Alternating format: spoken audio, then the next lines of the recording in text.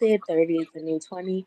Hit the like button, share, and subscribe, and click the notification bell so you're notified the next time we post or go live. I'm Lahefa.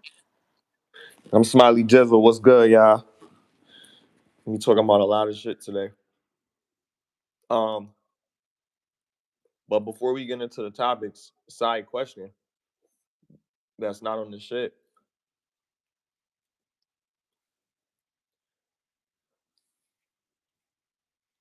How many how many people is acceptable, yo? Like real shit. How many bodies?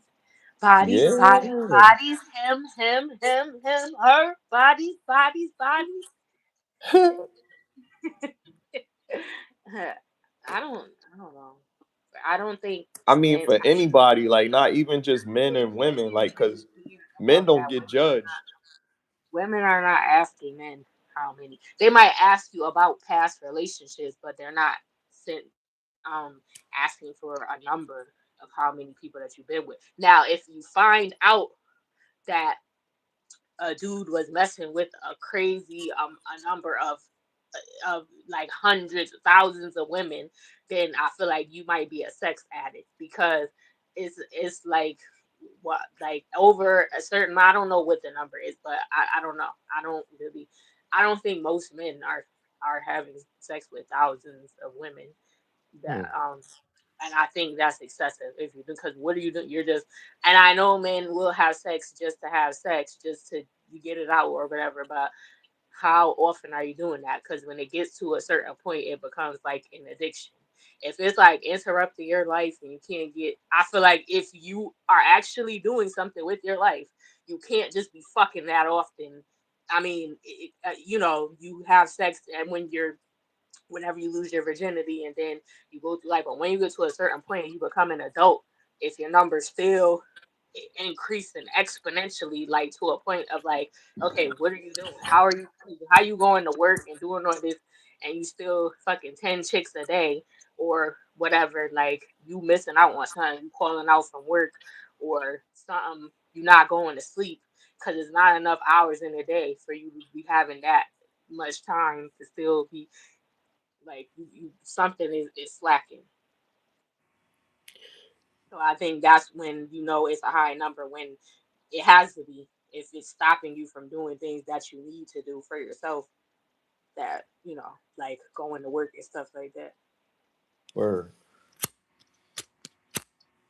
But Like for I women, don't know. I Like know what's guys say if you have more than five for a woman, then that's too much. So well, I mean, okay, so let's let's dig into that. So like, all right, more than five is a lot.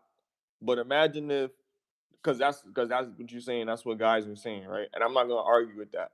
I'm not saying if that's true or not. We could just say maybe theoretically or subjectively or whatever, right? Or whatever. That's what guys are saying. I would argue we don't ask. So that number is X. It's a variable. We don't know what that number is because we are under the belief that women are not going to be truthful with their actual body count. Some people might say, "Oh, I forgot." Some people, you know what I mean, whatever. If you forgot, then it must have been a lot. Cuz how could you forget? mm-hmm. And if and Probably. if you can't say it, then you got to give at least a close equivalence to that number unless it's 3 digits. Like how did you forget? If it was 10 people, how did you forget? If it was 8 people, how did you forget? You can't say you forgot at 8.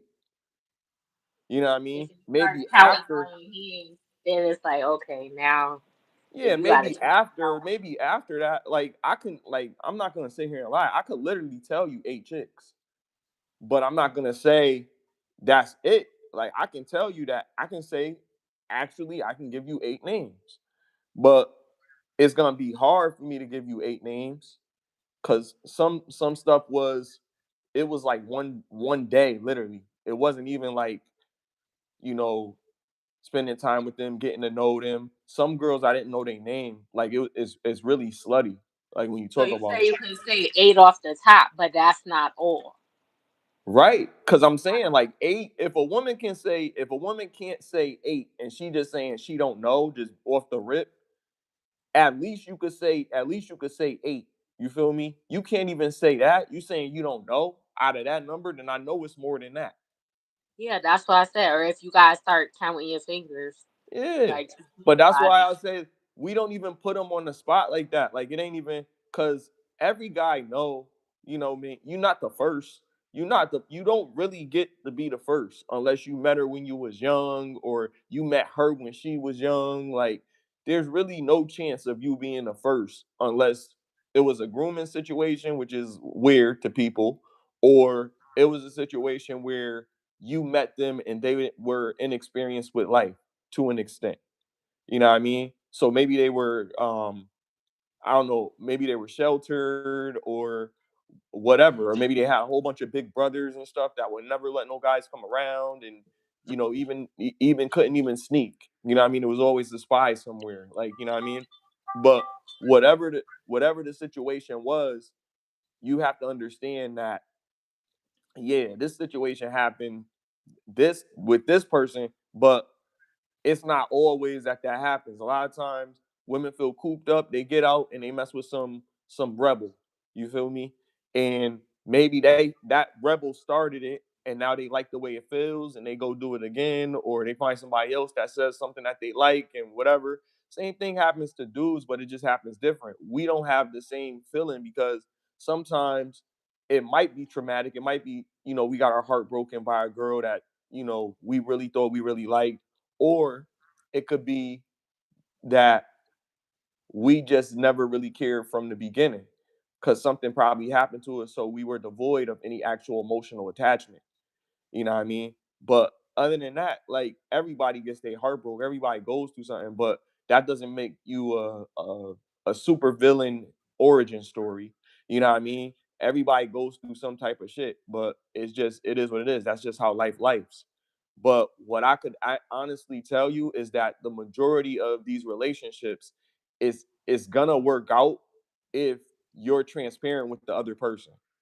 A lot of people be lying and they lie so much that they're comfortable with it. Like if you're in a relationship with somebody and you got somebody else, let that person know that you got somebody else, man or woman. You know why? Because I think that opens the door to be like, all right, boom, this where we at. I bet.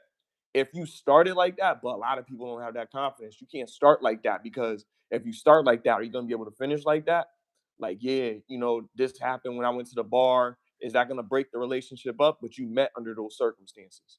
You know what I mean? Like how comfortable are you? And you have to establish boundaries verbally. You can't just assume shit and just think, well, this is the golden rule. This is an unspoken. Fuck that shit.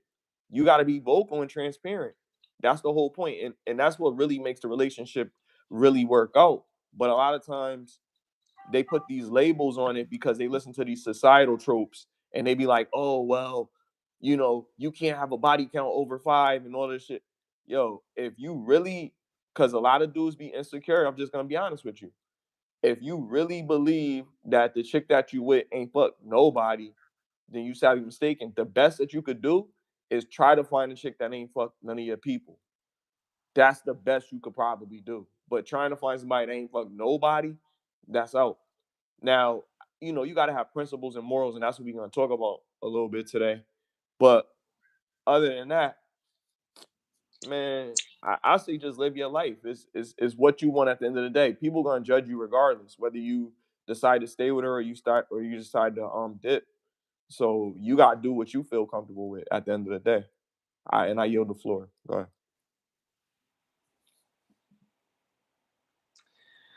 I don't know. I can't speak on what like I said, I've heard guys say like on like they say that was the number like five. If you have more than five, then that's not good. But I and guys don't be asking that. That's the truth. Like they don't, but they concerned about it because they don't want you to be a hoe if you're their girl, but they not really asking. Because then it's like, what does she do? Say a crazy number. You already then. When do you ask this question? If you do ask it, you wait till you already together, then you want to break up with her. You asking a question? I'm saying, what is the Is that what are you? rhetorical or is that an actual question? I'll answer it. I'm just I'm asking. not necessarily asking you. It's just a general question of like for the men, like if you did Can I ask, answer it as a man? I want to yeah, answer it. That's why I asked, was that a directed question, or whatever. You was just, curious. You know what I mean? And I'm not gonna be the one to decide for all men in the world, obviously. But I could decide for me. I would say for me as a man, it's not something that I'd ask. I'm not really concerned about what your body count is. I don't want it to come into play in a conversation. What I would prefer is that you're honest about anything that you think would be uncomfortable or something that may catch me off guard later in the future. I don't want anything to be a surprise. You know what I mean? If it's gonna be a problem. That's the only way that I look at it. Don't make me look stupid. You understand what I'm saying? So that means if you got a side nigga, let me know that you got a side nigga. If I'm a side nigga, let me know that I'm a side. You understand what I'm saying? Just be clear about those things. Your past is your past. And men, yeah, we are going to judge you by your past. I know that's a lot of shit that people be hearing, yeah. But people are going to judge you by your past in general. That's reality of life. But when you talk about relationships, yeah, some men are going to look at your past. But if they judge you on your past, they just a judgmental motherfucker anyway. That's not just judging you on your past. That's just because they judge people. You know what I mean? If I say I don't judge you, that means I'm accepting you as you are. Are you gonna shit on me? You know what I mean? If you shitted on these people in your past, are you still that same person or did you reform? I believe people can change. But do I will I just be like, oh, if she fucked mad people, then I could never settle down with her. It's just certain women that I wouldn't do because publicly in the public eye, we're going to be scrutinized, and that's going to be a battle that I have to be willing to take on for the rest of my life. Some men are very strong and can take on that battle. You know what I mean? Some men are not, and we're gonna get into that too. About are most men cowards or most men, savages? Like, you know what I mean? What is that? I'm gonna say that I'm gonna have to defend her about anything that comes up going forward with me if I decide to take on that battle. But if I know that she already did this and she got an OF and she, got all these things going on or whatever, and she's a stripper and all that, then I'm gonna have a hard time dealing with that before we start our relationship. That's preference. That's not saying that I can't deal with anything that's coming up when I'm with this woman, but it makes me a coward to not want to deal with it after we've been together. Something go down. So if I decided to do that and then all of a sudden now I'm backtracking, nah, I can't change you. But I'd like you to be upfront and see if it's something that I'm willing to deal with. That doesn't make me a coward because I'm upfront and honest about what I'm looking for.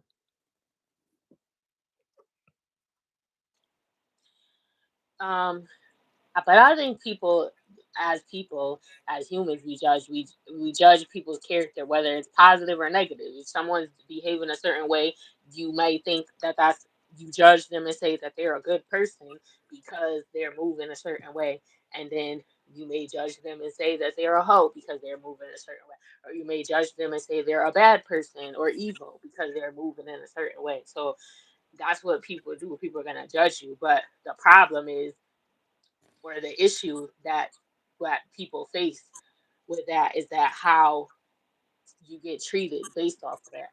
Like, Would because can I can I interject for a second?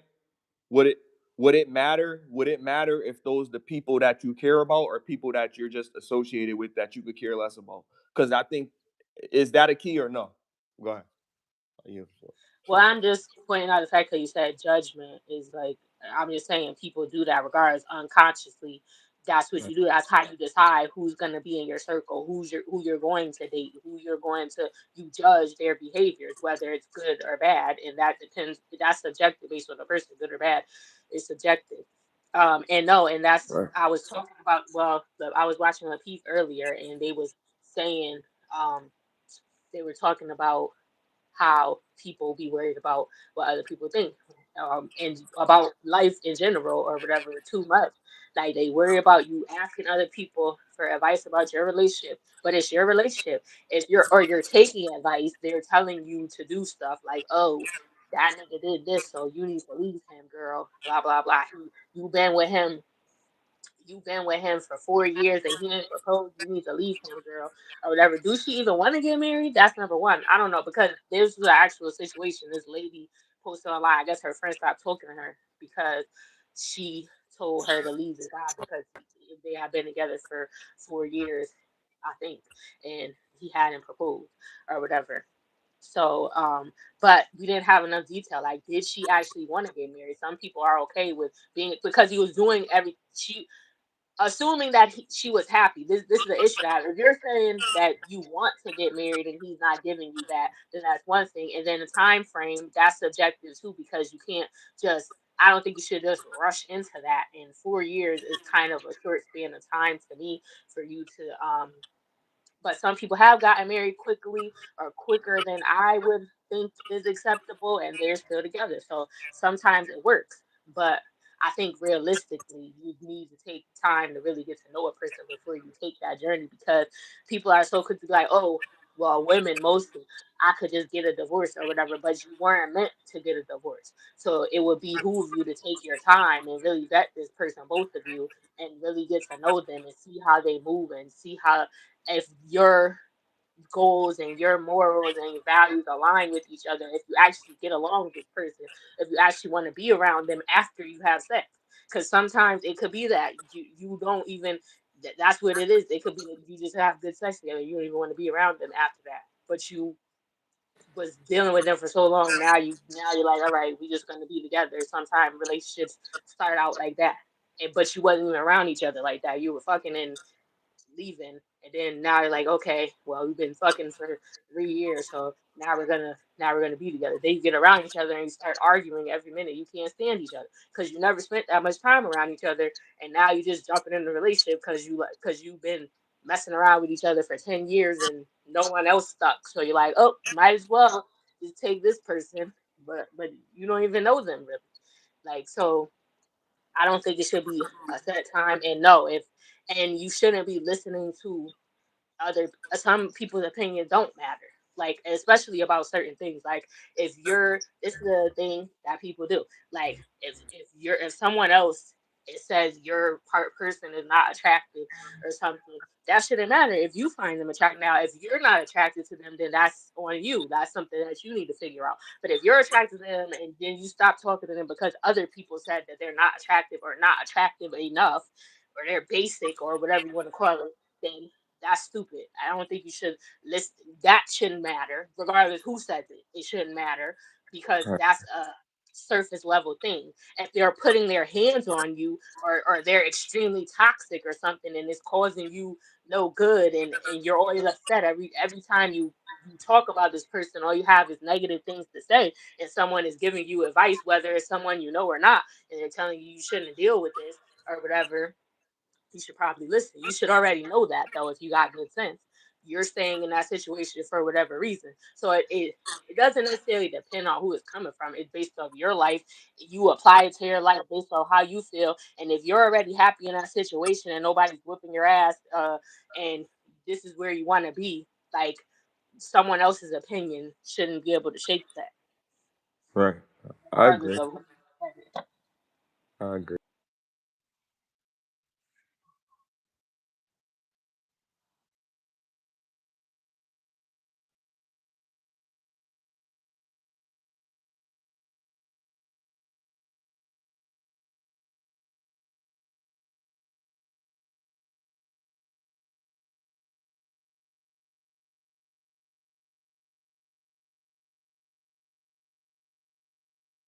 Okay, this is what I'm gonna do, and I'm okay with that. You feel me? And you're gonna be in a relationship based off of those things, saying that it's okay to deal with whatever you're dealing with when you're in that relationship, especially when you take it that far as like marriage. Like, what if you do propose to her and she did the 4 years or however long? You know what I mean? Is that an icebreaker? Is that something that's like now? How do we build? How do we rebuild off of this?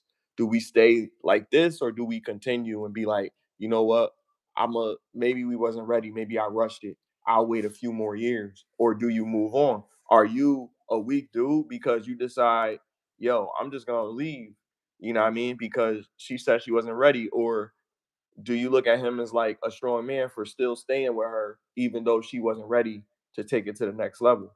And that also goes with having children too, because some women aren't ready to have children and the guy is ready to have a child, and that ends up being, the way that relationship ends. Like, shit, I'm not gonna be with her now because I want to have kids. I'm gonna find somebody that wants to have kids.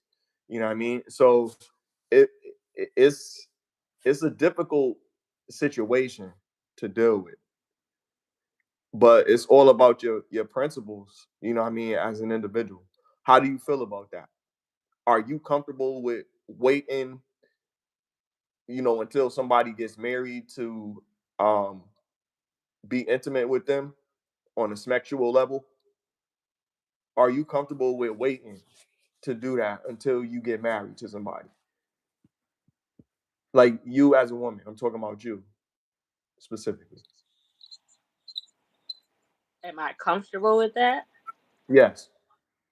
I don't think I would want to wait um, necessarily till marriage. I will wait to be until I feel like you you deserve to have that from me. But till marriage, I don't know, because I feel like I'm going to want, if everything is going well, I'm going to want to do that. I'm not, and I feel like guys always complain about that too. Like, not saying it for that reason, but like they'll complain. I hear them talking about women online on these podcasts and stuff, and they're like, you complain and call her a hoe if she slept with over a certain amount of people, and then if she's learned better, because maybe she didn't see an example of how to behave, and no one actually had a conversation, and it wasn't a serious thing to her. It could have been just like, they say women shouldn't think like this or this is not normal, but it could have been she was young, just like how boys are, and she got around someone that she liked, and it would just happen, and it would go wherever it went. If it didn't work out, then she would move on and eventually find someone else. And it didn't work out, so you gotta kiss a few frogs type shit or whatever. Um, but however it happened, you arrived at a certain number, so now you're trying to be more refrain from that, because now you're trying to be more selective. Now you've realized, like, okay, I shouldn't. Some of these people, they didn't deserve to get it, so I'm not gonna move like that now. I'm gonna move different. It's like there's no redemption or whatever. So because now if I say I do want to wait for marriage, then guys are like, okay, you didn't wait for Jimmy and John and whoever else before. You're not a virgin, Hmm. so why do I Right. have to wait? You already gave it up to somebody else. So it's Right. like you can try to do that, but if you're at a certain age or whatever, then it's gonna be harder for you to find, probably. So you could probably find someone, but I feel like that's just an extra restriction that you're making you less valuable in the dating market, because depending on what you're looking for, because you're removing that, and they will be more likely to accept that from a virgin, as opposed to, most men would be more likely to accept that from a virgin as opposed to someone that's already been active. So, and me personally, I just wouldn't want to do it, because if I'm dating or if we get to a certain point and I want to do that and I feel like this could be going somewhere, I want to do it. And it's not about really if you, I mean, obviously it matters if you want it to, but I'm going to want it myself because I'm attracted to you and we're dating and we're So headed down that path or whatever. But I think so you should wait uh, to, because to not waste your time and just give it right. to someone Right, that that's the thing about, deserves that's what it. I was about to say.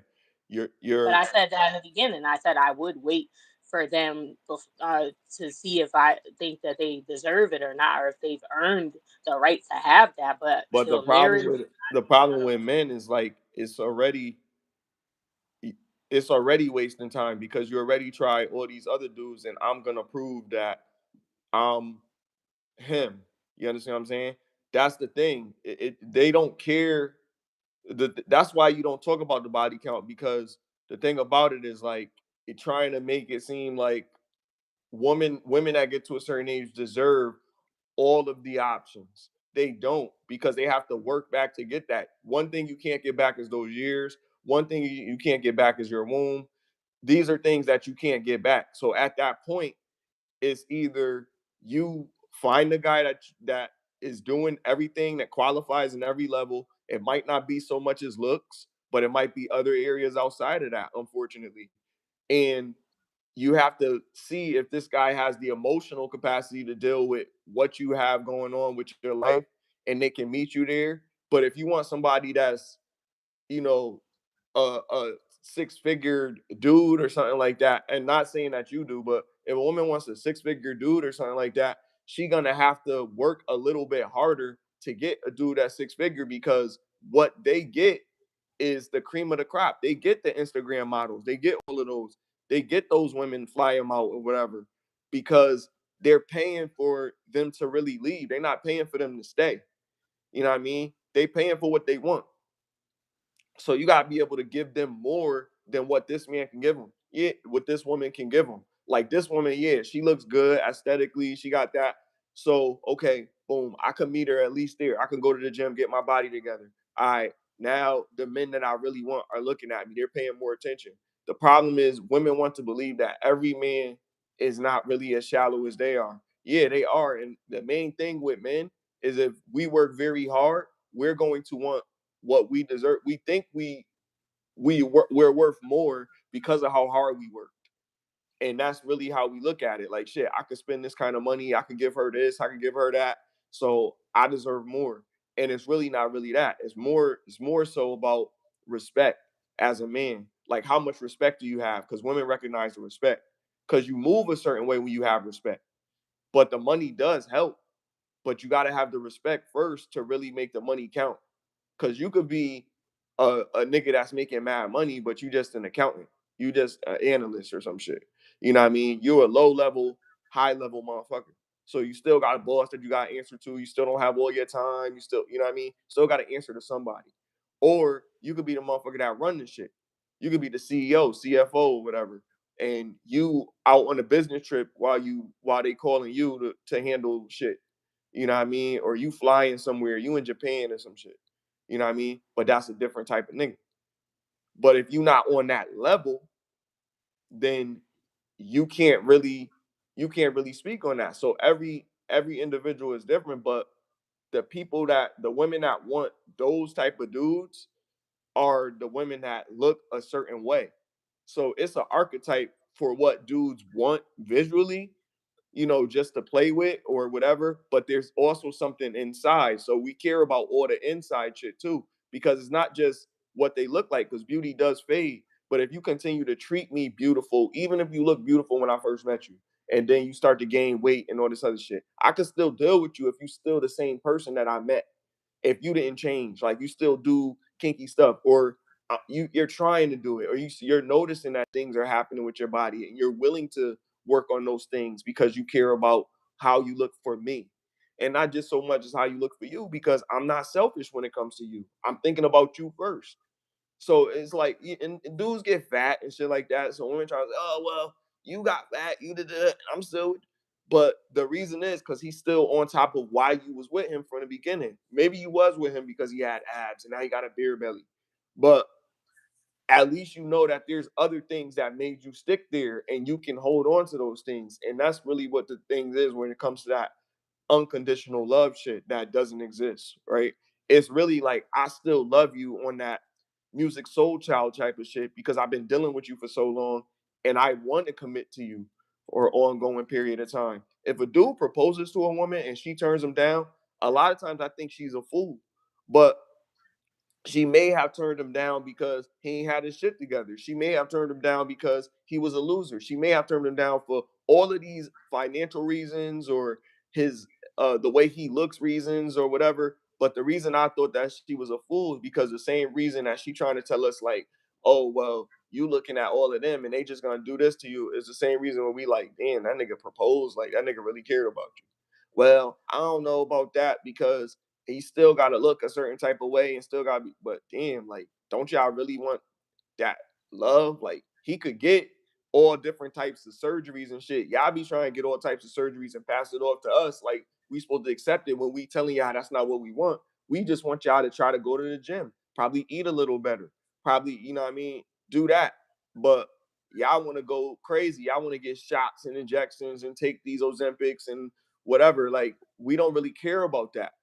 We want you to look good naturally, and we talk about it. Make yourself look good naturally. We give you examples of women from Ethiopia and from Sudan and from all these different countries in Africa or whatever, and just Africa in general. Like it's just beautiful women. But when we talk about the natural look, that's most of the time we talking about like a lot of main places in Africa. They still get weave and stuff like that. But the places that really got a real natural look and can use natural products to really enhance their beauty as opposed to doing makeup and messing up their skin. That's beautiful. You know what I mean? It's hard to find somebody like that, especially in this, you know what I mean, in the way shit is right now. And that authenticity, that's the problem. We can't find no Erica Badu that's not toxic. You understand what I'm saying? Like she gonna be Erica Badu, but gonna be a witch. You know? It's not gonna be damn. She really made that song about making the apple pie and all this other shit, and you know what I mean. She be in the kitchen and she doing oh she a hardworking wife, and we know like they look stressed out. They be looking stressed out, Her niggas. songs is toxic.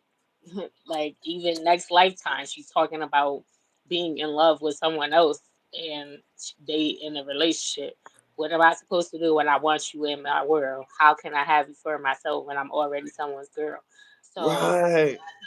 and then she had the relationship that she been in. They said she was crazy or she be doing spells and stuff, or they said the guys started acting weird after being with her. But that's my point, and I this none of this applies to me because I tell people not to get surgery. I'm out of shape, but I would be more willing to. But I'm aware of that, so I'm not, and I don't care. I don't be saying, "Oh, you got to make six figures."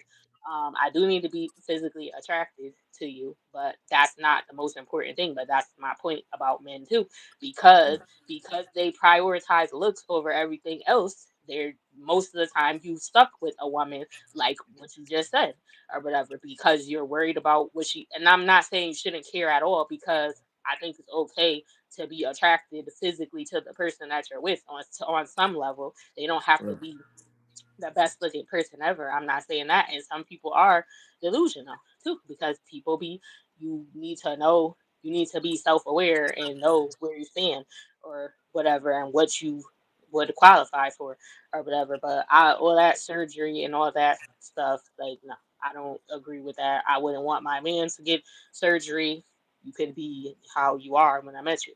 Like I said, I don't go based off what other people think about how my partner looks or how they behave or whatever. Like I'm there, I wouldn't be with someone that's hurting me, so there would be no reason for you. If someone said they didn't like somebody that I deal with, that's just your personal issue. They didn't actually do anything for you to think that. It's your personal perception or whatever. Like, because I wouldn't deal with nobody that's whooping me or mistreating me or anything like that.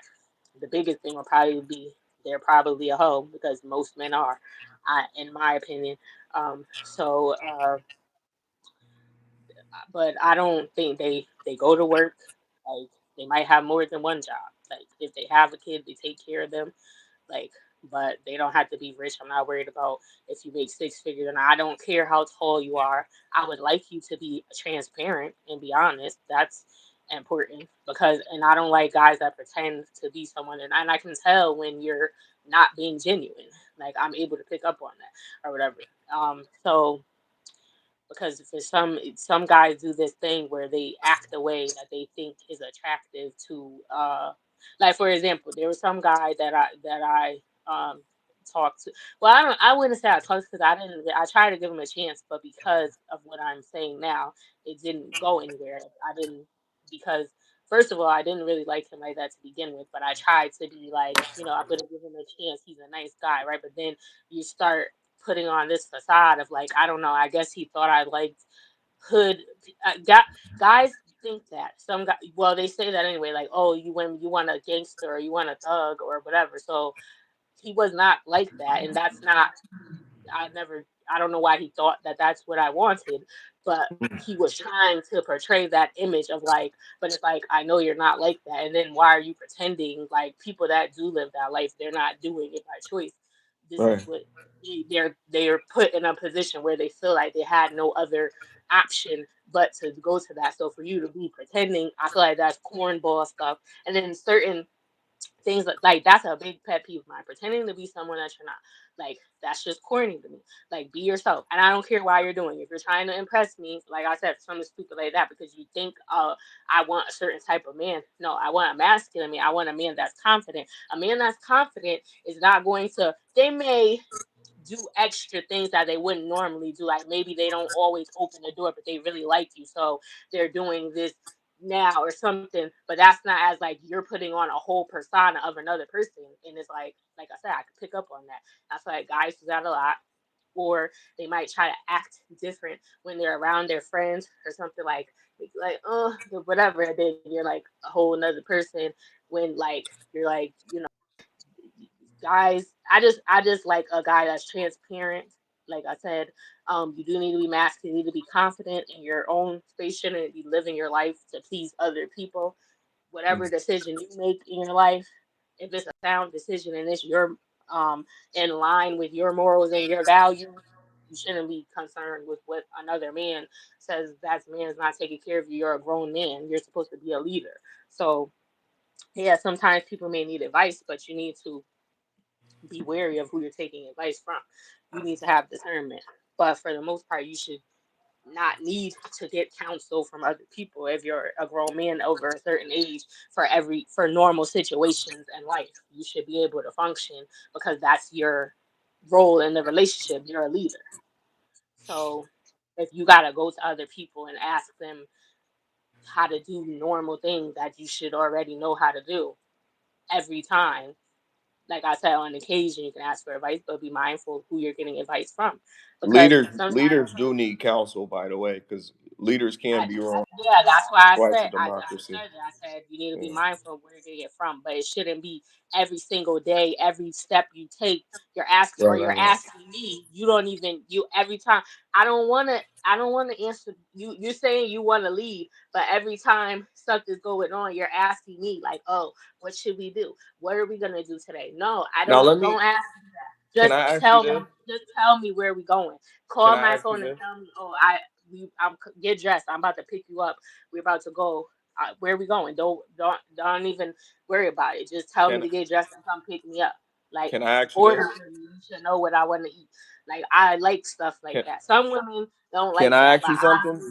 before you go on with that point? Can I ask you one thing? Because I want to relate to what you just said. Are you saying like you want them to make decisions? You don't want like okay. So let me ask you this. Can I ask you this one question? I want to say, what if on a professional level, you guys click on a professional level? So you guys are already like you're both CEO level or some shit like that. You know, you're equally yoked. Or he's a little bit higher on the food chain than you, but you guys are still, 100,000, 100,000, whatever, however you want to slice it. You know what I mean? You making six something, right? So you're already on that level together. He asked for your opinion on something professionally. You know what I mean? And you still you're in the house, you're chilling or whatever. You guys are eating dinner, and he asks you like, "What would you do in this situation?" And he values your opinion on that specific matter because he sees you as a subject matter expert, not just as his wife, his partner, his woman, whatever. He sees you as more than that. He sees you as an intellectual juggernaut that he can utilize to his advantage. You're not just his wife. You're the queen on the board essentially in the game of chess is not just, yeah, when you lose her, you can probably get her back if you get your pawn to the other side, or you can still win the game with your other pieces. Like she's not the most valuable piece. The most valuable piece is the king. But you understand her value in how she moves. You know, she has to be, she has to have a structure. She has to have some restraint. She has to have some type of uh confidence to her movement where it's like she's threatening, but she's not putting herself in too much danger. You know what I mean? Because when people take the queen, they think they won the game. You know what I mean? But you got to be able to move as a king without your queen, but your queen has to be taught to also move without the king. You know what I mean? So you move by yourself and you already know you making sure that nothing happens to these pieces, whatever, when they go out and they patrol and da da da. You know what I mean? Is really the same thing in a relationship. You need that person as your counsel, but there is a leader involved. But like I said before, she's the vice president. I never took any, like, she not no slave, you know what I mean? But you would have to listen. I would have to be able to trust you outside of these realms because I have to have my confidence in my business with you. You're my partner forever. You know what I mean? If that's the way it is, I can't think of having to worry about the responsibilities of all this shit, knowing how responsible I think you are. You understand what I'm saying? So it's important like that dynamic be in any relationship, but especially in a relationship with somebody you got kids with, somebody you're thinking about marrying, somebody you're intimate with. That's important because you share too much with them, not even sexually, but in other ways. You share a lot of shit with these people. Like you share memories, you share experiences, you share fucking passwords, you share business accounts, you share deepest, darkest secrets. You know what I mean? And it's shit that they know that they could bury the other person. And sometimes men have more to lose in the situation because yeah, some men are like they'll fucking try to get back at the chick. I'm not with that shit. You know what I mean? Not with no woman. Like it ain't even to that. Whenever it's not nothing physical, it's not even worth it with a dude. I'm definitely not about to take that shit out on no woman. You know what I mean? But I just want the same respect. You know what I mean? That I'm giving out. I'm giving out the same respect. I'm never gonna put my hands on you. I expect you to not put your hands on me. Obviously. You know what I mean? But I also expect you to understand where I'm coming from when I'm saying, all right, these are my boundaries. This is what I want to know. I'm not doing this. I'm not doing that. You not doing this. You not doing that.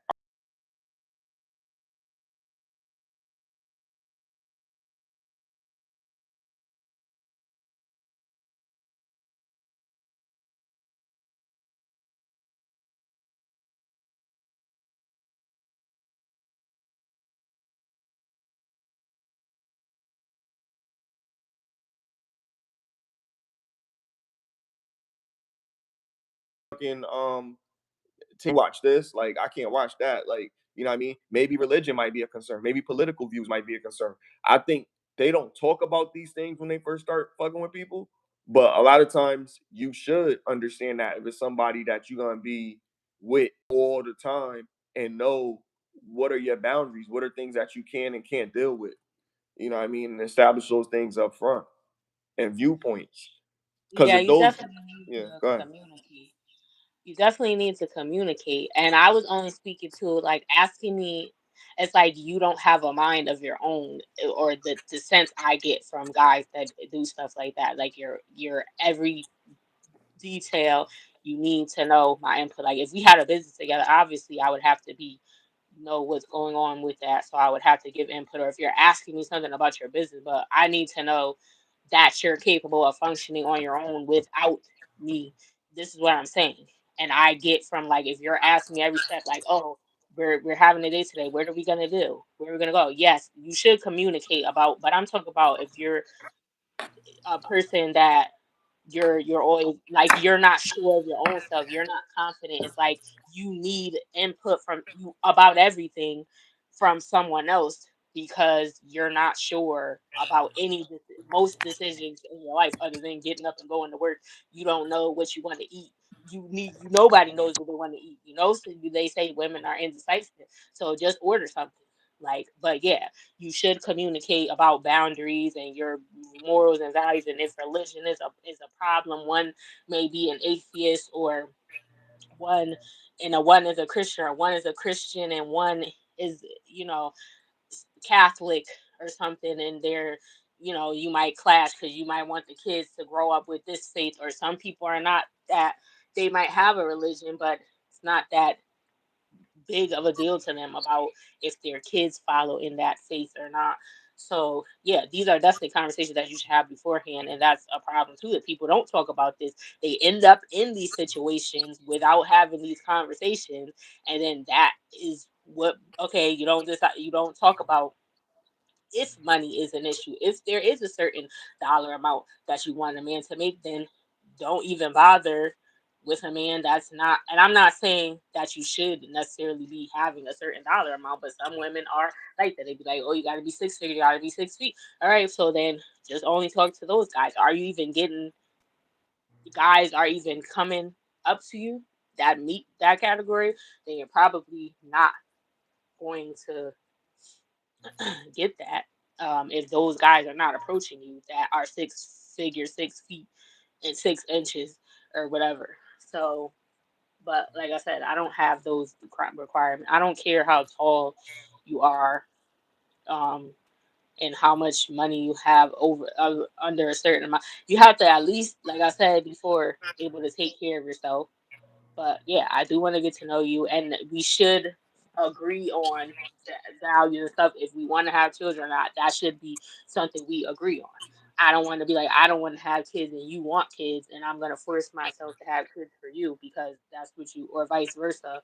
Like, that's not good. That's a big deal, and I think people do that. Sometimes they might be in a relationship, but one person, they're with the person, not that you got pregnant and you weren't together. I'm saying you're actually with the person, and one person just doesn't want to have kids. They don't like kids for whatever reason. Some people experience this, and then the other person is trying to make them. You're trying to talk them in, or they're like, "Oh, you said after you made partner, then you then we could have a kid or whatever." And it's like, oh, or trying to nail down a time frame when it's supposed to happen or whatever. Like, if you don't want to have kids, and if you want to have kids and the other person don't, that's a big deal in a relationship. I don't think you should be with someone if that's, if you knew that from the beginning, because that's going to be an issue. Finance is going to be an issue if you didn't talk about this in the beginning and agree. And really, some people will just say whatever. They'll be like, oh, okay. Or even submission, cooking and cleaning, which as an adult, you should do that, assuming you're already living on your own and you're an adult. You're already taking care of yourself and you have a space that you have to eat and stuff like that. So as an adult, you should already know how to do those things. So I don't know why that would be a problem. But for a man, taking out the trash or changing a tire or changing the light bulb, I don't know, stuff that men do around the house. I mean, that a woman can do that too. And sometimes you should have a choice. If you're single and you got a car, or if you got things that need to be fixed, if you know how to do it, whatever. But I think you should definitely talk about those things, because then if you get in a relationship and then now you're like, oh, he doesn't make this amount of money, but you knew how much he was making when you got together. You thought it was just going to magically change, or, because the career that he's in only goes up to a certain amount. So what did you expect, or whatever? Or she wasn't cooking and cleaning when you got with her, and you thought that was going to change, and you never even told her that that was something, or you said something about it, but she still wasn't doing it. But I thought you thought if you married her or if y'all moved in together, it was gonna get better. Like, no, that's, or her attitude. She might, if a woman is disrespecting you or vice versa. Like, don't, because some people will do little stuff to test you. Like, they'll do little things to see, like, oh, they let me get away with this. Okay, so now I can, let me see how much further I could go. How much they gonna put up with or whatever. And by you not saying nothing or not setting boundaries, you're telling them that this is okay. So they're gonna keep testing you. Um, um, and people do that. Um, which I don't necessarily agree. And sometimes people don't realize that that's what they're doing. It may be a subconscious thing, but I think a lot of people do it on purpose too. And I don't necessarily agree with that either, because it's like playing games. Like, you should just be transparent up front, say what you want. Don't agree to do something that you're not. If you're not, if you don't want to be submissive, like, you could say, oh, you're not. But I think a lot of women, I think women are naturally that way, but I think we've been conditioned, like, to be an independent woman or whatever, and you taught, especially in the black community, like go to school and get your education, don't worry about no man. But in other cultures, they say they get married while they're in college. They meet their husband in college, not while they're in college, but they meet their husband in college. And because they tell them, like, they have a phrase, I forgot what it is or whatever. Like, so they go to college looking to meet people to find a husband. Like, they're going to get a degree or whatever too, but they find their husband there. Then in our community, we just want to be an independent woman. All my women, throw your hands up at me, or whatever. And you got it, and you taking care of yourself. You paying all your bills by yourself. You don't need a man. That's what you're taught not to need. So it feels so you don't want to feel like you need that because you were taught not to that to be self-sufficient, like you don't need a man. So then when you get one, then this is a turn on too. If a man is trying to do something for you, let him do it. If you like him, don't take advantage. But if you like him and he's offering to do things for you, don't tell him no, because I'm gonna be like, oh, I don't need you to do this, I can pay this myself. Or they'll get mad if a guy offers to do something for them financially or something like that. Like, it's okay. He knows that is more attractive because he knows that you're not asking him, that you're not after his money. So he'll be more likely to do stuff for you. And why not? Like, there, that's okay. If y'all are dating, or if that's your man or your husband, whatever, and he wants to do stuff for you, then let him do it.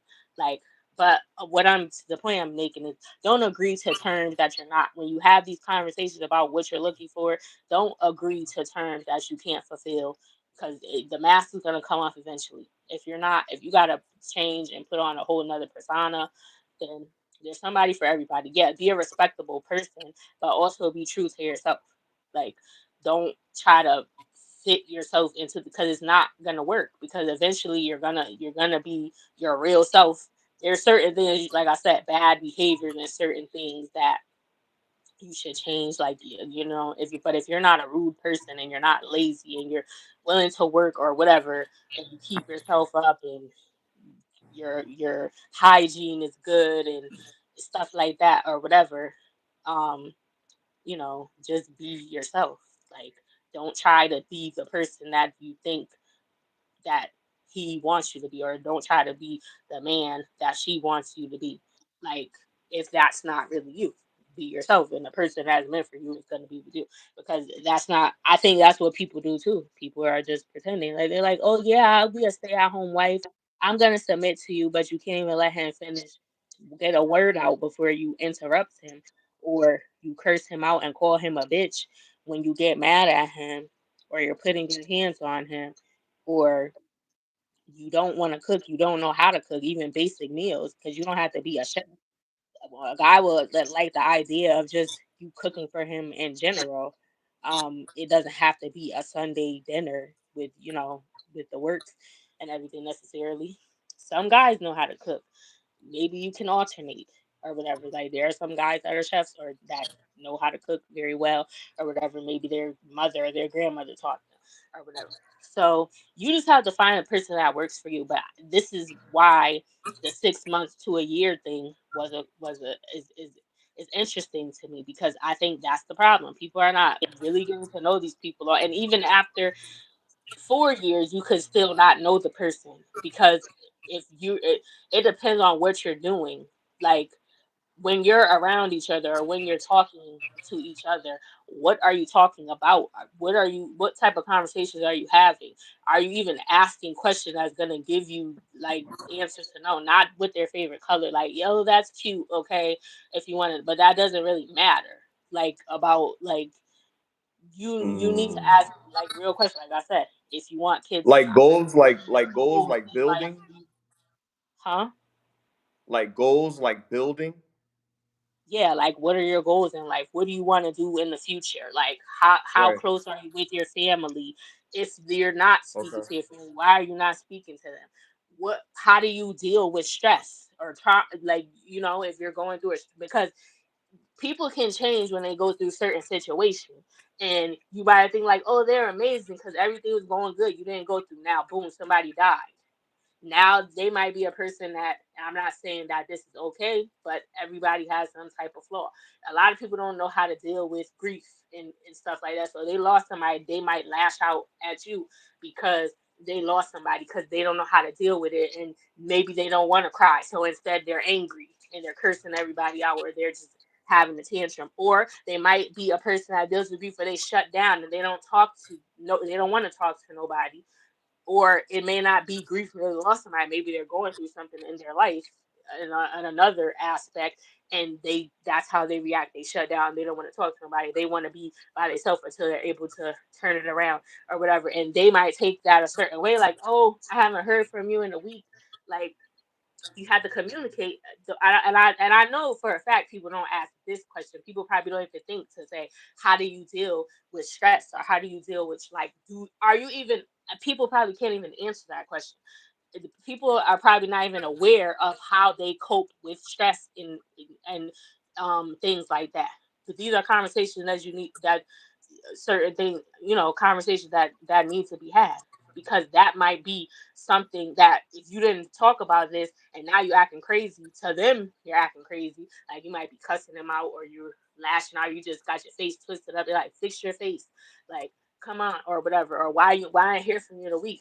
Well, and then they're like, oh well, da da da da, this happened, and I'm just, oh, but why you didn't tell me that? But then now you need to communicate the other person and be like, well, I really need you to be communicative with me. So if you know, or once you're dealing with something, when something occurs that where you feel like you need to take a break from the world, or me, or whatever, let me know that, so I don't because this might feel to me like you're pulling away, like you're no longer interested, or like you're cheating. That's the first thing women think as soon as, if he don't answer the phone, like, oh, he must be with that bitch Keisha or whatever. Mm-hmm. Like, he not with Keisha. Maybe he was working and he can't answer his phone, because a lot of jobs, if you work in an office or even a warehouse or whatever, you're not supposed to be on your phone. So people still do it, but you're not supposed to. So maybe the manager was around. You usually talk on the phone and he didn't answer this time when you called. So now you're like,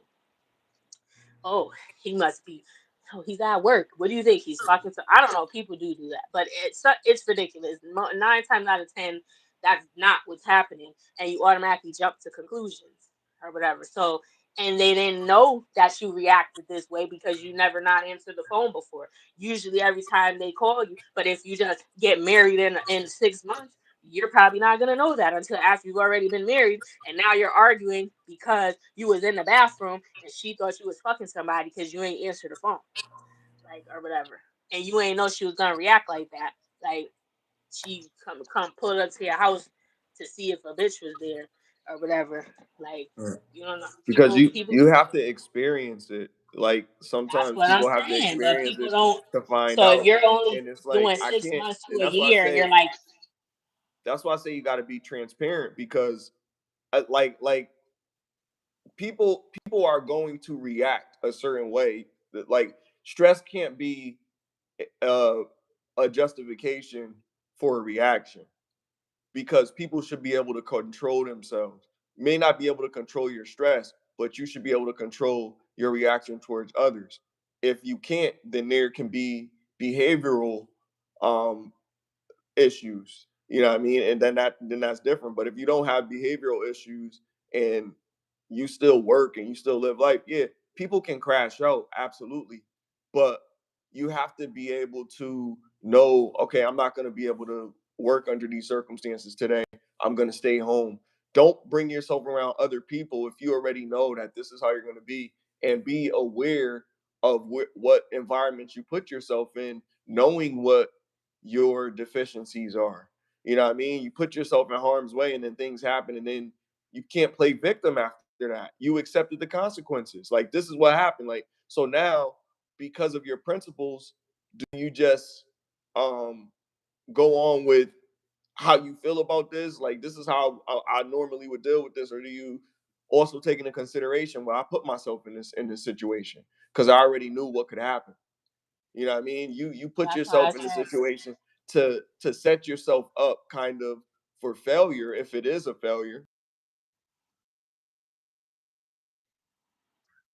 people gotta learn, and nobody can tell you anything.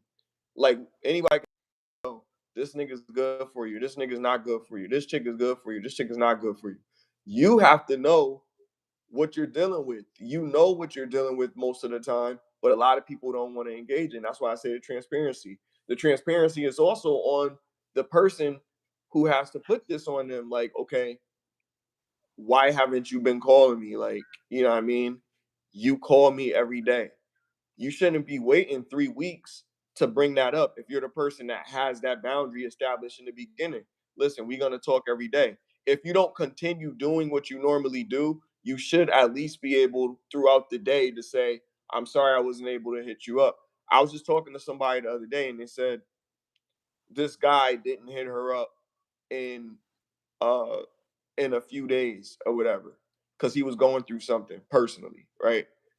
Um, I'm like, yo, like, well, if that happened, then do you know that there's nothing going on? Because I know sometimes I got things going on. Sometimes I'm editing videos or something like that. So if I know I'm doing something, then I'm gonna say, yo, I'm editing videos. I can't speak for everybody else. And do I have to do it? I think so. Because if they tell me what they're doing, then they're making me feel inclined to do it because they're sharing that. Maybe they don't have to, but because they do it, I think as a respect, as a mutual respect, I should share it in the same courtesy. You know what I mean? That's how I'm looking at it. But a lot of times people have rules that's unspoken. Like they don't look at the phones. Well, I don't never look at your phone, so I shouldn't be able to actually look at your phone. And then when people speak about it, people are saying, well, it shouldn't be anything to hide. You should be able to go on their phone and play games and do whatever you want on their phone. Some people have secure documents on their phone. It's not even no sneaky shit, but people have secure documents on their phone that if you go up there and you fuck with certain shit, it could be removed or it could be deleted. It depends on what you're doing. But if it's just you just got a regular phone and your phone's just to play with and take calls, then it's no problem to you. But if you do got something to hide, then it could be a problem to you. But it's certain things to understand. If you're gonna take my phone and you want to play this game, then stay on this game. Don't click accept to any fucking accounts that starting some rooms or some shit like that. Don't go to none of that shit. Stay on that. You know what I mean? Because I don't want to fuck up my algorithm. But a lot of That's why I times think people be curious and they be wanting to go through your messages and shit. Like, don't be doing all that. You know what I mean? Like, stay still, and then it becomes a matter of trust. Like, shit, I can't trust you because if I do that's why this, I said I you think know what I mean? Go ahead. I don't think you I don't think you should need to go in each other's phone either. Like I don't like first of all, if you're looking for something, you're gonna see something, and it might not even be nothing. There might be just somebody's number in there, and it might be and it's not even nothing going on. But because now you see they texted somebody, they ain't even talk about nothing. But you looked in their phone and now you see them texting another female or texting another man, so you automatically assume that's something because you're looking for something. Like, and then that means you don't even trust them anyway. If they found it, did they read the conversation? And if you're looking through their phone anyway, you already don't trust them because if what why is the reason what's the reason that you're looking through their phone? You should just ask them if there's an issue. And what I said before, like I think a lot of people are not self-aware. That's what I'm saying. People, first of all, a lot of people don't hold people accountable, and this starts at like from childhood up when you're growing up. People have bad behaviors and no one checks them, no one holds them, like, no one said you shouldn't do this, you shouldn't do that, you shouldn't talk to people like this is disrespectful, this is rude, you should or they don't set boundaries and tell you, they'll tell you the basic stuff or whatever, but then as they begin to get older and they notice certain behaviors, they don't address it. They might talk about it amongst themselves when that person is not around, but they don't bring it to the forefront. So this person goes through life and thinks he's okay because no one ever held them accountable for anything. So now you get into a romantic relationship and you're carrying these bad behaviors that you were never corrected on growing up or whatever. So you just, this is how you crash out. This is what you do. Nobody talks about it. Your friends don't say anything to you about it. They just, you're the crash out. That's just who you are. This is what people say. That's just who they are. So they're not gonna stop when they get a romantic partner just because and they're probably not going to admit that. When you ask most people what are your flaws that you have, they can't even answer the question. I don't think a lot of people are self-aware, or they might know that it's wrong, but when they're in the moment of something pissing them off, the people that crash out and stuff like that, they're not, that goes out the window. That's not even on their mind. They're emotional and they're just reacting, and it's not right. But that's a so and a lot of people are not going to tell you a lot of things. You would have to figure that out along the way. That's why I said 6 months to a year. You should know if you're going to marry this. You might know if you would be likely to marry them, but you need some more time to really get to know them, to see how they behave in certain situations, if they're actually the person for you. Then 6 months to a year, and some people it works for them and they stay together. But I think in most cases, if you're getting married that quickly, you're gonna miss out on, you're not vetting that person well enough, and it's probably not going to be sustainable long term, Hmm. because people are not self-aware, and they might be aware of some things and they're not going to tell you purposely because they're trying to be the person that you want them to be. Like if you tell them like, oh, I only want, if the man tells the woman, I only date women that um are have 5 bodies or less, then they're gonna tell you that they only got 5 bodies or less if they want you. If a woman say, I don't date men that don't open the door for me, then he gonna open the door. Some guys might open the door anyway, even if he don't typically do that. If he likes you enough, he's gonna be performative until he gets. Now it might eventually, then it might grow into something. He might actually, but in the beginning, it's always, no one's telling you everything. So asking questions, it's a combination of asking questions and paying attention, and you have to be put in certain situations, and you can't always control that. You can't cause situations to happen; they just happen, and then you have to maneuver through it. Like, I don't like how they handle this. I don't like how they talk to their kid. I don't. That's I don't like how they talk to the waiter. Like, if you just nasty, you cussing out your kids for no reason, like I'm not saying no reason. Like you had a bad day, like what I said. Some people be having a bad day, then they'll come home and take it out on their kids. Like for a man, if you see a woman, unless you don't care about that, but if you see a woman doing that and I mean, if you depends on how you feel about it. But if you're against that and you feel like you should deal with your kids differently, like not saying no discipline if they're doing something wrong, but just lashing out on them when they didn't do anything, like just transferring your negative energy or whatever. Like you don't know how to control yourself, you don't know how to regulate your emotions, so you think she talked to her kids like that and they came out of her. So how you think she's gonna talk to you?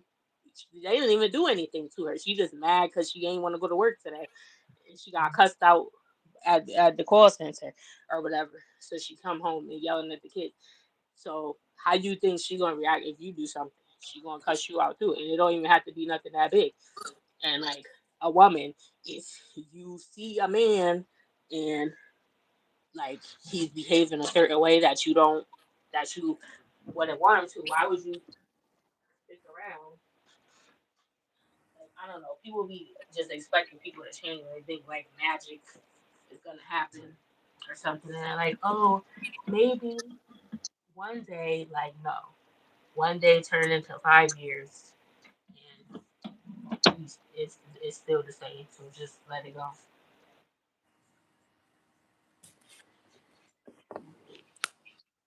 But that's what I'm saying. Like then by then what the routine is. So 5 years later, is that still too early for marriage? Well, I don't think you should marry someone if they're not like. You've already That's accepted why that I'm for saying six you should years, wait. so you got to deal with it. What? No, you've already I accepted said it for that's why six I'm years, so you got saying to you deal should with it. wait. That's why I'm saying you should, because Wait they were longer. saying like six. No, they were saying that you should know. A man knows if he wants to marry a woman within 6 months to a year. Okay. And I'm saying I don't think, I think it takes longer than that to get to know a person. So because Yeah. this woman told the girl, told her friend, I mean this woman told her friend um to leave her man because they had been together for years and they wasn't married or he hadn't proposed. But I'm like, I don't think you have to get married either. If y'all are happy shacking up as they call it, whatever. I care more about a healthy relationship than what type of title it is. If this is your man and this is your woman, and y'all don't whatever y'all it, whatever, it may not even be that you don't want to get married. You probably just didn't ask her yet or whatever, or you're not like it takes time to get to know someone. And it shouldn't take you 6 months to know if you would even after a few conversations if you're actually into someone enough to even consider them for marriage. A lot of people wait Yeah, years no, yeah, I like agree. I agree. I agree. Yeah. in relationships that they should have Yeah. never been in the first place, or it don't even be a relationship. Y'all just be fucking for 10 years, and now and then when that ends or whatever, now you got to find somebody else, and you wasn't even in that person and went on and got married, or the other person, or whatever how it ended, and now you just out here wasted all that time for nothing. So if you, but some people, like if you knew beforehand what it was and you chose to be in that, but don't try to trick yourself into believing that it's something that it's not. And I think people will be doing that, like they're like, or they want it to work, they try to, or they don't want to be a failure, so they pretend it's a certain way on the outside, and they just don't want to leave because they don't want they don't want it to be over because of appearances. They don't want people to look at them and be like, "Oh, you got a divorce, or you broke up," or other people are more happy about a relationship than you. You don't know he knocking her head in between the washing machine and dryer, but when they come around, you would never know it because they cover it up, or she been she done had a baby on him, or vice versa. Well, if she had a baby, you would know it, but everybody thought it was his. But then on the low, she was really sleeping with his brother or something, but nobody knew it. He didn't know. Only her and the brother knew, and you saw everybody else like, oh, it's amazing, like Remy and Papoose. Stop idolizing these other people' relationship because you don't know what's going on, and that's why I said people's opinions on certain things shouldn't matter. Because some people will tell someone to stay with somebody that's knocking their head between the washing machine and dryer. Why would you? There are some like back in the days, mothers would tell their daughter like if he's taking care of her or whatever, like he got money financially, he taking care of her and stuff, and she getting whatever she want, but he whooping her ass. She like, well, you gotta stop doing what you're doing to make him mad. Like what is she? And that's excluding the women that are actually doing something intentionally trying to antagonize him or putting her hands on him first. I'm talking about a man that's just abusive.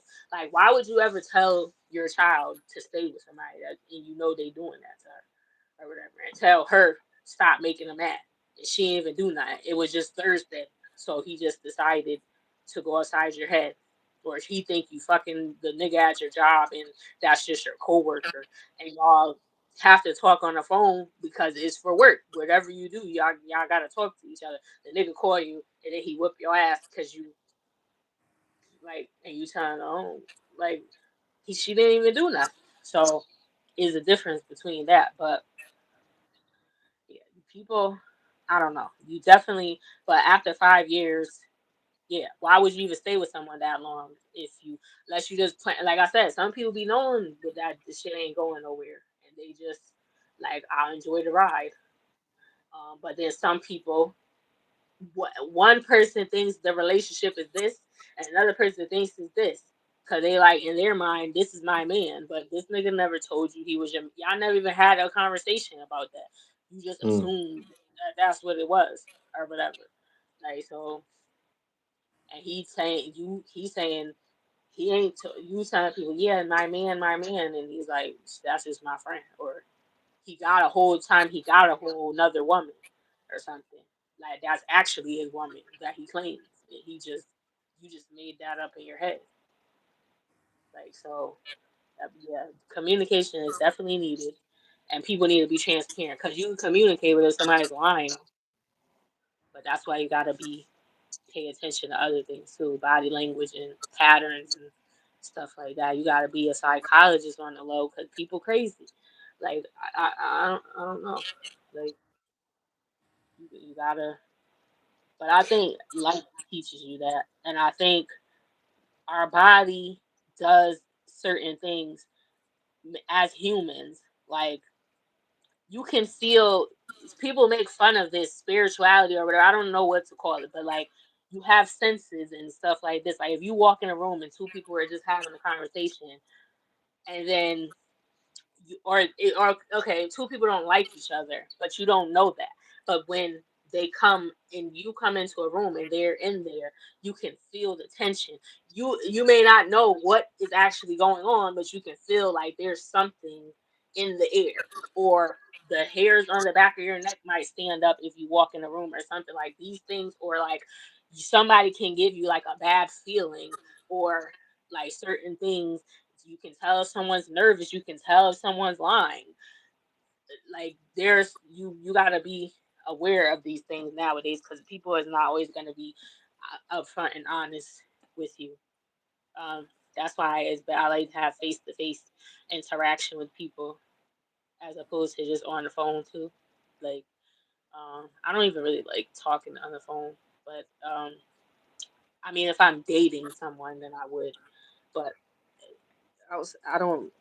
If you're not calling me to tell me something, like actually tell me something, like there's something going on or whatever.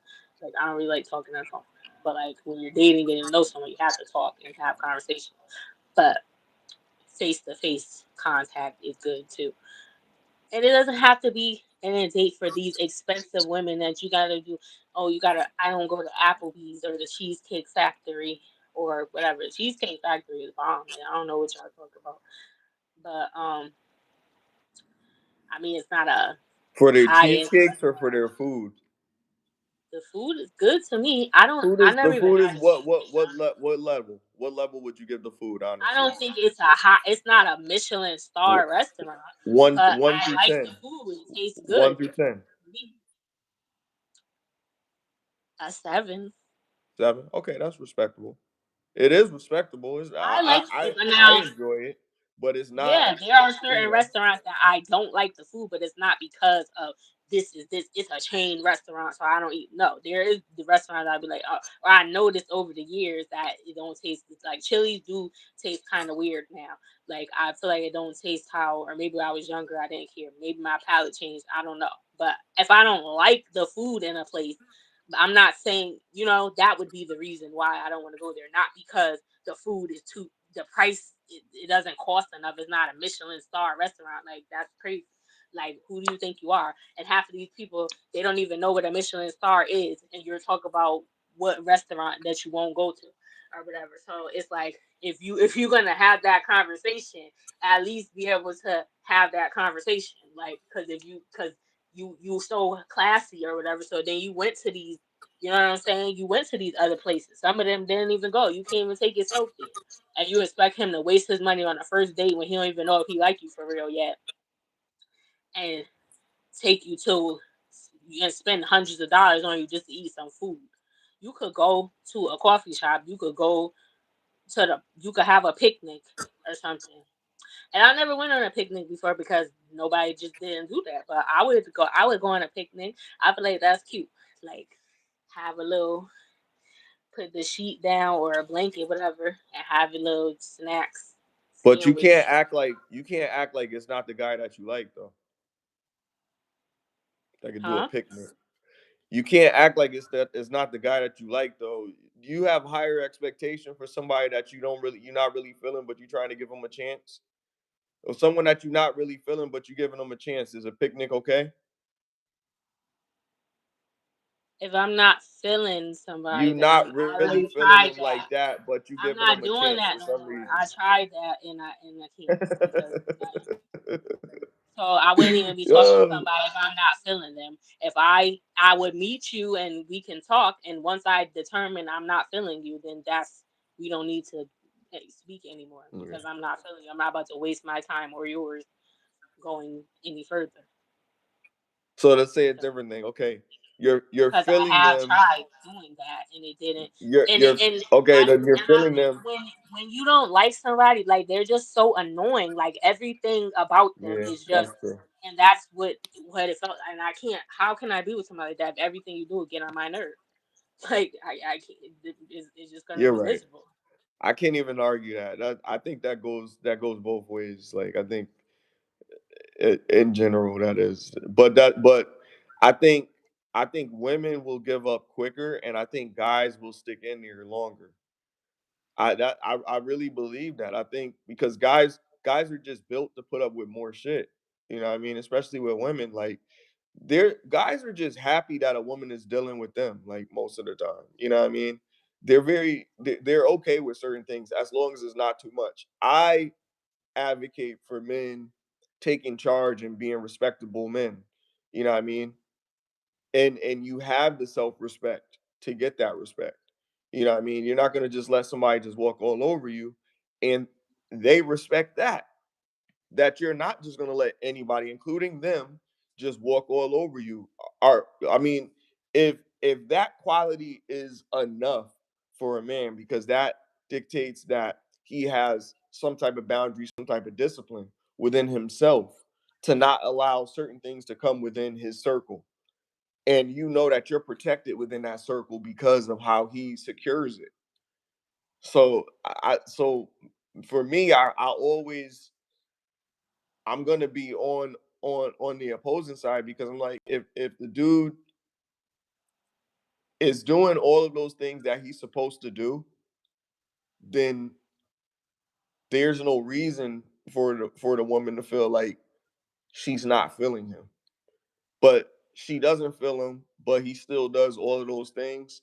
That's a conflict for me. I'm not saying that's your position, but I'm saying, like, if they have a conflict with the dude, he is doing all those things. He's taking out the trash. He's being thoughtful. He's saying all the right things. He he may not be tall, like he may not be tall enough. He may not fit your whatever it is, whatever your uh idea or dichotomy or whatever word we want to use is of the guy that you're looking at. He has to be that guy that way, even if he's not aesthetically pleasing. If he's that level already, which is accepting to you, are you going to deal with it in a relationship and do everything that you should do to make that relationship work?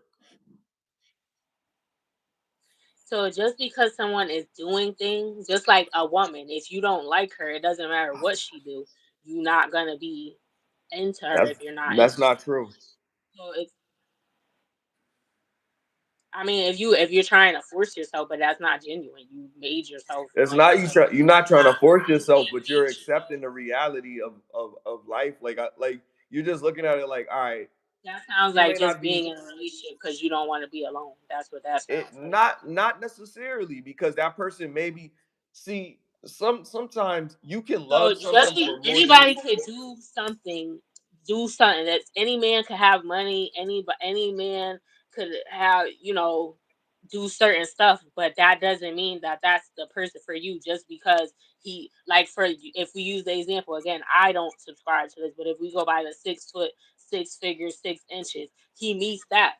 But that doesn't mean that he's a man for you just because he met those, because there are other criteria that people go for. So just because you're doing tangible things, what about the intangibles that you can't buy, that money can't buy, that nobody can give you, that you have to just, that automatically are just a part of your character or just who you are, your personality. You can't create those things. It could be five different men and they could all do all of the things that you want them to do, but you're only gonna want one because that one person embodies the intangible things that you can't, that everybody can't have. That's not, it's not all the same. It's different. It makes that person who they are.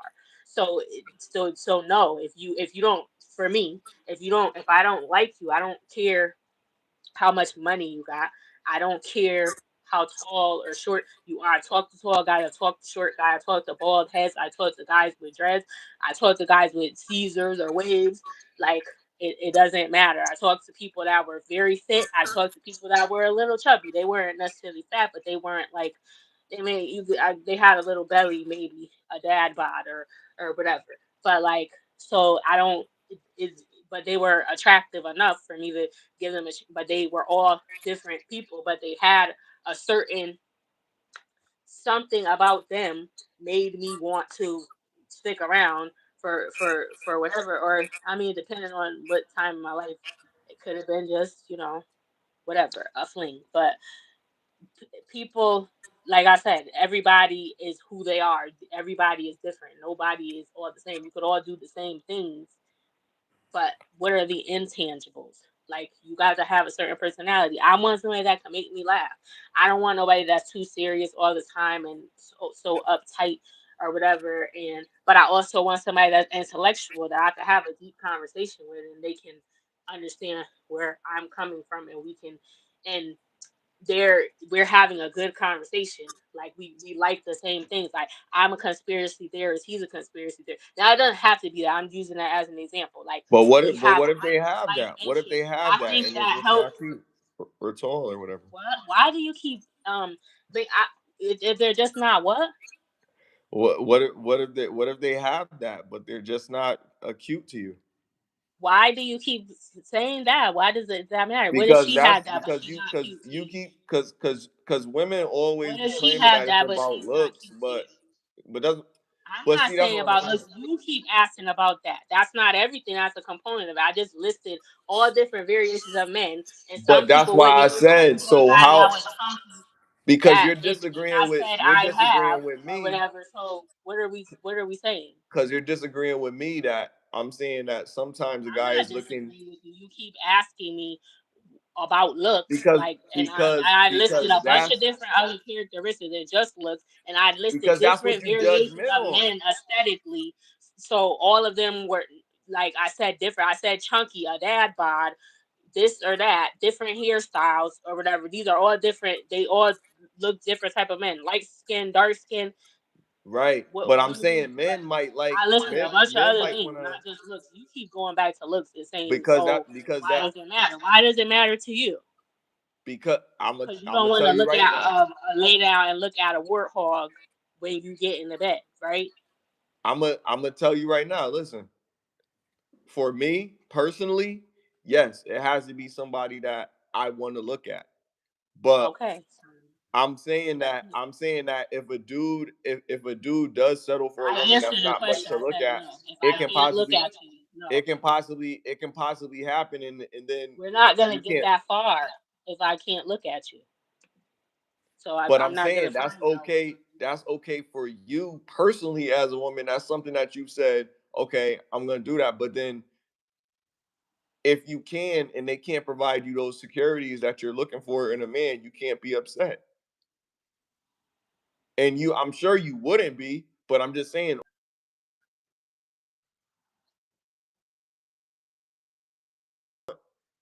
until you things about yourself. And some might be, I'm not labeling you, but I'm just saying some might be exercise or whatever, or eating habits for yourself if you I really care always about and this that. is the thing that guys be lying too, because I always say that.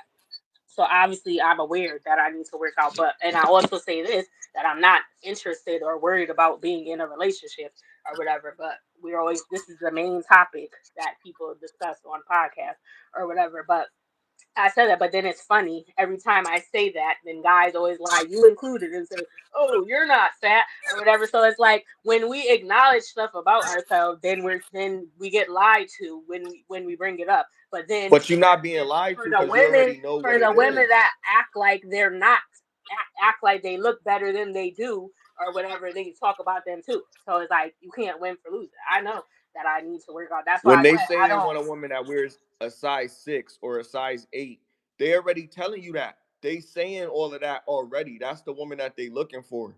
So you can't say, oh, they be lying. they lying to themselves I didn't because the say numbers I is didn't out say there. that. Like, I you know what I said mean? when you acknowledge that, when the woman acknowledges that she's out overweight or out of shape or something, guys lie to the woman and say, "No, you're not." That's what I Yeah, said. to be Because you modest, brought that up probably when to avoid an we both argument. have Yeah. eyes and can say that, but guys be lying about that. Like you could, or if a woman asks, some guys are not gonna come out and say like, "Oh," so it's like I'm asking you, or in general, women do this, and guys will lie and say, "No, you're not fat," or whatever. But it's like, nigga, Yeah, because why the fuck you lie? So you don't want to argue it's not about an weight argument if size. I ask you a No, question, but this is what I'm saying. You or if gotta I'm understand. saying it myself. I'm not even asking you. I know that I am, and I'm acknowledging it and saying, "Oh, I need to lose weight or But I need to work out." So like, if you're you not reference fat. it as It's a like, but if you reference it but as an then inquiry, they're always talking about fit and friendly or whatever. But you, right, when right, someone right. brings it up, I already know that. I'm not saying that. I'm not a woman that be like, oh, I'm a 10 or whatever. That's why I said So if you you. ask a You guy even that, said people that is I that a talked to rhetorical were not question? attractive in the past before. Because I don't care what other people think. So somebody that I think look good might somebody else might think they ugly or whatever. But so it's not necessarily. First of all, I don't walk up to guys anyway. I've never done that. Guys approached me for whatever reason. Maybe they just wanted to Mhm. fuck. I don't know because that's what most of y'all want to do initially anyway, until they get to know you later on or whatever. So there was some interest because they approached me. I don't walk up to the eyes, and so I go based off what comes up to me. I never had the pleasure of walking up to someone yet and shooting my shot or whatever. And I've been on dating sites, so I guess that would count. But even with that, we matched. We both matched. So they swiped on me and I swiped on them. So and then we had a Right. conversation. I don't like them dating sites. They be catfishing, like literally stealing a whole nother person's picture. I've caught multiple guys Yeah. doing that or whatever. So I would prefer to meet people in person. But like I said, I don't care. I feel like there's not a lot of good men. Even I think women be fucked up too for the men. I agree. I think a lot of women are not good women. They only want something out of it and they're selfish. They don't care about what the guy that they're looking. I do care about that. And I know that I'm out of shape, and that's part of the reason why I'm not really looking to date nobody because I feel like I know I'm not where I want to be myself. Like I say that about um as far as like physically, I'm out of shape. I put on some weight or whatever, so I know that. So I'm not gonna, but I'm still not gonna be like, oh, I'm about to talk to somebody that look like Flavor Flav or something because oh, no, I just won't talk to nobody or whatever. If I do, somebody does come up to me or whatever, and I meet somebody, then I do, or I'll work out when I get around to it and change myself so that I could be more comfortable and feel like I deserve whatever. I'm not delusional. I don't be going around saying, "Oh, I'm a 10 or whatever." Like I don't do that, and I don't try to. I have even questioned if guys approach me certain time, like this guy looks. That's how I know I was catfished one time too, because this nigga like you look like a supermodel. Like why are you messaging me? Not saying that I don't think I'm ugly, but I know I'm not no 10. I think I'm like an average looking woman. Like, yeah, I would look better if I lost weight, but I'd be saying that all the time. So that's a part of the thing too. Just like I said, a man should be confident, a woman should be confident. And I don't even feel like confident like going on a date dressing up or whatever because of I put on some weight and I don't think I look good wearing certain stuff that maybe I could pull off if I was younger. I never been like really skinny, but how I was like 5, 10 years ago, I would I was more accept that was more acceptable to me. Like Yeah. so I don't do that. But other women, yes, they do. Like that lady, well, it was a trans man. I don't know. It was a man, but they was trying to be a woman, and she said she a fat fucking 10. I don't know how you could be a 10. I feel like if you fat, then I take some I points think off. they feel that way, I guess, personally, but they know for I don't think sure they like really they feel not that, but I think whatever they just be looking saying like that that. because But I would say this. Like if and it's not about, being accountable for whatever it is, because people don't have to really say shit for confirmation at any point. But especially if a man is dealing with a woman, it doesn't matter why he's with her, because women will self-sabotage the relationship. If the man is with you and he's dealing with you, there's no need to ask him, do he thinks this, do he thinks that? If you know what the BMI is or whatever, what he considers it to be or what he doesn't consider it to be is besides the point. But if you know what the numbers are, then it's not arguable. You know what I mean? For him, he can just say how he feels about you. You're still beautiful to me, no matter what, and not say it. Why do you need them to confirm or deny that? And that is not, you know what I mean? Sometimes they do it. Yeah, do they look like this in this dress, or should they get some? Yeah, you should definitely try to make your woman look good and make things that compliment her and whatever whenever she's going out with you. Absolutely. But as far as like telling her that she looks a certain way or something like that to confirm something that she should already know, a lot of times that puts you in hot water in the relationship for doing that. It's not even about being honest. It's about them being delusional to ask a question of such when you already know the answer to it. And then he's going to have to lie because he cares enough about you to be like, you look great, whatever, but he's not doing anything good for you because what he should be doing is saying, we should go to the gym. You know what I mean? And maybe be a joke, maybe it be in a certain type of way, but it should be comfortable enough for you to understand that he still loves you because he's here with you no matter what. But yeah, it would help if you would do that. I wouldn't mind. I'll go there with you if you want. Maybe I need to lose a few pounds or whatever. If somebody is reasonable like that in a relationship, I don't see how it couldn't work. But again, I don't think people are transparent enough in their relationships to allow it to work like that in a relationship. It just doesn't exist in today's relationship because people are too sensitive. People don't have emotional awareness. People don't have emotional intelligence. People, and this is not just men, man. Like they always putting it on men, but some women don't. Like when the dude is like he's bombarded with work and he is really taking care of everything and all the kids, and when y'all want to go on a family vacation trip, he does it or whatever. He get away from the firm or whatever good job that he has that takes care of the house and everybody in it. And she doesn't appreciate that man for whatever little thing that he wants to do with the family. You guys should appreciate that because he contributes a great deal to give you guys the paradise that you want. You know what I mean? Or what you think is paradise. I mean, you don't gotta work. You get to get your nails done and get your hair done and all of this other stuff. And they call them a simp and they call them whatever, but it's happy wife, happy life. But it looks good. But as long as he's getting the respect, it doesn't matter what anybody else thinks. But what we're saying is, how are you doing all of this and not getting the respect? Because it's guys that's not even doing that. That's getting more respect. And that's what it is. And the same thing with women. You see like, oh, they're going after these Instagram models that they just look good and they just using them and they talking mad shit and they simping out and they giving them all this shit because they don't care because they're comfortable with being the dude that's in that position because at least they get to perk her a few times, so at least they're comfortable with that enough.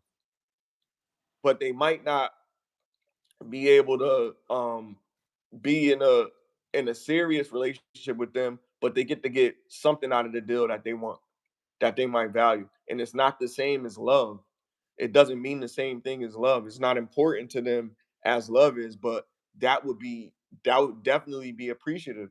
If that same woman was like, okay, she's gonna bear his children, she's gonna take care of his finances, she's gonna do that, and she'll deal with him, and he's 70 something years old or whatever, and she shows like she really with him until death do them part. Like, I mean, it looks He's crazy. 70, and how old is she?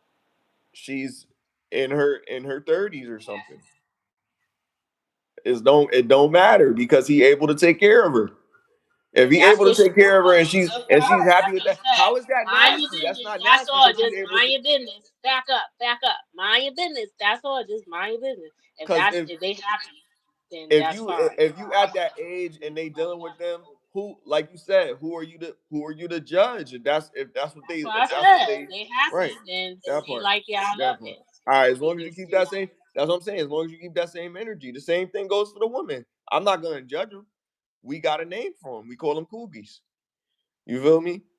So it's okay if they out there and they living their best life because that's what they want. They want that excitement. The dudes really don't want the excitement. They But already by had the speaking on it, excitement. that's Now not they want to tone finding it down a little bit.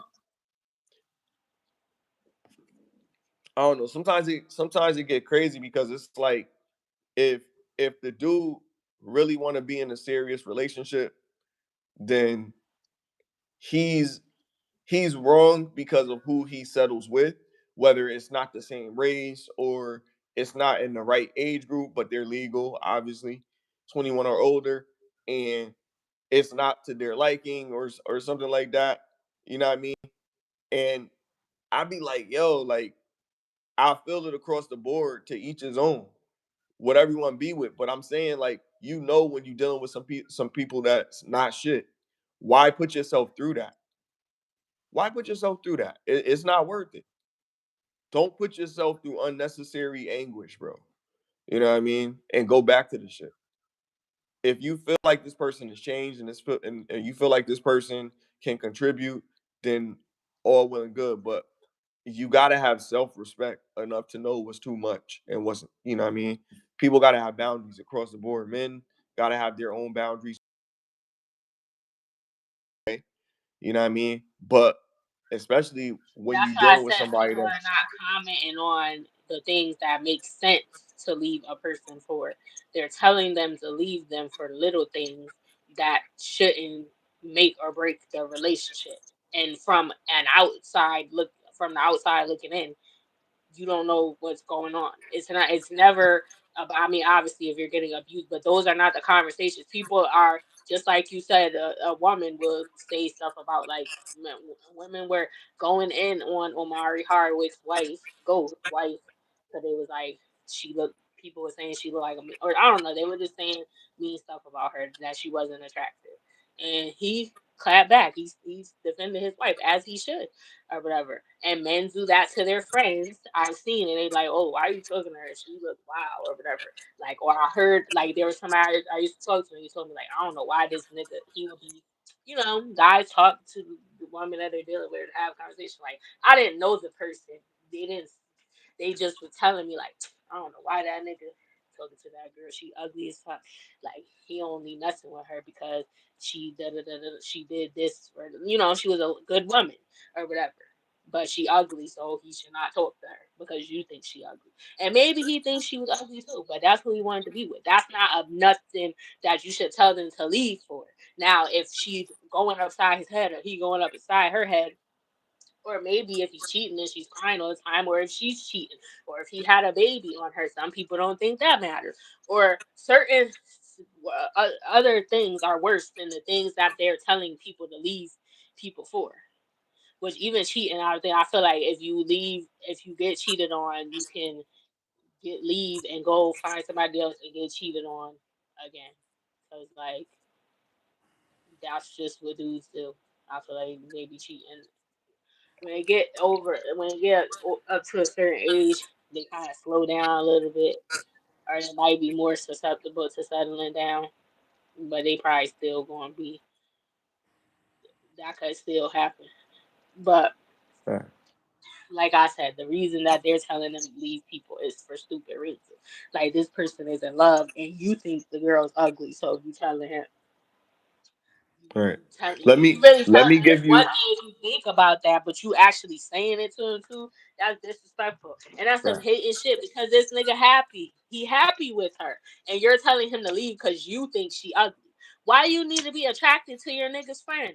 I mean, to your nigga's woman. Like it's his woman, not yours. So that's good You for you. right. You absolutely right. But then it's like they be looking at it like that because they feel like he just with her because she do this or she do that or he using her or it's you know what I mean, like it's just not like I don't know. I don't know if it's jealousy. It's gotta be something like you feel me, like because I don't care, like you know what I mean. But I think when some dudes probably look at it, they probably looking at it this way, like, all right, well, this nigga probably messing with her because he just getting something out of her. But I don't really care. If that's your woman and you want to bring her around or whatever, and you feel her that way, then it is what it is. Who is me to say anything, man? I respect her. I respect you.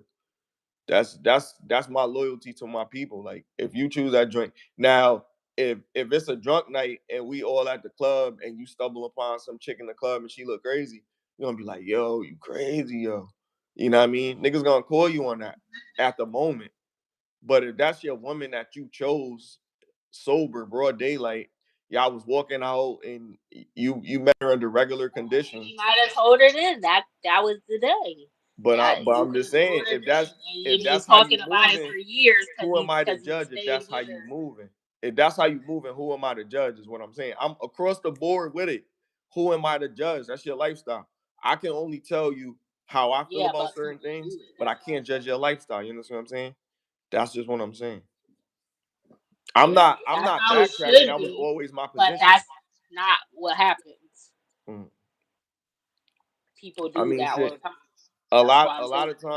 lot of times, if you with a woman and say a dude is with a woman and he's what women would probably say is an eight, and eight would be because business wise, um, everything else, security wise, all of that, financing, respect, resources, security, all of that shit.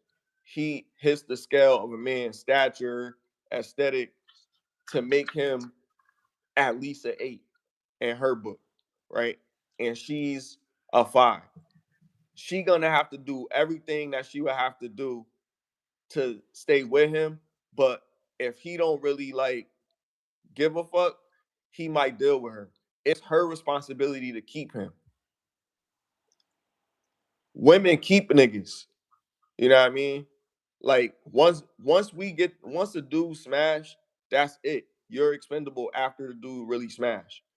Cause he got that at least. That's his point. How many times he smashed is more points every single time. The more you allow him to do it, the more points he gets. If he got 365 points, you already know what time it is. Like, that's what I'm saying. So this dude done got this many points on you, is figuratively. You know what I mean? He got this many points on you. And so now he has the ability to dictate what he wants to do in this relationship. You're already comfortable.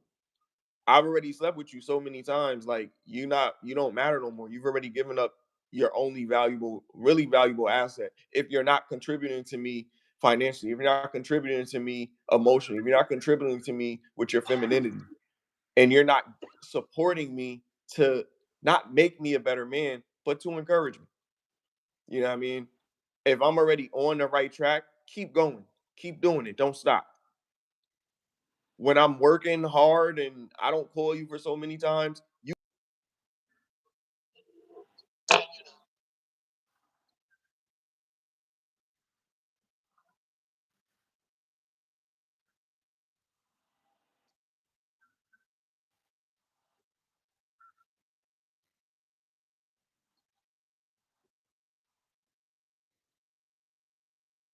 is okay. And he might not say it, but that's because he might have other things going, but he'll make time for you if it's important to you. He'll try to. And that's how you can gauge if whether or not he wants to do it. All these expectations in the beginning is crazy when you be like, oh, he didn't call me for a few days or some shit. That's ridiculous, yo. Because people be doing shit before they met you. They probably got to cut people off. Like, you know what I mean? They got to take you serious. Like, I don't know about everybody, but it might be that in the beginning, they got to cut people off. And that's like probably in the first, I want to say maybe 2 months, you know what I mean, or so in a relationship. You gotta like stop talking to people or ghosting them or whatever you do. You know what I mean by that time And that's to why I start said taking a for new men, that's relationship something they serious, need to look at when they're right? vetting But a it's a woman. How period though. she It's a period. reacts, You how don't she panic reacts. after 2 days, two That's what business I'm days. saying. If she reacts, if she starts acting crazy because you didn't answer the, and I didn't even say that you didn't call her back. You didn't answer the phone at that moment. You might have called That back, but part. she didn't give you a chance. and she start bugging out, that's a red flag for it should be for a guy. Like unless you like some guys like that shit. They be like, oh, she ain't acting crazy then. Or women be saying that too. Shoot me so I know it's real. Crazy ass people. This is the people that live in this world. That some people think, like somebody literally said, I think it was Drea. And it's actually somebody really got shot and they were having a conversation about that and this was her response. Like she thought that was cool. Like Wow. I mean, so she made a joke. It's Well, extreme. she said it like it was supposed to be a joke, but it was in poor taste, and she was serious. I feel like she said it in a joking way, but I think she. There are people that believe that, like they think fighting with each other and stuff like that, or like saying, "Okay, I'm about to leave. I'm leaving," and you want them to. You're only saying that you're leaving because you want. Somebody did that to me before because you want me to chase you out the door and say, "No, don't go. Please don't go."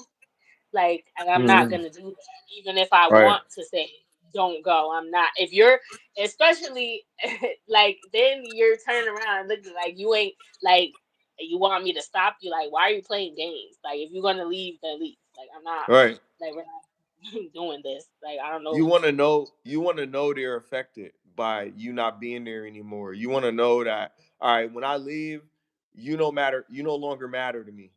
After you leave, peace. Keep it moving. They want to. They want to feel that closure. People don't get it. You gotta really step down. You gotta really be like, all right, yo, this is it. You know what I mean? When you say this is it, that's it. There's no playing games. And that's what I'm talking about. That transparency and that communication. That's all in under that umbrella. If you're not doing that, then you're not being transparent. Straight like that. Yeah, There's some people no just say there's that no like, oh, I do's don't. and don'ts if you're being transparent 100%. Yeah, and some people will say that like I don't spin the block, and it's like stand on that. So they tell you that in the beginning, like Exactly. if That's your this principle. is over, Exactly. then it's over. I'm not going. We're not about to do this again. I'm not about to give like no. If I said that, like you gotta establish boundaries and get and really get to know each other. People are not doing that. People don't even be talking. People can't. And this is my issue too. People can't hold a conversation, and when now whether they actually want to or not, or they're just trying to be. That's another conversation or whatever. Because I think there may be some men that are not purposely not trying to hold a conversation because they just want to fuck and they're not worried about that. And then there are some men that just are socially awkward and can't have a conversation. And like they really want to talk to you, but they're like it's like you can't even get past that part because you're being weird. Like you called me to say nothing. Like you just or like not literally to say nothing, but then you'll say to me, talk like I am talking. You called me, but you have nothing to say. Like you have nothing to talk about. I gotta like carry the conversation, and it's like, is this gonna be the whole time? Then when you do start talking, like you talk too much and monopolize the conversation, or you just go on, and it's like, or it's just I don't know, like diarrhea of the mouth, and it's like nah, then you don't even know what you're talking about anymore because you're like on a whole nother like I don't know. People just you really people need to have conversations and get to know people and like I said, pay attention to body language and all that stuff, how they handle certain situations. And watch out for people that play games and do stuff like that because some people might do it because they really just want to see and they're not trying to get played themselves, so they trying to move a certain way to for you to identify the real you so they can decide if they should move forward or not. And then some people that play games just for their benefit. To like just to play in your face, just to be so they can get what they want. They don't care what you want or whatever. They're not gonna be there for a while or whatever. Or they're gonna be there just for one thing and they already know that. But they might do everything that says the opposite, that doesn't say that. And they're not gonna tell you like I just want to do this or I just want to do that. I'm just dating you for your money or I don't I don't really like you or whatever. They're gonna say there are some people that are gonna say whatever real eyes realize real lies. So you gotta you gotta pay attention. You just gotta pay attention. But I don't know. I Relationship got is I just got too one much. I got one analogy to bring up from a must watch that just came out. Tiana Taylor just got an award for this movie. It was called One Battle After Another. Very You good watched it? movie. I watched it. Very good movie. It was basically about different um domestic terrorists, different revolutionary groups, and one of the groups, a person that was probably involved in demolition of sorts, got involved with a revolutionary for feminism, right? And she was going against the colonel by the name of Lockjaw, or the General Lockjaw, right? And the general was trying to shut down all these groups or whatever because he wanted one race of people, and he wanted kids to be with their race and not be with other races. He didn't want interracial relationships or whatever. So the whole story was of her, who Tiana Taylor, getting with the general and getting pregnant with his child, and then this child living to be 16 years of age, without them knowing, after they committed several crimes or whatever for 16 years, being underground under a different alias or whatever. But he had to cover up that situation in order to move to the higher echelon of society, to be the elite um, race of people. And he couldn't have any biracial children or anything like that. So it was set up from the jump. And then she turned on her group and ratted them out so she could go into witness protection, and then she just disappeared. But she could never contact her daughter ever again, for she could release information back, and they need her for the revolution in the future. But they're against her because she snitched. You know what I mean? Because she ratted. And her daughter grew up believing that she wasn't a rat. She was a hero until she got 16, and then she learned their codes and their language or whatever. Oh, it was crazy. And Leonardo DiCaprio was her surrogate father, I guess. You know what I mean? And Sean Penn was the biological father,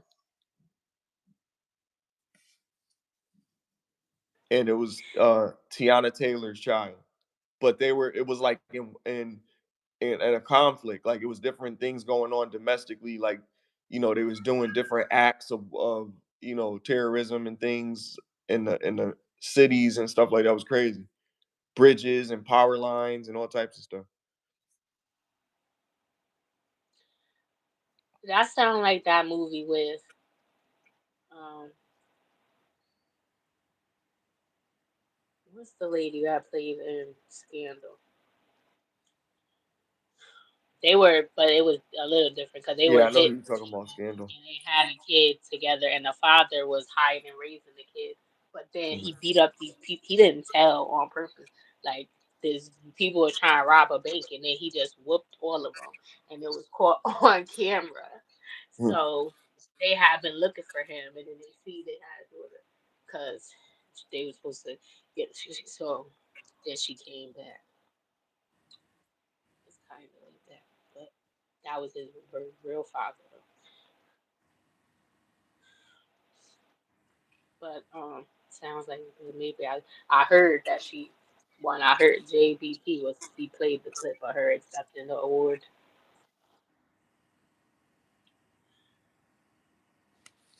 Yeah. Congrats to her. Yeah. I For remember when she was on Sweet 16.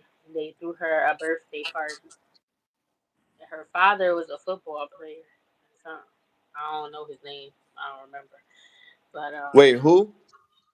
Tiana Taylor, she was on my Sweet Oh, oh yeah, 16, yeah, yeah. Okay. and she was a brat too. Yeah. Oh, she played the hell out of that movie. Like, I mean, you loved her character. You loved to hate her. You know what I mean? Like, she was like an anti-hero kind of. You know what I mean? And it was serious. It was a serious movie. Like, it made you think about certain things. One, being a biracial child coming up in a war, and trying to figure out how to teach this kid about what their history is, and then out of nowhere gets uprooted out of their life, and they gotta go into this life of running for the rest of their life, realizing that this is why I tried to give you a normal life, but it wasn't really possible. This is what it is, and I'm trained militarily for this to handle this situation. Like it was deep. It was really a deep flick. But it's really like just to say like she was a woman and she was still, pregnant and all, she was still out there fighting her fight, still doing stuff. You know what I mean? It was on some woman king shit. Like she wasn't no soft chick by any means with everything she did. You know, they That's why tortured her she a fit little bit. that role. Because she's like she that's a good role for her. 'Cause she was like a She's a tomboy. fighter. That's how she was growing up on the and they showed her. She got I fighting mean, spirit, yeah. But let's get to the crazy shit. I got some other. Let's get to the crazy shit because I know people want to hear about this. she had Pharrell at her party. And I think people performed. Yo, so Anton Daniels and Corey Holcomb last Tuesday Showing the back. on his show. Last Tuesday on his show. What happened? That looked like Pharrell.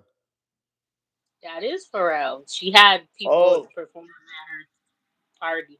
That oh, was her okay. Sweet 16. Oh, okay. But but yeah, like let's talk about that because we talking about principles. We talking about consequences. So let's pull that apart because I've been hearing women speaking on it, and I feel like, yeah, but you can't really speak on men shit because you don't have the same Don't say that. you don't have the same consequences that a man probably would have. So it's like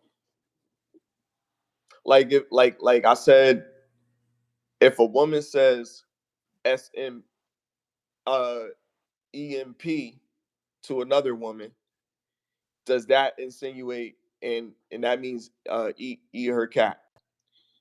If a woman says that to another woman, does that mean that you're going to assault the other woman? Like that's what I'm Well, I saying. don't Like, hate people for talking, but like, and I try to avoid conflict. Like, but if you get in my face like that, then I'm not gonna wait for you to hit me if you come that close. And I wouldn't get in nobody's face, but if I did, I'm coming to hit. I'm not gonna come sit in your face and keep talking shit. Like, what's the purpose of that? Excuse me.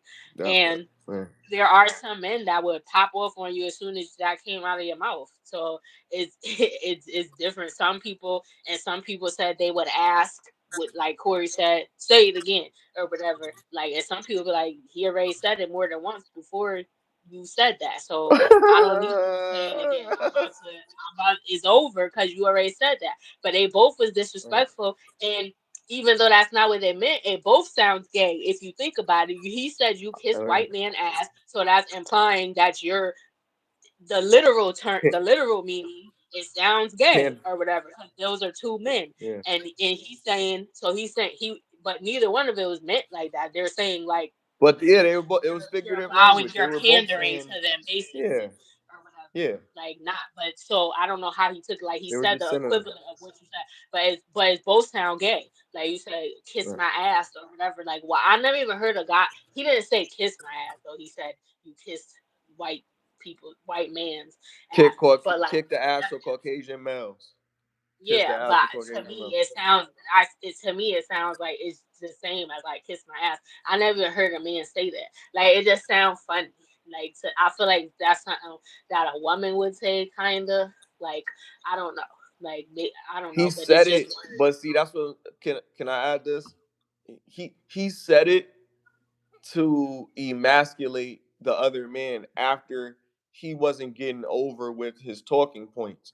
Because what they were doing was Anton knew what he was doing. They were trying to engage in an intellectual conversation from a standpoint of people holding people responsible for what they've done, and then he used an example that he didn't agree with, and so all of his examples, none of his examples were anything that would actively um put accountability on white men in society. So he was like, okay, you've been saying this. You said this about white liberal women. You said this about the black women. You said this about black men. You said this about black people, but you haven't said anything about white men. So then he insinuated, see, this is where I lose respect for you when you get up here and you start to kiss ass of the Caucasian male. I heard you say all this stuff about black men, but you haven't said anything about the Caucasian male. I mean, do you have? Are you afraid to say something? Are you trying to protect them because it's your job, or these are the people? Like, I just want you. You know what I mean? So he's probing, and he wants to have this conflicting conversation from the jump. So he already knew this conversation was going in a different direction automatically. So he was like, all right, bet this conversation is going this way. So I'm going to stand my ground in this conversation. And I'm going to say, well, you, SMD, of all the black people in America. And when you're saying black people, you're not just saying women. I mean, you're not just saying men, you're saying women, even though women don't have that gender. But because you're fighting for them, and not so much, really, he doesn't really fight for women too much. He fights more for men. So really, he could really be just saying directly insinuating, but not in that context. It could be used anyway. But you could say that an overall meaning of it is you're pandering to the black demographic. So we have opposing points. And you're saying that I'm kissing ass to white people. No, I'm not. I never did that. But you're doing this right now for them, which insinuates all the things that he's saying about you saying all this about black people and this and that, holding them accountable. Why don't you hold them accountable? I'm like, well, why can't I hold them accountable? He's saying I'm an equal opportunist accountability disher. So I can hold them accountable and hold black people accountable and hold white men accountable and whatever. And in his defense, he has had viewpoints on different races. He had a different viewpoint on Charlie Kirk, based on what Charlie Kirk said or whatever. Yeah, some of the stuff he said was what it was, but he could they don't feel no type of way as a black man what he was saying about black people. He really didn't agree with some of the things that he said, but some of the stuff he did agree with. But of course he was racist. He was a racist dude. Anybody that say he's not is just in denial. So he didn't like us, so why should I care that anything happened to him? And that's what his stance was. So for that, you can't really say just too much about like, okay, well, he feels like this. He said he got some white people that he fuck with and some people that he don't. So it just is like that. It's just the same with black people. Like, and some black people say the same thing for any race of people. It's just if you make it a race thing, then you're the one that's not generalizing the conversation. The conversation is already generalized, but you're going after this demographic because it's relatable to what you probably know. He probably didn't know anything about politics to really talk about politics, but he knew something about what he considers to be his experience with black people in the hood. And Anton felt like, well, I got some experience with black people in the hood, and I think that they could do more. They don't have to live in those conditions if they don't want to live in those conditions, which I agree with. Do we agree on that point at least? I never said I didn't agree or agreed with what we I'm just already saying said. I those watched the points video. I that seen made what the happened. argument to I get to watched that. the whole video. I just Right, think they too old to be arguing, so I get I know what happened, but I just think they too old for that. And I think Anton, he be like saying little things that sometimes some people may not pick up on it, but he be rage baiting, or he be saying little shit to try to intentionally make people spaz out or whatever, and then yeah, he act like he didn't do nothing or whatever. And it's like, nigga, you were saying little slick stuff the whole time, or the way talking to them like they're stupid or whatever. right. Like he does that, and then you got this reaction, and now you're this is what you want. Like he does this all the time. Like so, but I just say they're too old for that. And then if you're not gonna fight, then don't come nowhere else. Get on doing interviews and stuff, or you talk about it on your platform saying like, Right, "Oh, right, right, right, he right. was shaking." That don't Like you mean nothing fought. because he was shaking. People cry before they punch you in your fucking face or whatever. Like that's because Right. their energy, their adrenaline is rushing. That don't mean that That they part. scared Yeah, of you, or that's they true. might be scared, but that don't mean they won't whip your ass or whatever. But that if they want, but y'all is too old for that anyway. But it didn't happen. So why You you know what's talk about it? crazy? I ain't hear Corey say nothing. Maybe he Right, did. I right, don't know if I right, missed it. But you look right, corny as fuck doing this. right. Yo, Like listen, listen. This is what I gotta say. This is what I gotta say. I gotta say this. I gotta say this because I've been talking about this, and now everybody been talking about this because I watched the episode when it came live, and I was like, "What the fuck? What's going on?" So everybody was shocked at what's going on, but I wasn't too shocked. But then I was like, man, like why they can't just talk? Like, he said what he said. Why you can't? But then he said, like, look, he don't know me like that. He probably like, you know what I mean? Then they dapped it up. They shook hands. I'm like, okay, if and then Anton was you still saying know as stuff. a man, you know what type of dude you talking to. Are you temperature checking them? Because why would you say that? Like he said kiss ass, but you could have said, yo, I don't like that you said kiss ass. And if you don't feel like that, all right. But then you took it as like, okay, because you knew what you was doing, you took it as like, oh, well, no, you kiss. He could have said, well, you kiss ass of all the black people. He could have said that. He could have said that. You kissing their ass right now. He didn't have to use the figurative language that he did, but he chose to use it because he wanted to trigger him because he's like, oh, we doing that. Because you could see, but when he said that, you could see the way his face was. He put his head to the side a Yeah, little bit. he It looked. looked He like was he was like, like, did he just oh, say? Like I okay. read his mind. That's He was I'm like, did he kissing just ass. say that? I'm a Did he bootlicker. That's really just? because they got names. They got names for that historically for black people. The c Yeah, word, the c word, double zeros. You know what I mean? So yeah, they so raccoon. right. So they have that term that they use for those individuals to throw them out of to pull to figuratively revoke their black card. You understand what I'm saying? So he feels like, oh wow, like I grew up in Detroit. I'm from the hood, and he uses that Some as people another would as feel another point disrespected to from say that though. I've been around this environment. I've been around these type of people all my life. So I'm just like them. And like even if you're from the hood, you're not really from the hood. Like you might just live there. You might watch TV all day or play video games all day. But if you outside, you outside. If you live in the projects and you ain't never been outside, you ain't been outside. Unless people done broke into your house or some other shit. But you ain't been outside if you just, oh yeah, I live in the hood, and you know what I mean. It's an actual experience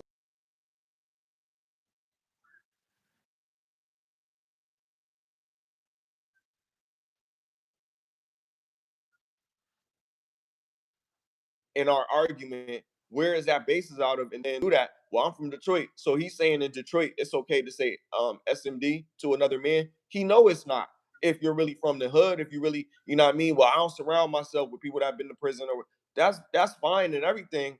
But still, what you're saying, you're insinuating that it's okay for a man to disrespect their manhood. Now, saying that you appear to be like this, if you felt disrespected, then you could have said that. If you was okay with that disrespect, then you could have said that. But universally that if another man says to another man SMD, that's something else. You bringing it to another level. Now he knew what he was doing, but he felt like it was okay to be disrespectful because Corey disrespected him first with that jab, and it wasn't really a jab; it was very aggressive. You know what I mean? Raising his voice to say it and everything, like it was an aggressive jab. It was threatening. So you said like, "Oh, I'm starting losing respect for you when you start kissing the rear end of the," you know what I mean? He starts saying that. So then now he has to respond, well, up the ante, you're SMD. You already know where it's gonna go. Then the tempers flared after that. He's like, yo, you ain't gonna say that. He is like, well, I'm just responding with the same energy that you gave to me, which is what he said. And then he's like, well, say it again when he got in his face. All right, well, let's go outside. He upped the ante each time. Saying let's go outside is up in the ante.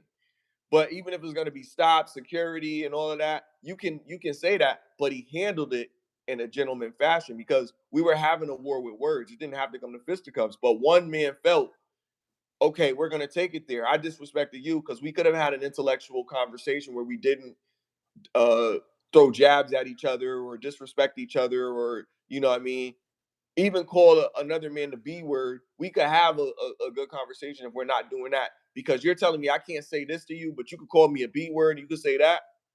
And then if I say it again, you're gonna hit me, you're gonna give me a cheap shot. You feel me? And then it's not gonna look good for me either way, win or lose. But in that situation, we already we already got aggressive to this point in the situation where we started to speak that way about each other. Uh, So once it already got to that level, yeah, on the podcast. Hi. Melvin said hi. Once it already escalated to that level, you already understand that it's already there. You already established that. So now you have to decide: am I gonna risk, messing up my area that I got set up for the show, or am I gonna like mess up my equipment and all this other stuff and crash out over this dude and he probably gonna sue me or something like that? Now I got to deal with the money. I don't care about the money, but then my manhood at stake. What do I got to do? You know what you got to do. You know what you got to do. So it's like it's not really, if you got the money to bail yourself out, then get that one day and spend it out at night. If you got the money for it, go there and then come out. If this really so if what that is so high of a cost for you to risk something, risk the consequence for it, then you have to stand on that principle. He ain't say it again though. If he said go You outside, he have to should have have the said courage of your he said conviction. go outside and keep on sucking. He should, if you really was trying to, he wouldn't say it. Right. He didn't say it once after. But then he got off on in his hotel room, and then he started saying all types of disrespectful shit after. And Corey didn't say anything else after, yo. So that's why I kind of lost a little bit of respect for what's his name. But Um, even talking junk while he was walking away and then talking about the girl don't got nothing to do with it. He like, yeah, but it's that bitch. still he Well, like when he yo, was talking like about he that want to girl trigger too, him he was like, because she he don't want him to hold me crash down. out on him. He want him to think it's like let's get it in. You know what I mean? He could have waited for him outside. Like I'll wait for you outside then if that's what it is. You know what I mean? After that, ain't nothing else to be said. If it's up like that, because to be honest, and I agree with what you said, because if you watch George Joe Brown review of it, you see a different look. And it was a woman that was showing the video, and her take on the situation versus his take. Now he's a man, he's an accomplished judge, he's in his 70s or something like that. You know what I mean? Like, and he's a conservative, but also grew up, in the hood, like as an old dude, like so he looked at the situation like, yo, like I wouldn't have gotten to that situation, and if it really was to that, then we would have went outside. When he said go outside, then we go outside. But if you're not in a place to lose anything, you ain't gotta go outside. You know what I mean? But you're in a place of business and you're on live, you're in front of all these people in the world. So then you put yourself on blast in that particular situation at that point in time. It's like, all right, so you wanna put us on blast in this particular situation, then let's do it. You feel me? So it is, to me, it's crazy, it's silly that if they already had a conversation prior to that, they knew what type of conversation they was gonna have. He watched his content, he studied him a little bit. They both said they studied each other. So you got there, you knew what it was. Why you tripping? Because he said he disrespected you after you disrespected him. Because if it was already up, it just would have been up. Like it ain't really the talking. The But talking is before like, that even happened, there was like little things that he was saying that was like he was trying to be funny. Like, and he picked up on it. They had a couple words prior to the big blow up because he had right. said something else, or he's like, why you keep bringing up Backdoria stuff, like, or whatever, like you trying to insinuate, like, or like I said, talking to him like he's stupid or whatever, because like just little stuff that he does all the time. I don't watch him cuss out people, like, I mean, he didn't Cause do what? that. He was in a subtle way to him, but like you could tell he was poking at him. He wanted him to react like that. Cause what they conversation started off about wasn't what the conversation went into. At that point, it went into a conversation about literally principles and morals, like and manhood. Because he was saying, you know, they got to a point where they just started discussing like how he feel about that. But he was saying, you can't tell me how to feel about something that's disrespectful. You disrespected me, so I disrespected you back. You can't tell me how to feel if I felt disrespected. And I agree with that.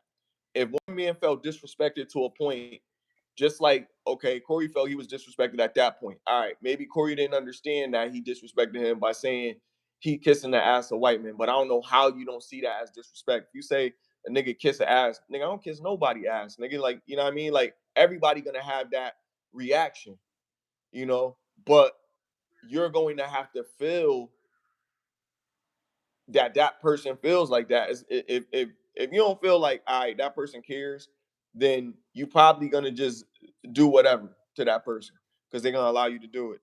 So they're gonna have to make an example out of you at some point. And it was really like he was saying that, and he was like, listen, I don't want it to get to this because this is how I look at it. I don't think neither one of them wanted to fight. Because a lot of times when we grow up as men and they're at an age where they've grown up as men, when you get to a certain age, you realize you don't want to get bruised up. You put in your time, you put in your effort, whatever. But if you have to fucking prove this shit to yourself or prove yourself to the other person, then you'll do it. Or if you have to defend yourself, it's life and death, then you'll do it. But in most circumstances, a lot of men today will probably fucking walk away too. Like they talk a tough guy shit, but a lot of niggas try to avoid that shit because a lot of niggas can't take getting hit in the face. You get hit in the face and you taste your own blood a few times, then you good. Once you know what it's like, you Yeah, know what I nobody mean? wants to fight except for Nobody toxic wants to people. fight. They Don't hurt like my to body. fight, That's what we used to say. Don't hurt but my body. that's why you should watch how you interact with people. And but I feel like Anton be trying to get people. So, and it's different when you in front of someone than being on the internet. Like he said in the thing, like, well, people do be doing stuff online that they wouldn't do in real life. And So so let me I, ask you this question to pivot from the Anton and Corey Holcomb conversation. We'll get back to it, but um I want to ask you this question. Do you believe, and this is one of the topics, but I want to get to this now since we on this topic. Do you believe that most men are cowards according to standing on principles considering the consequences? Like, you're gonna say, I'm not gonna crash out and fight this dude for touching my woman's butt because who's gonna take care of my kids if I go to jail? Like, do you feel like it's cowardice to consider that option, even though you a man? So fuck that shit. Like, you just got to crash out. What do you think? Do you think no, he's a smarter man? He's not a coward. Do you think that sometimes bravery is stupid, or sometimes you just got to go for it. Like your job as a man sometimes is to risk your life in certain situations. If you've thought about it, not just throw yourself out there, but you should be first to risk your life for your family. What do you think? That men should, you saying, do I think that men should risk their life for their family? Well, nah, I'm not asking that, but I'm asking because that was a component of what I was saying. But I was saying, do you think that most men are cowards according to standing on principles? Considering it, one of the principles of being a man is you provide and protect your family, and you'll die for your family. That's a principle, right? So I'm saying, are most men today capable of those standards, considering those consequences that might come with that? Defending your family with your life means your life. So if you so you think most men are capable of doing that, or they're just really tough talk? Because you got to understand, if you're not willing to risk yourself in certain things and stand on other principles, then why would you stand on that principle? That was one of the conversations that was on. Shout out to Mike B. Risky.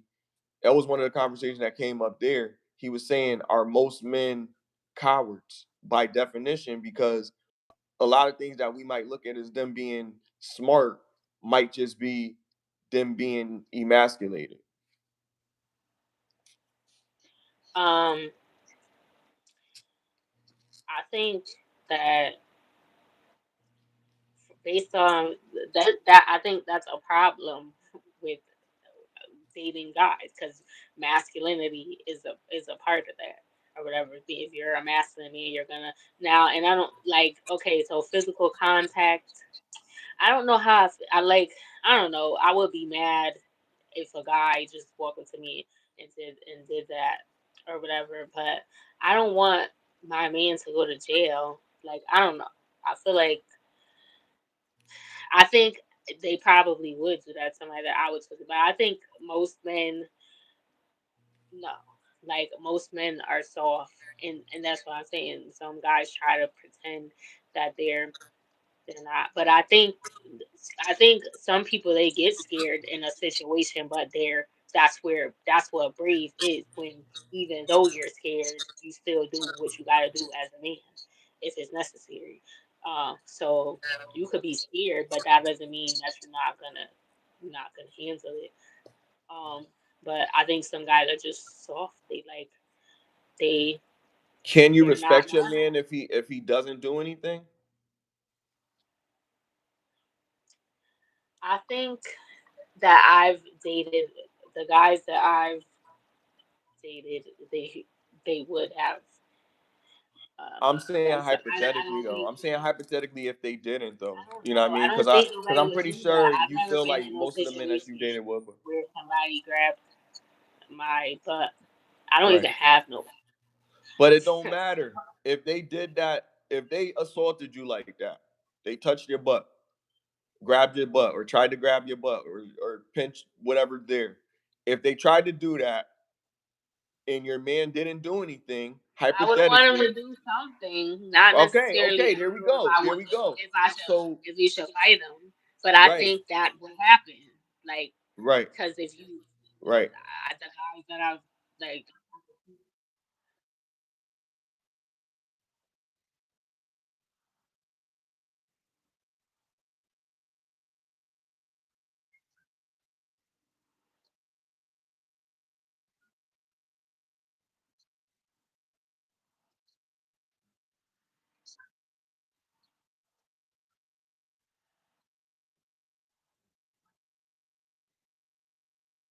You're gonna go to prison, fight it, and whatever. You probably won't get fined, but you got an inconvenience of time or whatever. But that's worth the risk in that particular situation because that's the person that you're responsible for. You're guarding that person with your life, and somebody else thinks they can just violate their freedoms. You're there to protect their freedoms, and they have the freedom to walk around without anybody just grabbing their butt. You know what I mean? So your job as her man is to protect her, or even a person in your family. I don't think would ride for that. I know I wouldn't. You my sister, yeah, and if that's I'm what I'm walking saying. down That somewhere sounds with you and a nigga crazy. grab your butt, it's a fight. We probably jumping that nigga. We probably jumping that nigga like real shit. Like you don't know this nigga. Like nigga, do Yeah, you because know I'm me? gonna want You to as hit soon him as you set it myself. off on him, because I know you're gonna hit him first. Now I'm like, That's ah, what. fuck. What the I fuck? Like don't now we gotta stomp this nigga out and shit. Feel me? No gangster shit. No gangster shit, but it's just real shit because you ride for yours. You protect the people and people and this is the thing about people that have been in fights. Like Anton poked at that. You know, he was saying that, like, look at my knuckles, like, you know what I mean? I, that don't matter. Like people been in fights, but how long you been in a fight? Are you in shape to really do the? Are those things just gonna kick in? Are you ready? You know what I mean? How long has it been? Like some people, it's been like 10 years since they've been in a fight, 20 years since they've and been in a he fight. said If you really get he into a brawl with somebody that's professional, like that's comfortable, that been going to boxing or something like that, they gonna give you that work and it's gonna be more you and bargain he for. said But you'll get points in my book for standing up for yourself, even though you knew that it was gonna be probably some dire consequences. Maybe some people gonna quit. Oh, he's stupid. I'm gonna say, yo, that dude, that dude, calm as a bomb, bro. Like that dude he is said thorough. um he kept talking about he fought his brother, his nephew, or So what? whatever, They his probably friends. Like little. but it's I would say in most cases it will be considerably different. If you fight in a stranger or somebody that you don't like or whatever, like opposed to a family member, the consequences are going to be drastically different. I would Because for you think me, a family I don't member will want to hold fight. back. Yeah, Family and member might or hold back, some right? people don't care, but that's or you can't control it when you in that mode, and Mm. that's why I wouldn't even want to fight. That would be the last person that I would want to fight is a family member or something like. But I get like growing up maybe, but I feel like that don't count. If because that's all he kept saying is like since you want to mention that, who cares? I feel like you're doing Because too much and trying to prove. he's saying he has combat experience. Yeah, but Because he's he's been, doing too yeah. much to try to prove. Nobody asked you all that. I feel like when Right, you he's selling when you whoop start tickets. over explaining and we didn't ask you that, He's it's selling whoop giving tickets, yeah. that you're Because he felt making like it he up. was punked out. He You felt, showing your you know what? knuckles, what you He's was hitting a projecting, punching right? bag with no He's gloves. projecting. Like, He's projecting because he feels like even though he got up, he still looked like a punk because he didn't say it. And he's standing on that because he didn't say it again. Even though he said it twice and Corey still allowed him to say it when he did, he never said it again for the rest of that broadcast. I think they went for like maybe another 20 or 30 minutes and he never said it again.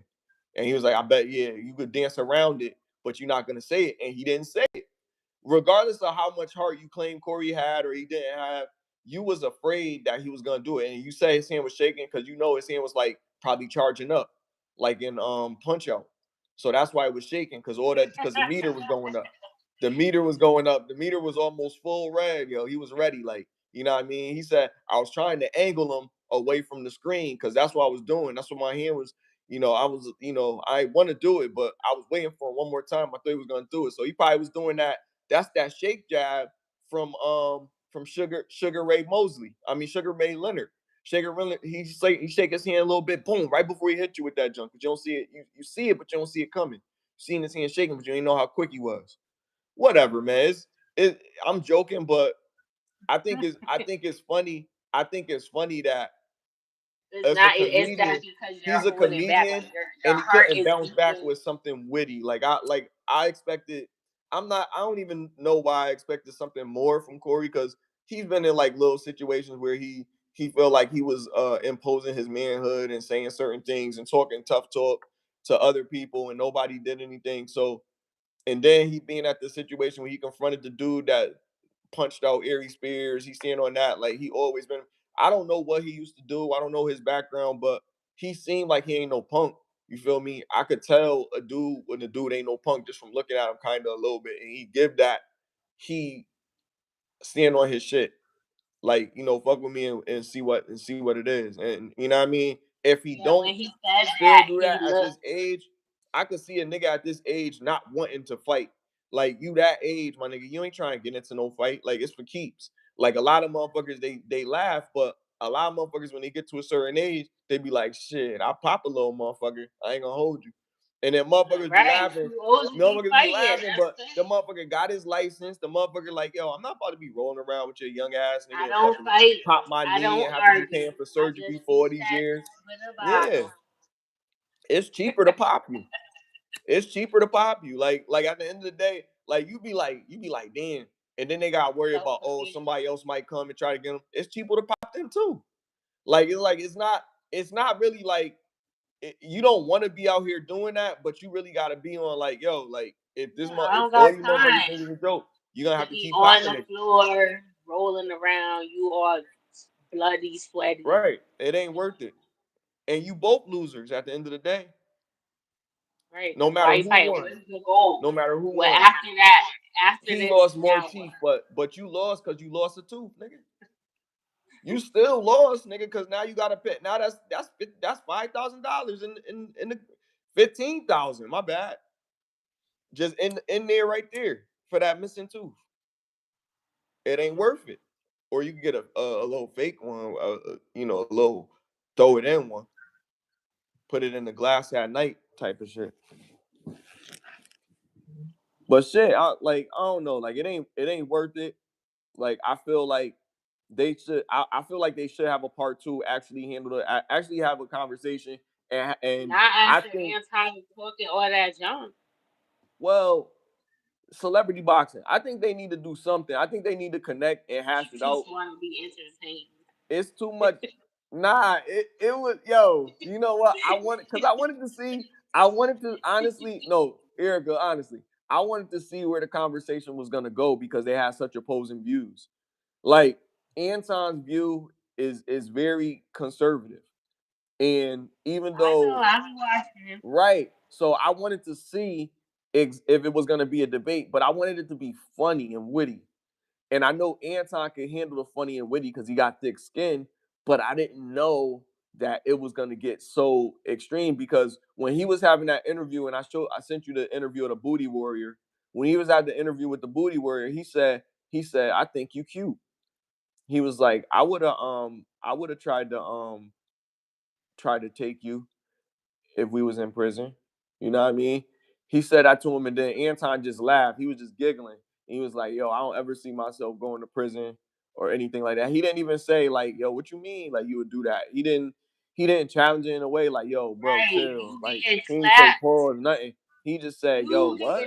if most men, well, if they're like that, I guess if they're gonna defend themselves, if you say something like that's just as bad. You getting But punched in niggas the face. scared of that nigga. Like The Booty Warrior is a scary nigga though. Everybody be talking about the nigga because they be like, the nigga, they took out his teeth. He can't get no false teeth because his mouth is a weapon because he used to eat people's noses and eat their ears. And if you try to fight, he'll beat you up and take it.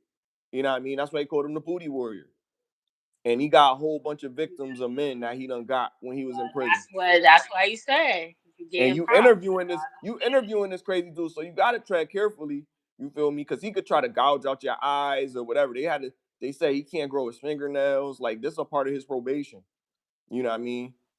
And they took him out of jail on purpose, and he can't get no job. He can't do nothing in society because he's like a pariah because of all the stuff that he's done.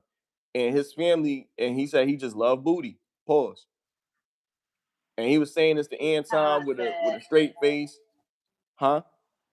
yeah, I seen him before. Yeah, He did.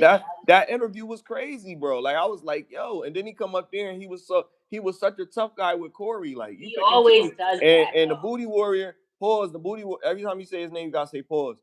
That dude is about the same age as Corey. So That he so always why be you ain't raised up on the Booty Warrior and you raised up on Corey? You he ain't say nothing always be disrespectful to saying him. that to guys when they He ain't he say it done to got him it because he he probably would done have did got it. into He probably would have tried to do it. He was like, for real?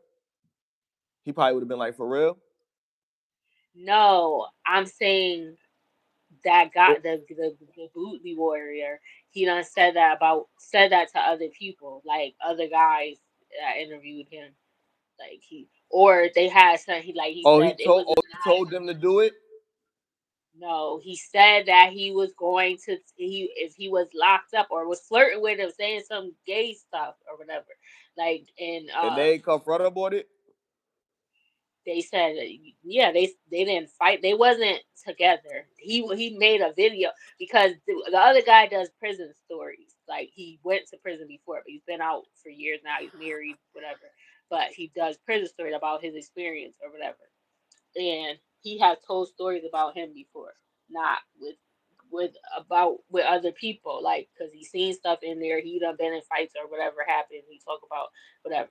So, but he said, or sometimes these stories that other people told him too, like because he know people that steal or whatever.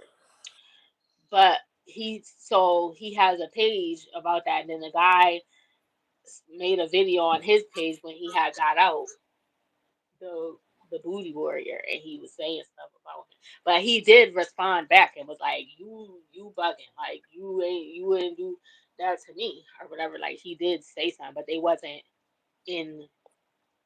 They didn't talk. I don't know if he brought him. He might have brought him up there, but he definitely said something back. But did he curse him out or like no? But they wasn't in the same room together.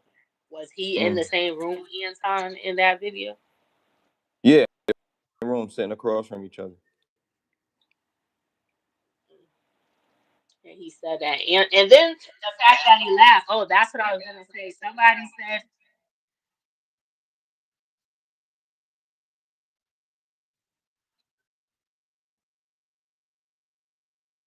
he laughed about it. For that. And And this you say to this man, I would do something with you. He was like, what do you think what do you think about that? Like he act and then he was like, would you would you find me attractive? Like that. Like and then he laughed and he was like, yo, like I will never see myself in prison or something like nigga, nah, nigga, I don't do that. Like I don't never look at no man that way. Like I wouldn't do not let you do nothing with me. What you think? somebody Like what said would happen? somebody said Anton, he scrubbed the his YouTube of like all his early videos, like, and he said he used to talk different and he sounded like he was fruity. Like the way he would talk, like he But just why you sounded he had perpetrating that. like But now he sounds totally like he had stopped watching him or something. Then he like started again later on, like now more recent, and he's like, "That's Anton." Like he was like him and his wife because they went and tried to find other videos, and all the old videos are gone of when he like first started out. Like he sounded different, like he changed up his whole persona. But I don't know. I didn't really watch him like that. I don't really. I don't like him.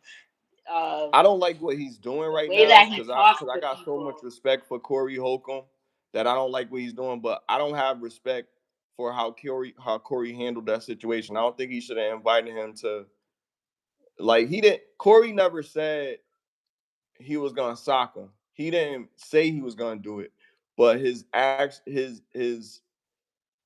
demeanor insinuated Yeah, he shouldn't have went threat. and got in his face and then tell And the he girl to did move. confirm. He said it is a threat because I don't do that, backdooria stuff.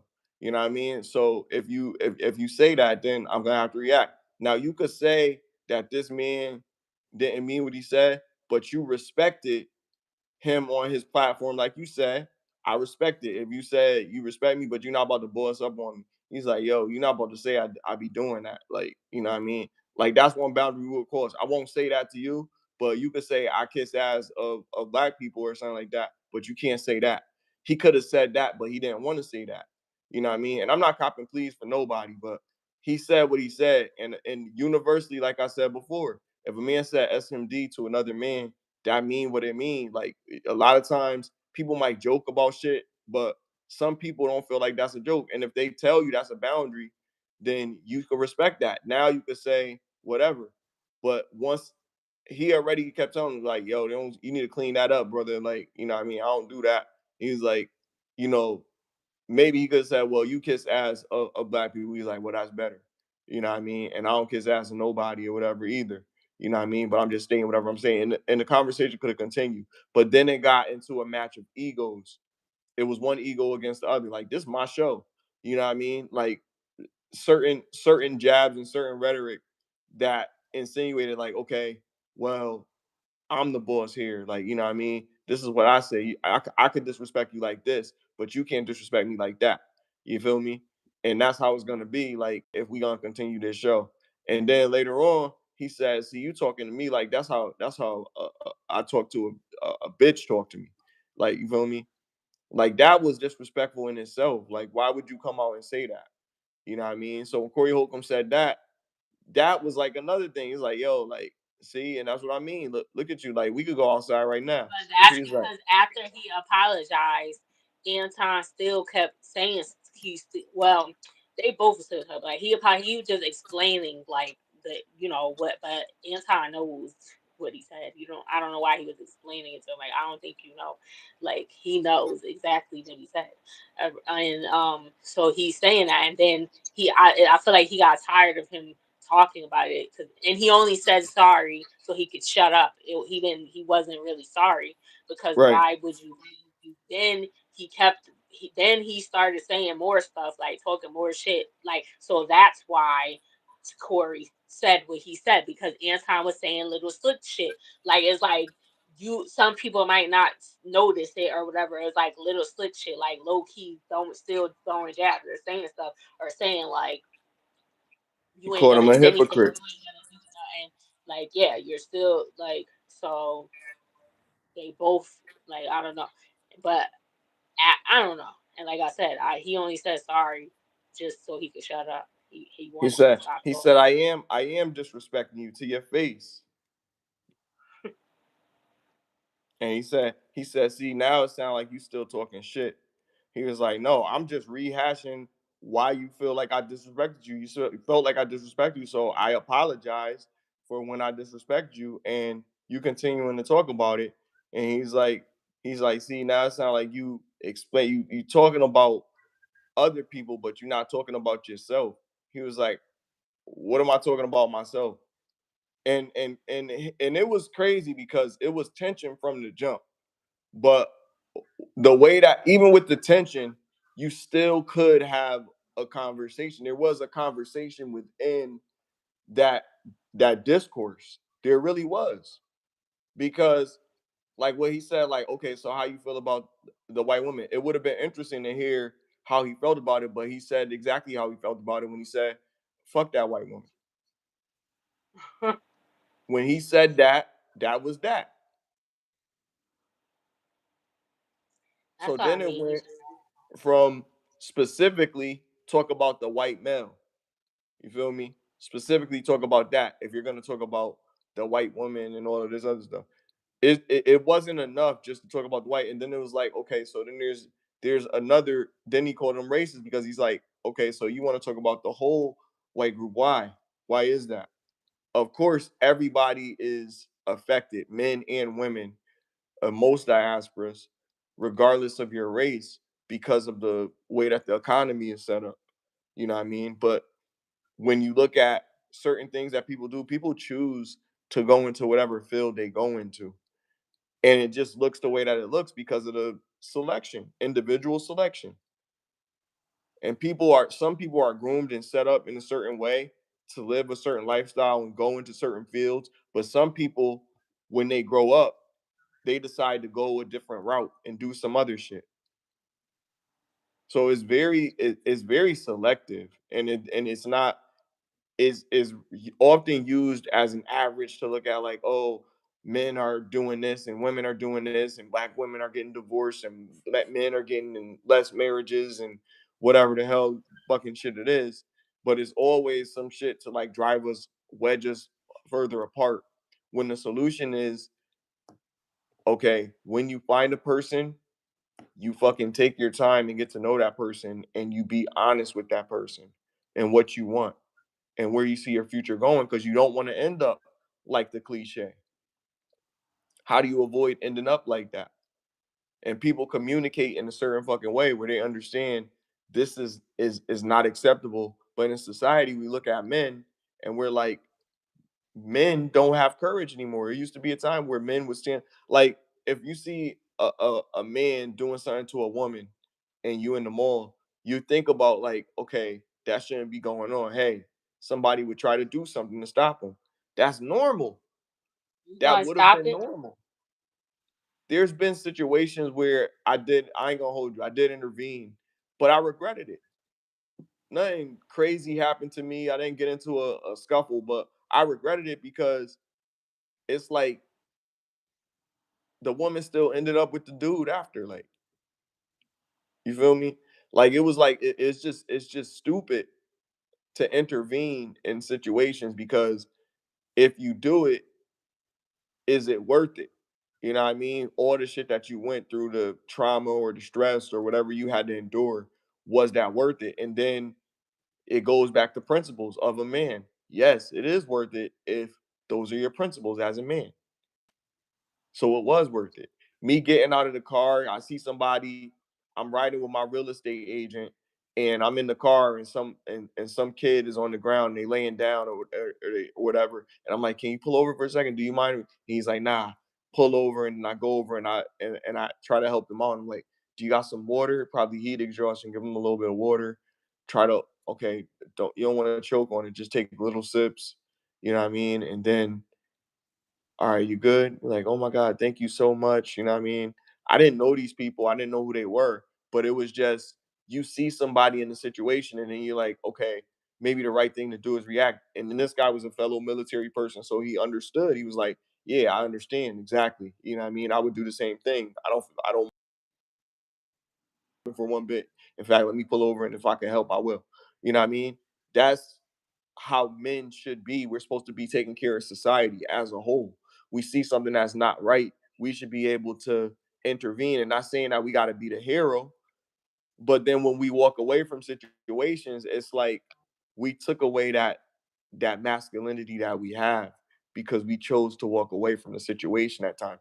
And we could have been risking our life by putting ourselves in harm's way, but we don't think about that because it's called selflessness.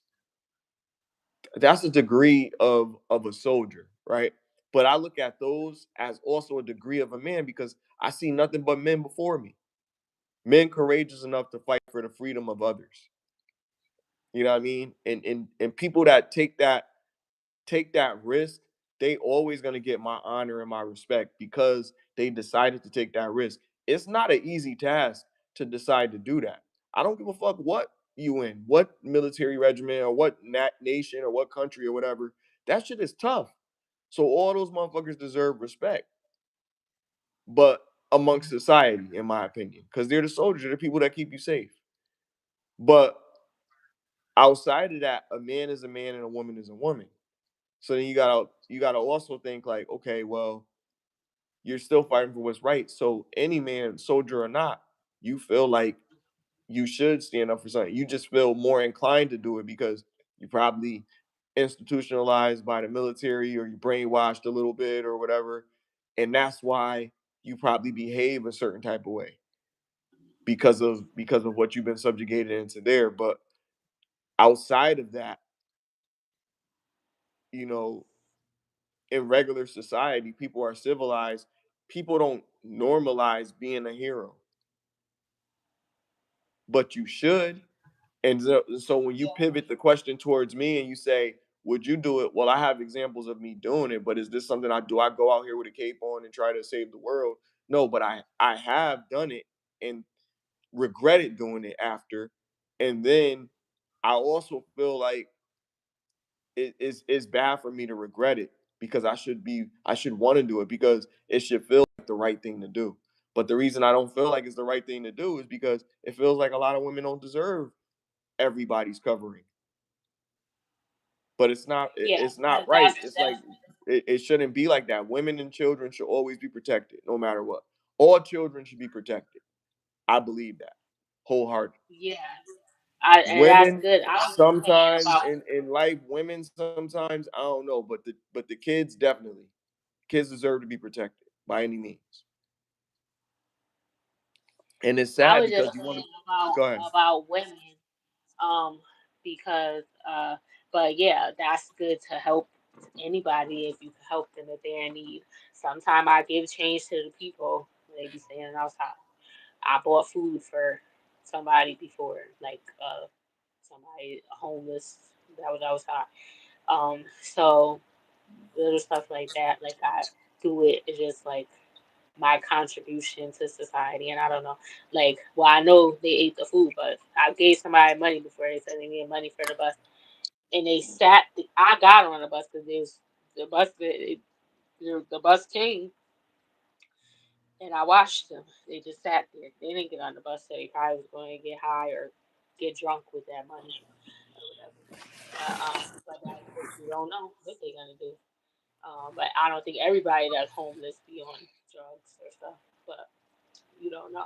You taking a risk by doing it. But it makes me feel good. Uh, sometimes, if I can or whatever. But shit, I'm poor too. Like, you give me some money, but nah, but no, I do do that, and I think that is good to do it. But it's also people is crazy nowadays. It's dangerous out there. Remember, Ted Bundy used to be pretending that stuff was wrong with him to get women or whatever. Like, or he would drop his keys. He drop his keys, and they're like, "Oh, can you help me?" They fell under the car and act like an old man or whatever. Like or he had a crutch or something. I don't know. Like do little make you think you need help and then throw your ass in the car when you get on the ground and pick the keys up. So you gotta be careful. Or they might try to rob you. They might act like people. I don't know. People crazy.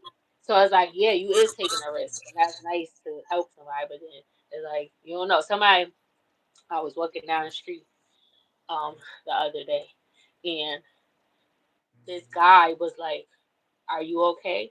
And I was like, "Yeah, I'm okay." He was in a car in a like a gas truck or something, like one of them vans or whatever. And I'm like, "Yeah, I'm okay." And then he was like, "Do you need a ride?" And I was like, "No, I'm okay, thank you." Yeah. And then he went on, but it's like he could have been really, mean well. But I'm not about to get in the car with you because I do not know you, and I could get in the car and never see my family again, or I could get in the car and you could have just really brought me home. But I wasn't that far, so no. Plus, I was going to the store anyway. I wasn't going home, so well, and I was almost at the store going to Walmart. So, but yeah, people crazy. You can't. It'd be hard, and it's a shame. Like you want to, you want to trust people, but you can't because you don't know what's once you reach a certain point in life, as you grow older and stuff like that, you have certain experiences, and you realize that there's evil people out there. Hey, by popular demand, thank you for tuning in. We were talking about should a man, if you have you ever been out and seen a man putting his hands on a woman like beating her, and if yes, did you intervene? But we're saying that men should, or not even in that situation, you just seen someone in need in general, like somebody was laid out on the ground and you tried to help them or see what's going on, or you try to break up a fight or whatever. Like, do you think men should be intervening in strangers' violent situations or situations where somebody is hurt? Because I was saying, yes, that's nice to want to do that, but you could be putting yourself at risk. It could be a setup, like the whole time, because people do stuff like that. Crazy people, criminals, robbers, stuff like that. They'll set you up and make you think they need help just to get the drop on you. So you gotta be mindful of that too, and it's a Now, shame. by principles of what make you a coward, does that make them a coward by refraining from engaging in violence once violence has been ensued upon them? Do it make him a coward for not for? Well, no, I'm just saying you should be aware that everybody's not a nice person. So everything you have to be mindful that everything is not what it seems. So be prepared if you go and put yourself on a line like that for what could possibly go wrong. Right, those are the consequences. And it's like, are you a coward if you don't stand on those considered consequences, on those principles, considering those consequences. I'm sorry. Are you a coward? I don't mean you a coward because you don't help somebody else. Because it's really not. I don't think. I don't know. Like I don't think I mean you're a coward because you can. If someone's bothering you, you'll defend yourself. So if you're defending Would yourself and you? your family, Would you though? Would you? I don't think most men don't be getting involved in other people's stuff. And I hear them say it. There are some guys that will say, like, yeah, I will help. But there's some people that be like, just like what you said, because of that reason, that you might end up this dude whooping your behind and I broke it up and then you get mad at me because I broke it up and you Right. like How would you so some feel? guys Okay. So but let me they're ask you not this a question. coward because if it was actually directly happening to them Let or me ask you somebody this question. their family Going or back to something, when a they'll dude, defend their family. go, going back to if a dude grabbed your butt, right? So a dude grabs your butt, and you with your man, and your man do something. I don't give a fuck if I get beat up or not. I'm fighting, but your man get beat up or whatever. Do you? How do you look at your man after he get beat up? Do you like lose respect for him and shit like that? Like how do you feel about your man if that is the relationship over? Like how you gonna feel?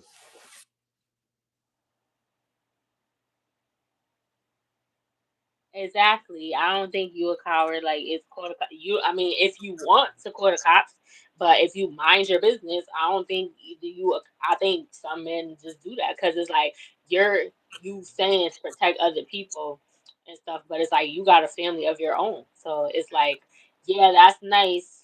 You're being selfless and all this, but what about us? We need you. Your kids need you. Your wife, your woman needs you. Your brother, sister, your mom, whoever. They don't want to lose you behind somebody that don't even appreciate it. So I don't. Right. I think I wouldn't I be mean, mad at it. calling the I cops don't is think. doing something. You see what by popular demand wrote? Yeah, If that's you're definitely. indecisive about, yeah, is doing something if you're calling the cops, because you still at least you're doing something. But then also people look at that as like snitching. But then it's like, okay, so there's a conflict because do you either do something, like there's certain situations where you might have to do something, like if somebody's in the water and you can't swim, y'all both not gonna drown in the water, you feel me? Or if you Somebody trying did that. to Jump in the somebody water about to and jump swim. off of a cliff, do you just walk away and mind your business, or do you be like, wait, don't do it? Like at least try and do something as opposed to not doing something. It's not like you being a hero, but at least you have the compassion to try to help. And like that's the integrity that a lot of men today probably don't have because they don't want to be a part of it. They don't want to have anything to do with it. Sometimes they want to mind their business. If it's And something if non-violent, you do that, then I I think question if that's you do that, if you're still gonna protect your tribe, if that's the ideology that you go by, because you're showing cowardice in that particular situation. if it's non-violent, then that's because you're conflating different scenarios. Because one, if it's somebody is about to jump off a bridge, then that's different. You're just talking them off the ledge. You might not necessarily be in danger. You're just trying to take them out of danger. But if But I'm somebody talking is about a leaving, principle. it's I'm saying if it's I his know what you're principle, saying, but there's right? two different scenarios. Okay. But if you're not a coward, if that's not how you live your life, if you defend yourself, but this is not directly affecting you and you don't join in, I don't. That's not coward. Like you can, that can be your opinion about it, but I don't think it is because it's not your You don't business. think those kids So was cowards in 13 Reasons Why? if someone is doing something to you and you don't defend yourself or your family, your kids, or something like that, defend however you feel necessary. I'm not saying a specific way, but if you don't, then that would be because it's directly affecting you, your family, and everyone. You're not responsible for other people, and I don't think that makes you a coward unless someone's calling you directly out and you're not. And even if you're not, I don't necessarily think it'd be a coward. Like some people just you might have something to lose and you don't want to fight. Like you just because you choose not to engage in violence that doesn't mean that you don't have it in you to do that. You may not want to do it for other reasons. It may not be because of fear. Yeah. I mean, it both can be right, but I agree that yeah, there's some situations where it could be, but I'm just saying like for the whatever values there are as a man, and speaking about snitching, like I could get into that conversation, but first let me address this point. Um, what I'm talking about with a man is not necessarily the him backing down as like risking a particular situation, but I'm saying that him not backing down is just principles and values of manhood, standing on what you believe is right, whatever that is.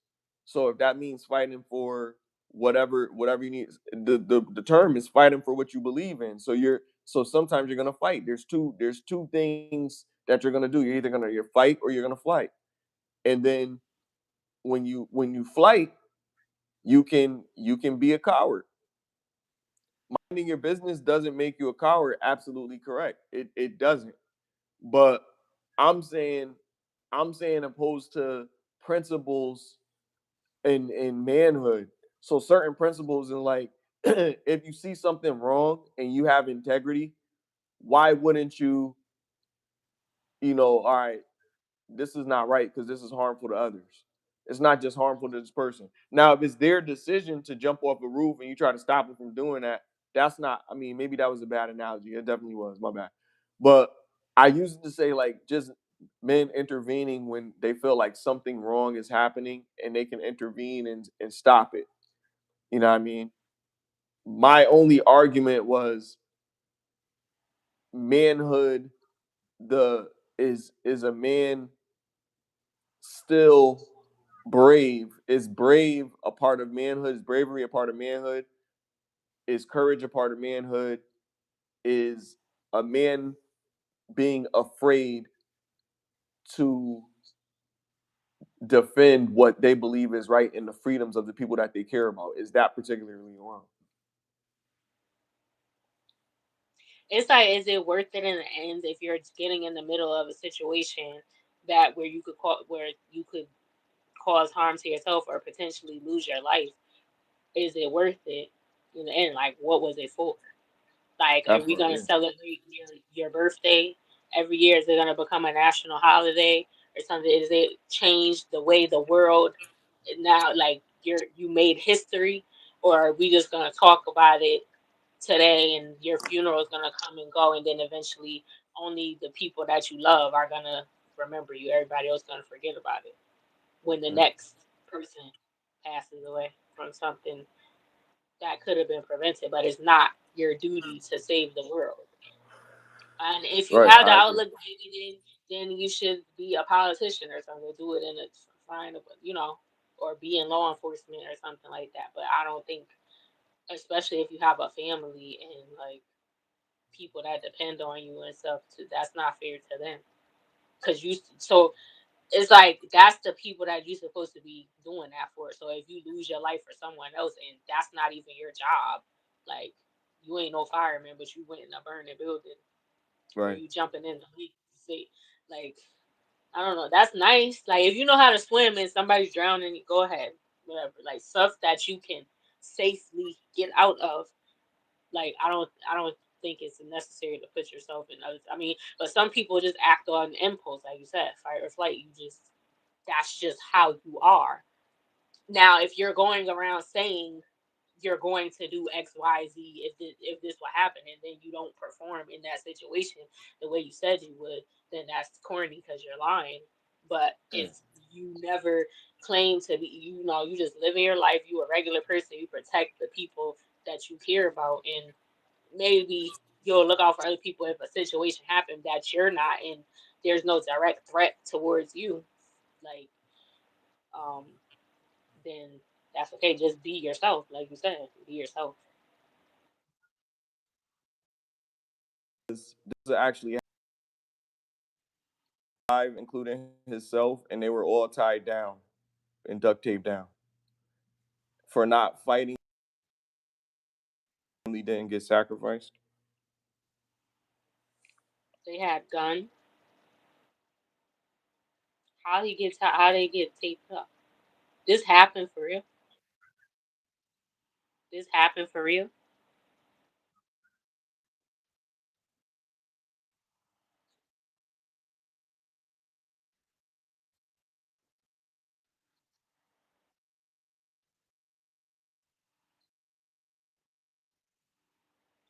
Thank you for tuning in by popular demand. Yes, this is a podcast. It's called Get Lifted Thursday. Coward, because everybody was taped down. Like he probably was like, tape up, put this tape on, or I'm gonna shoot your kid or something. So then he probably just did what they told him to do, thinking that he was gonna be safe. So it's like, but when the fire was in there and they left out, that's when I'm like, damn, like I would have been doing everything I could or tried to get my hand to the fire to burn it a little bit until I could rip the tape or something. Like, you feel me? Like, I don't know. Like, it was just crazy. Like, just hearing that story, it was like it made me cringe. And then it was like, damn, like that's how you gotta go. Like, you feel me? Like, if I'm gonna go I like don't. that, then I'm, huh? I was by popular demand. Yes, it's a podcast. It's Get Lifted. Thank you for tuning in. If a man says That part. SMD, somebody might unalive. Well, let's hope that doesn't happen then. Nah, But for real. And that's what we talking about. That's what we talking about principles and manhood and do that make you a coward. See, you saying that, right? But then you saying, but see, we but pivoted no, because I we didn't definitely ask was you talking about about that. if About it the fire. personally I didn't affects answer. you. Well, yeah, that's being a hero, but I'm saying like a man is a man. A man is supposed to have courage and integrity and principles and pride and be selfless or whatever. I thought that those were attributes for a man. I'm not sure if that's really what it was, I don't think but he's a coward if he got. That's why I'm asking the question. Was the guy armed? Like, what exactly happened? Like, and maybe I mean, he didn't want to. Maybe he did say, "I will unalive your kid if you don't take yourself up."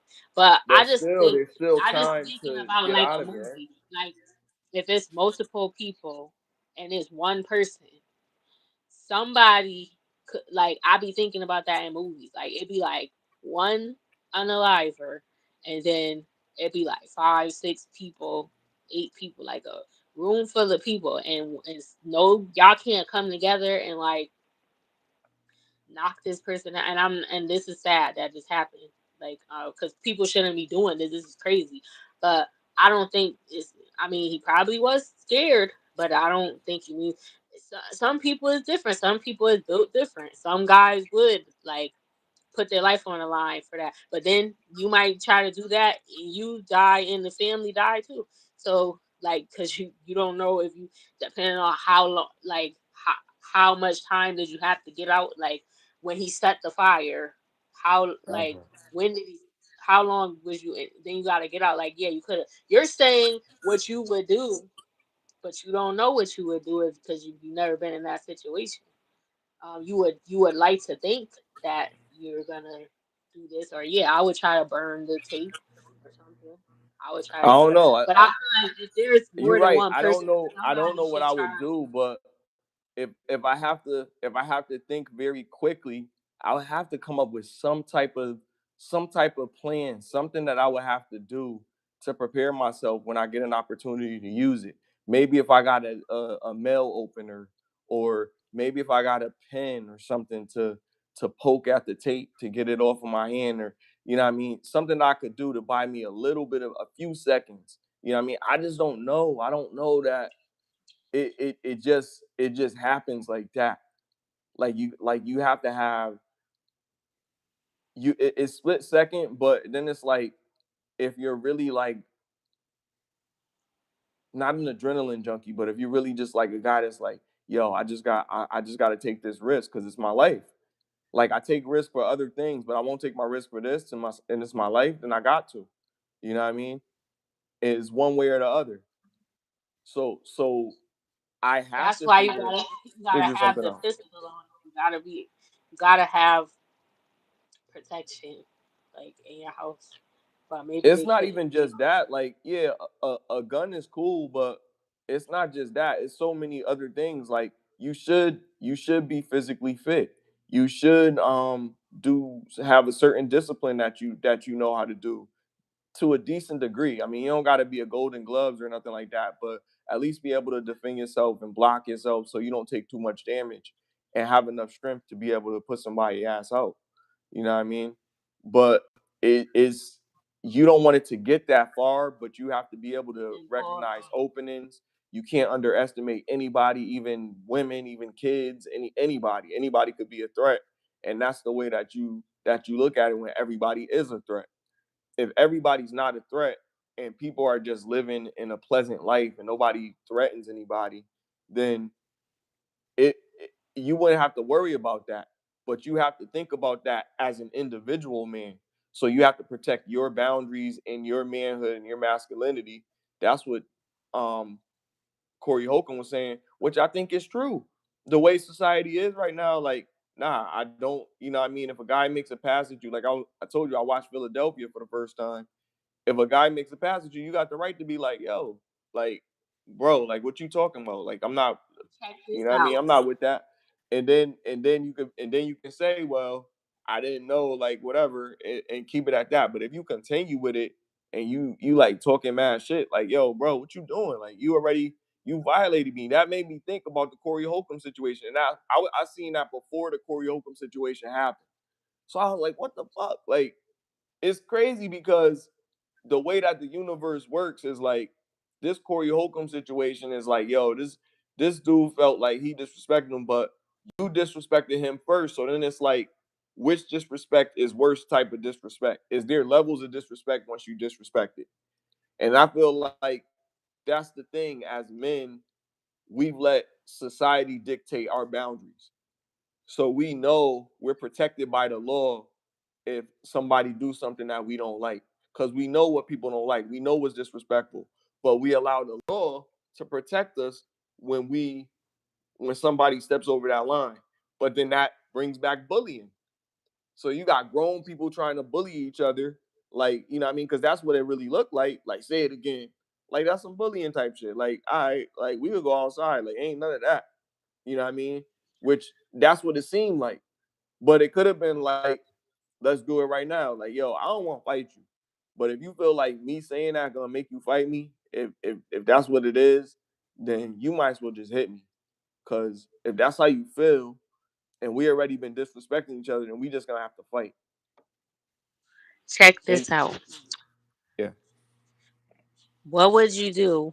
This guy, somebody played a clip, I think, on Anton's show or something, and this guy was like, he was friends, or maybe it was on, I don't know, it was on some podcast. They played a clip. Somebody posted it. He was like, he had developed a crush on his friend. He was a gay guy. I don't know if the other guy, the friend, knew that he was gay or whatever, but the other man was married to a woman. He was a straight man. So he developed a crush. They was friends or whatever, and he told him, he was like, "I'm starting to like you." He was like, and he told him, like, he wasn't, how the guy said it. He wasn't rude. He was very nice. Like, he was like, nah, I don't. I'm not into that. I'm a married man. I like women.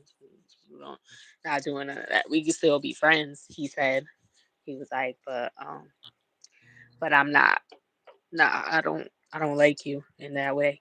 And then the guy said, he was like, okay, thank you for being honest and not being mean or whatever, still being respectful or whatever. And then he went home and he cried. He said, so how would you feel if your friend, uh if one of your friends said that to you, that he that had a they that crush? they had a crush on me. They caught feelings for you, yeah. That would end our friendship. What would you do? I said. I just told you that's it. That would end our friendship. You mean would I fight him? I'm asking you, what would you? You said that would end your friendship, but you're not telling me. Yeah. what you would do when they say that. So what you mean? Like walk what would I away. do? Like You're that? gonna Like walk I'm away not doing while they nothing. Like after they say that. You're just gonna I- turn around and walk away. yeah, I'm out. Like yo, like you called me around for this. I don't want to fight them for that. You know what I mean? Because that's their lifestyle. I appreciate them being honest, but you ain't have to tell me that. Just don't do Yeah, nothing. because what was your purpose in time? You low key made a pass at me just now. Like, you know what I mean? That's like And you if we married, cross the line, so like if we why do something would like you think if they kiss you or some shit, now you gotta fight them. You feel me? But they didn't assault you. They just said again, that was it's on with a the words, and traditional? it's like, yo, I feel disrespected. I can't no longer be in your presence. Then you gotta exit from the situation. You can't stay there. You can't fight them. You know what I mean? You just gotta be like, damn, it probably was hard. Cause you're not gonna think about how hard it was for them to probably admit that shit. You're not even gonna think about that. You just thinking about they said this wild ass shit, this violation. But you not thinking about, damn, this shit was bottled up inside. They just wanted to be cool. They didn't want to mess up the friendship, and look what they did. But it really was, yeah, nigga, you should have been kept this to yourself. You know what I mean? But then niggas do complain about niggas not being truthful about this shit. But it's like every time you cause you be in uncomfortable situations talking about shit and they faking the shit the whole time. Just like Tom Hanks said in Philadelphia. He was faking in the meetings because he felt like he didn't want to you know what I mean, one of because some of the jokes he was making was towards his group. So he didn't want to like say Yeah, anything. the ones So he on felt the down low uncomfortable. always do that. They're extra critical of people Right. in the community when they're on the down low. It's like, nigga, that's you. How you throwing jabs at yourself? Like, cause they like disassociate themselves or whatever. I Like don't know. people They just be evil, man. yourself, just be Evil. real. Like I mean, I don't know if that's who you are. If you like you because you can't be well, you can do whatever you want physically. You can, but you shouldn't be lying to women and portraying to. I mean, everybody else, whatever. They're not sleeping with you. Then they don't need to know. But if you're in a relationship with women getting married and stuff, and then you out here sleeping with men on the low, like that's and the woman doesn't know. Some women, people is freaky. They got kinks out there and stuff. Some women would be okay with that, but you shouldn't hide that information and then start a family. And then I don't think you really have to tell your friend unless you end up like. But if it's just really your friend and you're not into them in that way, because that doesn't automatically mean they want you, just because. Um, but yeah, if you start liking them or something, then I don't know. That's kind of tricky. Like you probably should just not say nothing and just probably stay away from him because what's the purpose of you saying it? Like what you thought was gonna happen.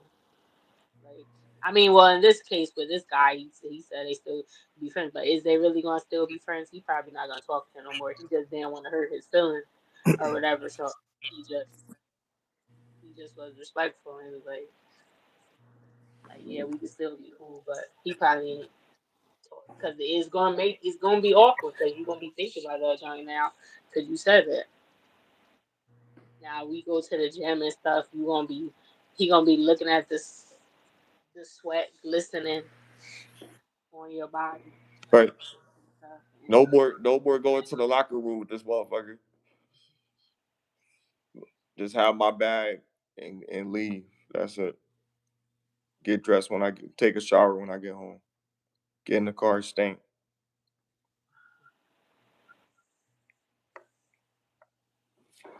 And they will say you homophobic, but I don't think so. Like I think it's just you got your boundaries, like you know what I mean, and you've already established that.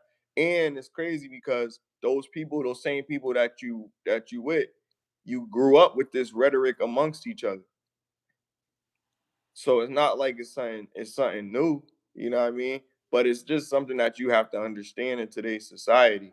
But these are the people that you grew up with.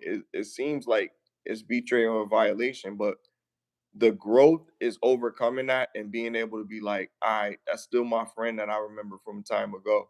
But the violation is saying he had a crush on me. Like, that's different. At least you could have said I was never interested in you like that. You was always just a friend. That's You what I'm wouldn't be my saying. type. That would be a Like different if it was scenario. Like if it, if if you they could never have been even like you knew, wouldn't be my type. If they was like I was always looking at you or whatever, then that would make it uncomfortable. But if you was on yeah, some, you was never, you know what I mean. I never thought about you that way. I always thought about you as my brother. Like never, you know what I mean. If because that's what women say. You feel me? If you're gonna be a woman, you know what I mean, and you was supposed to be my friend, that's just you interested in whatever you interested in. If a woman say she's lesbian, we was just friends already. Unless I was trying to hit it and then she say she was lesbian, and that's crazy. But you know what I mean? Like if we've been friends already and then she say that, that's her choice. You know what I mean? We just gonna be cool as that. We still gonna be whatever level of friendship we was platonically. But if one of my boys that is like it's gonna be awkward to me because I never had a relationship with somebody from that community. You know what I mean? So to my knowledge anyway, right? But I feel like it would ruin the friendship because I feel like we're so comfortable in the way that we feel about certain things that it would be like they've been lying this whole time because of the shit that I was saying to them. And then I feel like, damn, that's fucked up, all the shit that I said. And it's like, I can't say this out in public. I can't say this nah, some shit like just like it's white people that probably say the N word. Yeah, we do know it's stuff that we can't say on YouTube that we might say off of YouTube, but it's pretty much along the lines of what we really saying. You know what I mean? Because we don't filter ourselves outside of this. But when we talking amongst each other, like we saying stuff that we probably shouldn't be saying or whatever, but we saying it because we're just comfortable in our understanding of the context of what we saying. That's it. It's not like we mean it in a demeaning or a mean spirited way. We're saying it because it expresses the emotion of what we're talking about. And sometimes we speak with anger, sometimes we speak with veracity, and sometimes we speak, you know, in a softer tone, more common. You know what I mean? But when we talking amongst each other, we talk neutral and candid. Most of the time amongst men, there's nothing. Only the thing where men be trying to impress other men, they be lying about shit that's cheap to get that they ain't get yet, saying they got it. Oh, it's already in my cart at Amazon. It's not. But sometimes you know that because that's like people want the attention. People want what I mean, want to be in the conversation at least to make it seem like there's an effort to achieve those things. So I mean, it's crazy the stuff we value because I know women do it too. But yeah, guys peacock. We definitely do. And it's crazy because sometimes we don't need to if you're already the man, like you don't gotta show off if you really are. Like you feel me? And some of them are just leading this lifestyle they believe to be this, but they're really not what they appear to be. So they get exposed in different ways because they're not standing on those principles that they supposed to stand on because they're afraid of they understand the consequence and they were like they don't want to risk this because it's stupid. I'm not gonna do this. I'm not gonna risk my freedom for a couple nights or whatever because this dude called me the N-word. I'm not gonna risk my freedom for one night because this dude said SMD. I'm not gonna risk my freedom for this one night because this dude grabbed my girl's butt. you I'm not. not gonna risk my freedom for one night because this person spit in my face or peed on my shoe. Ooh.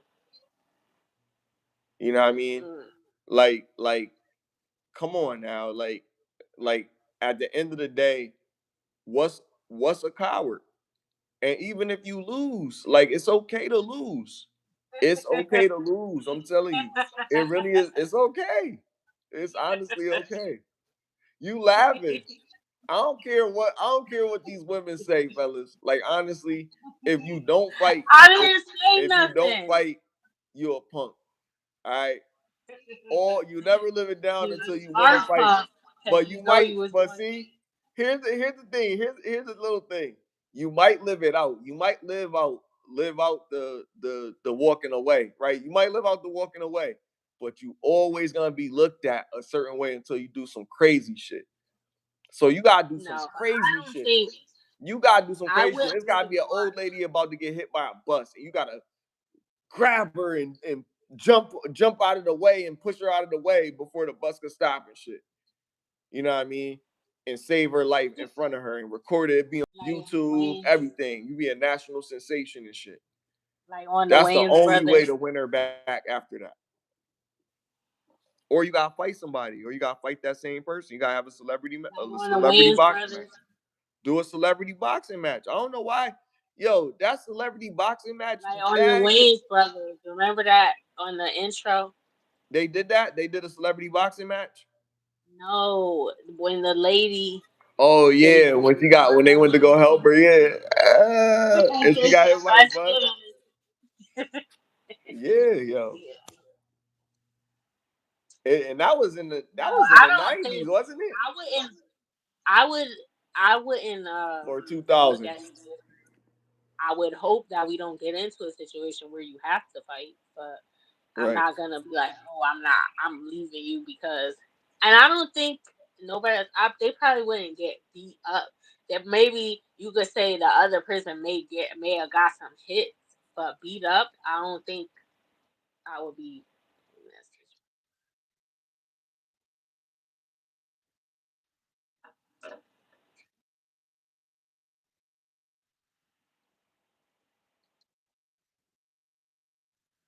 that The impact is more about what you can take. If you can take punishment, then you can fight back. You don't gotta be skilled and no type of shit. But if somebody be kicking and shit and they real good with it, and you can protect your face and you able to grab their leg when they kick, fuck their ass up, then you good. Or if they all hands and you got your hands up and they throw a hit and they hit you in the side of your ear and shock you a little bit, but you can still see and they open that junk and you keep can knock them moving. out. You know what I mean? You gotta be paying attention. Like you don't gotta be the most skilled motherfucker, but you just can't be afraid to get hit. That's the thing. And then if you've never been in a fight, that's the thing. The only argument is that a lot of young men have never been in a fight. So if you've never been in a fight, then you wouldn't have the experience of what it feels like when you actually get into some shit. Because when you get into some shit, now you know what you could take. So you like, oh yeah, I gotta work on my stomach. I gotta work on my arms a little bit. I gotta work, you know what I mean? You might have to work on whatever, or be able to take a little bit more punishment or whatever. Because if it comes to that, you're not gonna be able to handle it. But it's not really an age thing or anything like that. Sometimes it's just experience because you could get an opportunity to get the upper hand on your opponent, but sometimes you have to think outside your opponent. And I'm not the type of person I don't tell people, oh, you can't use weapons and shit like that. That's not manly shit. I don't think because if you're saying standing on your shit and protecting your family, that's being a man at the end of the day. But if you do have to, you see some nigga that's like Drago and you only fucking 162, you know what I mean? You could get a bat. You could get your ratchet. You feel me? Whatever you Yeah, need to do, like, there's you know what I no mean? rules. If Huh? you trying to, there's Ain't no no rules. rules. If Yeah, you when it get defending when it yourself, get when it get to a point where it's like your life is in threat because they don't you never know how far you could take it. Like, you know what I mean? Like you could beat someone to deletion. Feel me? So you really got to be careful about allowing somebody to invade your space and get the opportunity when they're talking aggressively. And it ain't even like, again, it's not when they said like the tough guy stuff, it's really just really protecting yourself because you already established a boundary, and it feels like this is already being overstepped. So now you got to stand up for yourself as a man. And what did they say on Boondocks? A nigga moment. Nigga treat. Because somebody just did something, and now all of a sudden y'all gotta crash out instead of y'all being able to um solve the matter with words. Y'all gotta solve it with action.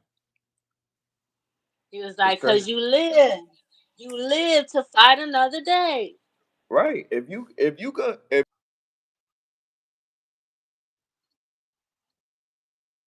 shit is lit, because if you could just get a fight in, get it out your system, and get it in a way where everybody's protected. You get into it, you gonna you might get beat, but if you get beat, or even if you, cause look, Super High Fire, he got in the ring and boxed with a ex NFL player. Nigga, if he could do that, nigga, you could do it. Anybody could do it. That's what I'm saying. Like, nobody shouldn't be afraid of the next person. It's like it's standing up for yourself and not giving up. Cause I'm not saying like a dude is a coward for that, because it's probably a tough situation, but I'm just saying to watch your family just do that and just be sitting there crying and saying, "I'm so sorry, I let y'all down." Like, nah, I gotta figure it out. I'm a break my thumb and get out of this tape. Like, something gotta happen that's gonna be worse Okay, for me to get. Star. Nah, not even like what else can you do? Chop What your else can lace. you do? You messed up. Like, you gotta figure something out. So it's Yeah, I like would try whatever to you come gotta up do. with a solution or do something. I don't know. Yeah, you gotta do something. Whatever you gotta do, but somebody gotta do something, and a lot of times everybody panic in the situation, even the guys. You know what I mean? So you gotta figure out what you somebody gotta be a cool head in the situation to get through the situation.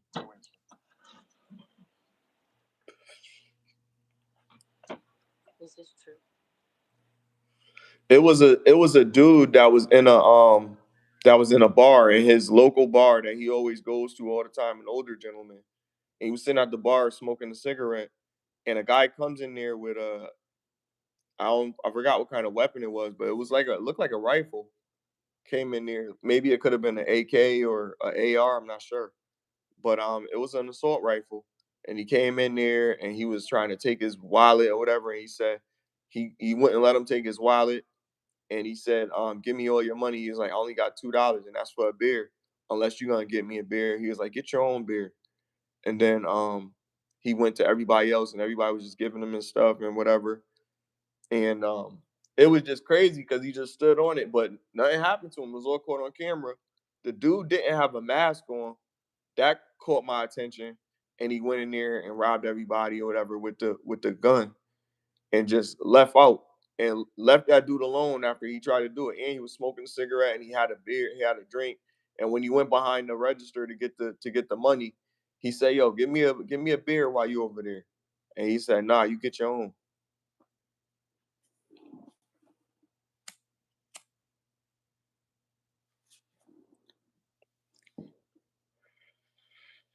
He probably was wavy too. I ain't gonna hold you. Like, that could have been He was liquor like, fuck crazy. what you talk about. I just Right, got off right. work. I had a long day. The Like, video in the description below, yo, for real, if you want to check it out. Like, that joint was crazy. That dude, that dude is crazy. But he stood his ground. He said, listen, if you're afraid to get hurt, he was like, I wouldn't recommend doing it. That shit was wild. What was that? Somebody knocking at your door? Huh? no, I'm cleaning out this pot. Well, not I was You I had gotta made chill. some I was about to run over there, yo. no, I had made some In the spaghetti. club. I was taking it out the pot and putting it in the container. The rest of it. I mean, it's times when keeping it real goes wrong. Like Dave Chappelle made a skit about it. Like, you know what I mean? He Like was like, sometimes "Fuck that! sometimes you I don't gotta, like nobody playing on my phone." yeah, It's you the remember that? wrong Like, yeah. number. Yeah, that was crazy. That was crazy. And then she went to prison. You know what I mean? Like that it was wild. You know what I mean? But he was really messing with her friend. I was putting that in her head.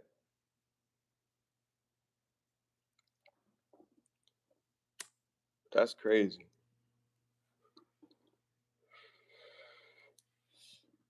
Crash it out for no reason. And That sometimes was sometimes when you a do great crash out episode. over stuff, you could think about like, damn, like we crashed out about this. But I'll be honest, like if you say certain things to people, like yeah, sometimes they say it out of anger, but you can men can get over it after a while. Like if you do apologize and you move forward, you can move forward with shit. It's just it's hard to do it because the ego is involved. You know what I mean? So it's like, man, does this nigga? Do I believe this nigga? Like you feel me? Like, but sometimes you gotta believe him because at the end of the day, people can change. So you hold a man on their word. That's it. They word is all they got. So if a nigga say they good for something and they not good for it, to me they good for nothing. You know what I mean? Like that's just how I look at it. Don't commit to something that you're not gonna be able to do. And if you can't commit to it, just be honest and transparent and say I can't do it. It's nothing wrong with saying you can't do it, but then the way society make you feel is like it make a man is supposed to be Superman, but I'm telling you, as soon as you don't do it, then it's an excuse. So you got to take one struggle with the other one. Like we do have limitations as human beings, but when you say coward, people gonna take it a different way. Committing self deletion, they say is the coward's way out. That's what they have it labeled as in fucking Modern Warfare, the video game. You know what I mean? So when you think about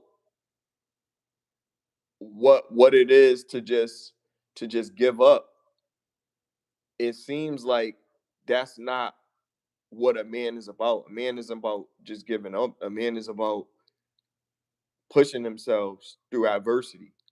And that's how society was built, and that's how society continues to elevate. But what say you?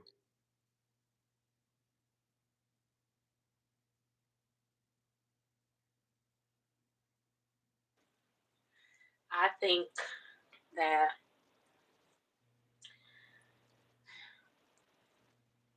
I don't know. Hmm? I think a man. I think if we put too much pressure on men, and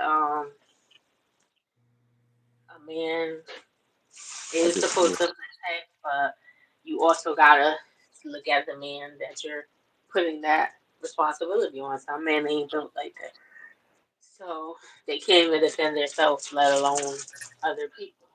Or they don't. Maybe it's not that they can't. They don't have the will. They are afraid, like you said, and they're letting that stop them. Because, like I said before, there are people that have been afraid, but they pushed through it and still did what needed to be done. Like so, because some people will say, like how Corey Holcomb said, well, he ain't want to smoke. I don't know what he said about this. What's that basketball player? He said in the interview. Charles He was like, Barkley? yeah, he was talking. I don't know. He said something about him on the show, I guess, or whatever. And then he seen him in public, and he was like, he was like, that's a big ass nigga, or whatever. But yeah, but why you Mm, say it? This is the nigga tree. Like right. you, Like you like yeah, like it's selective. Like you know what I mean? Like but okay, he like real about it though, because he admitting that he did it. But then it's like, yeah. come on. Now what is that though? Is that a bitch move or what? I don't know. I mean, you're not denying it, so Cause then that would fall into the category of cowardice. Cause just like another dude but he's said, accepting that. So it's if like, what John can you do Jones if stepped you're to him, he wouldn't even fight John Jones or whatever because John Jones is he's a world MMA fighter that like won several championships and is like and he like a beast. come on? Why would he fight him? But I'm saying if it came to it, he said SMD. Do you get those hands or do you walk away? You're stupid if you get into a fight with somebody that's a trained. You don't know he is, but he said what he said. You don't. What did he say? He told you this. That's not even He what he said said. SMD. He said he do that to other men. Not he didn't tell him to do it to him. Yeah, but he said he do that he doing that of black people now. That's even worse actually because you ain't tell him to do it. You said he already doing it. Right? Right? Yo, mad disrespect, yo. That was taking it up there, yo. That turned the heat up. That turned the heat up. And just like the ass kissing, he ain't tell him to kiss his ass. He said you kissing That's fake intimate. That's intimate, man. niggas. I don't care though. I know it's that's figurative. I know that's it's I making know it's love. figurative for I know it's That's like figurative for making love. pandering. I know it's figurative for pandering, but come on, yo. Like that why would It's they like why would they making make love. it that? Cuz It's making love. if your girl got a fatty, you probably is going to kiss her on the butt cheek like pause. If she got a fatty cuz you're just so happy that she got one. Like, "Oh my god." Like instead of when Jada Pinkett and Blair Underwood had their love scene, they had the candles. Oh my god. Not when she was with Nate. Not when she was with Nate though. Somebody said that they said, "Are you help you the one that helped the women get out of binds?" They wrote that in the comment about something like uh, who? Corey Holcomb, right? no, it was a peace show because this guy was saying some stuff and they were like, Nah, but it was funny because Corey Holcomb had a joke on one of his episodes where he was like he be helping like less fortunate chicks, like if they in need or whatever, he give them a little bit of bread, like. And all I was thinking remember he about was said he Nate that only set it dates off. broke women. Yeah, he be getting them when he be getting them out of binds. Nigga like Nate, he a new Nate. That time you was in a bind, I gave it to you, Nate.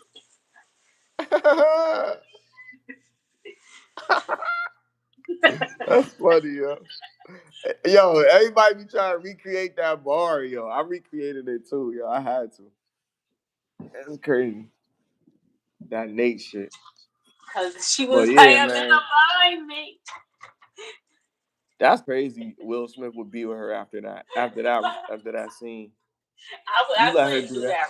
That's That's what I be thinking about prostitution. with Halle Berry and Monsters Ball. I be like, yo, you let him do it, man. Out of all the people, man. And that's prostitution. And What? she didn't even she ripped up the check too. It must have been made out to the school or something. Cause how you just go and rip it up and she's like, "Do you know what I had to do?" Then nigga didn't even get it, and I would have slapped him. I think she did slap him upside his head. But girl, He he didn't got tell you to go. well look, hold up, but check this out. Remember what happened to him? Yeah, it was that guy that I can't stand for. He always It's doing always something but yo, but remember what happened to him? to He Junior. always got whooped, yo. Oh yeah, Kane stomped his head. Yep. His head was bouncing. in the Players Club. He finally got what he deserved. Did he get arrested?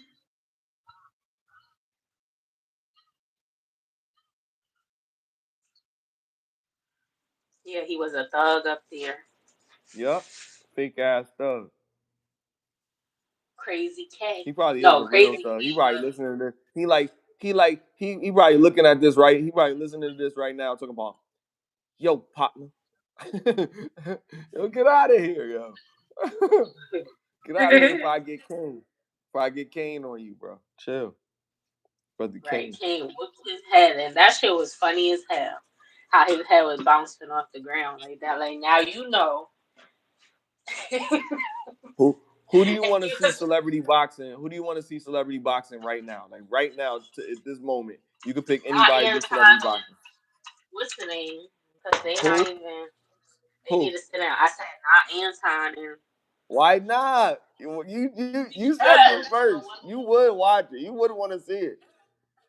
no, I You wouldn't. want to see I it. didn't even want to watch You want that, to but see I it. couldn't get past it because everybody kept reacting to it. They should do it, yo. They should have a. They should have a fight, a boxing, a friendly, like a professional boxing match, so they could go at it with each other. Cause that was really intense. Like I think they need to get it out of their system. I feel like something like that amongst men, just because they had a disagreement, because it was just a disagreement. It wasn't. He wasn't really trying to disrespect them. I don't think he was. I think he misunderstood the tone because he said kissing ass, which could have been. I mean, that's deliberate. You know what I mean? So It was he said, disrespectful. yeah. They So was I trying. mean, it wasn't the same because every time that's why I be saying like when we get into levels, we try to excuse what really happened.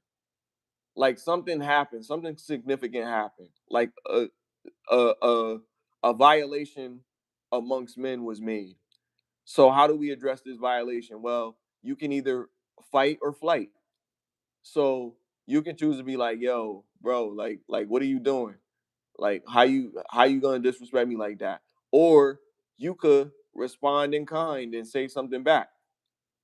And he chose to respond in kind and say something back. He has that right, right? But it's just he didn't like his response. His response was elevated, but it had the same context as what he said to him. It was just on a higher level of disrespect, but it meant the same thing contextually. So he knew what he was doing, and it was a perfect opportunity for a rage bait because oh you gonna do this? All right, I'm gonna make you mad. Now I'm gonna say this. If you saying this about me, it was tit for tat. So I don't like how he said say it one more time like he was punking him. I don't like that. I really don't like that look for him because when he invited him to go outside, he didn't go outside. He should have went outside. I don't care if the security was there or whatever. It don't matter. He should have went outside. I bet. Put the mic down. And Darlene, wait, Corey, you don't. You know what I mean? Whatever. He should have just went. I felt like that. Cause if he started with that, he had to end with that. That's why a lot of people feel like it was for the internet. And when Anton called him on it, it seemed like Anton won, but it was really a deflection for him to avoid public humiliation. Cause he knew he was wrong for saying that. He knew what he said was up in the ante, and I guess in his mind he was trying to win a debate. Cause in debates, it's fair if someone insults you to insult them in the same way that they insulted you, but it has to be within the guidelines. He said ass, which is a derogatory term, in a private area, and Anton said D, which is a private area. So they was both wrong, but it's just that who started it? Well, he started it, pointing the finger, and then he's like, say it again. Like, you said something worse. So now it's like you punking me because you said something worse. And then he didn't want to say it, which was like it looked like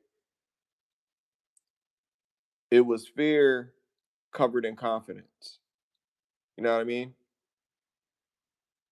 Because he was like, well, I can go outside right now. And he got up real quick. You feel me?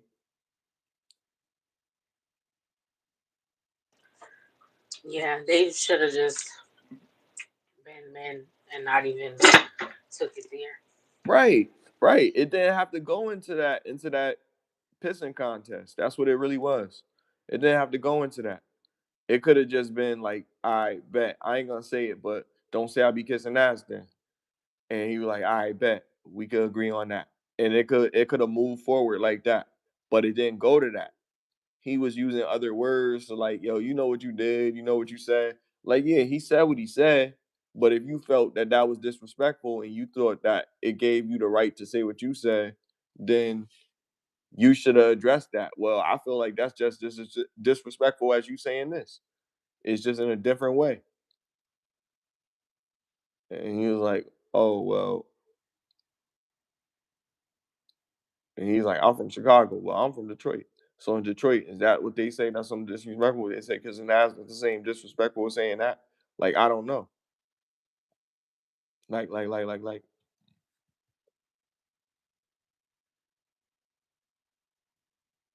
I don't know.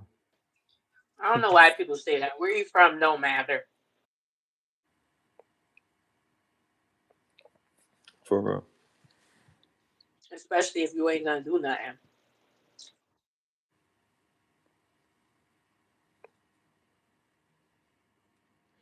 Facts. Yo, let's talk about abuse of authority. What's up with these cops, man? What do you think about Atlanta police officer, female, using her authority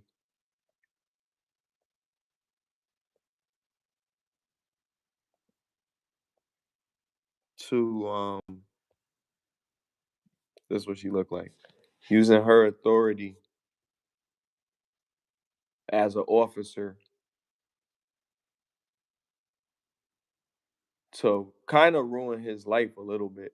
Well, not his whole life because he's still alive. He's still like he not in prison, but he fighting for his freedom because he got to keep going to court because of something that happened. She shot him a few times, twice, two different situations. And the first time he had to go to prison for it, and then the second time she did it again because they was having an affair. She was in a marriage. She left her husband for him. He didn't want to leave his woman for her, and she got upset with that, and she was just real aggressive. He was trying to leave. She was like, "Pull my pants down right now. Just do it right now, please." And cause she had her body cam on, and then she pulls out her gun, and then she like, pow, she just shot him. You know what I mean? Then he ran to the whip. She shot. You know what I mean? She was trying to shoot him, but she got him when he got up and ran off a little bit.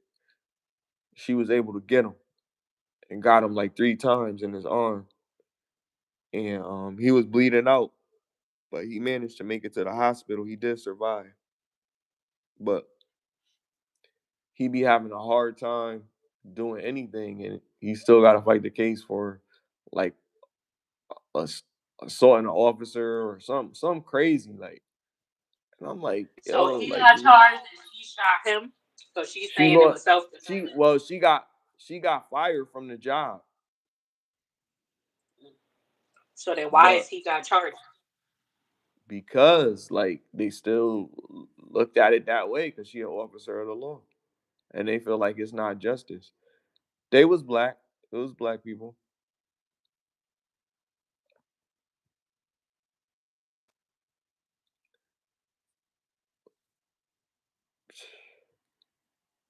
So it's crazy when you got situations like that, because then it makes you think, like, damn, like you messing with people, and when people saying like, oh, you should know that you're gonna marry somebody in 6 months. Nah, hell no.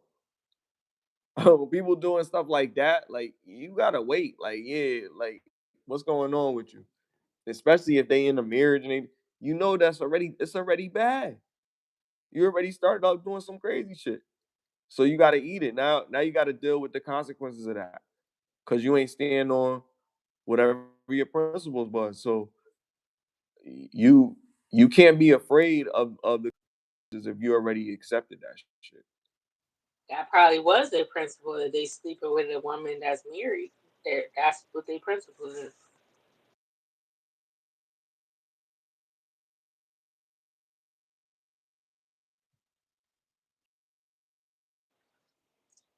People crazy. How you? He probably cheated on her. That's what happened.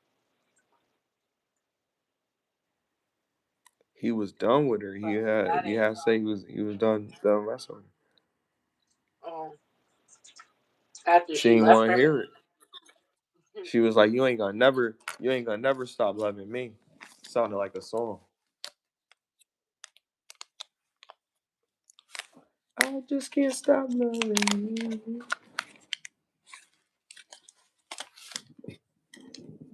And if I stop, then tell me just what will I do? I just can't stop loving you. Crazy.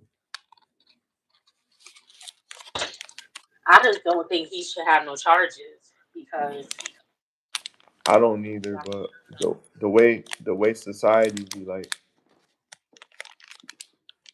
it don't work like that. He wrong because he wrong.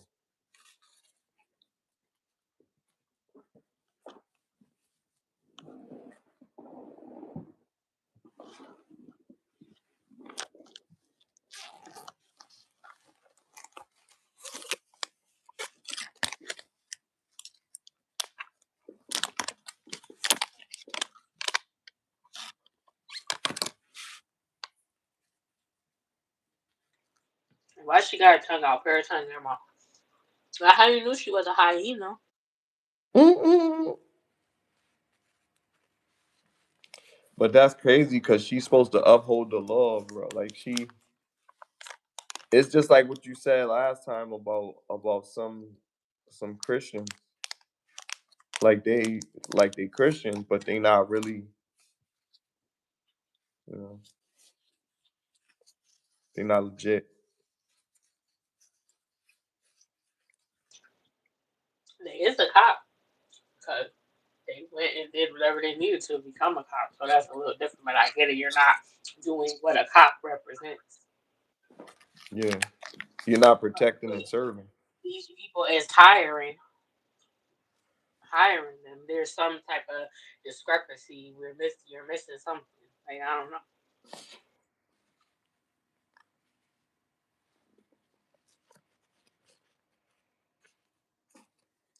Should be crazy. They be out here wild.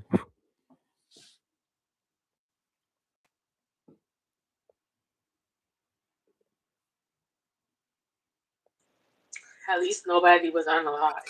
So it shouldn't have went to where it Yeah, went either. yeah, I agree with that. I'm happy nobody lost their life, but it could have been worse. It was some fatal attraction type of shit.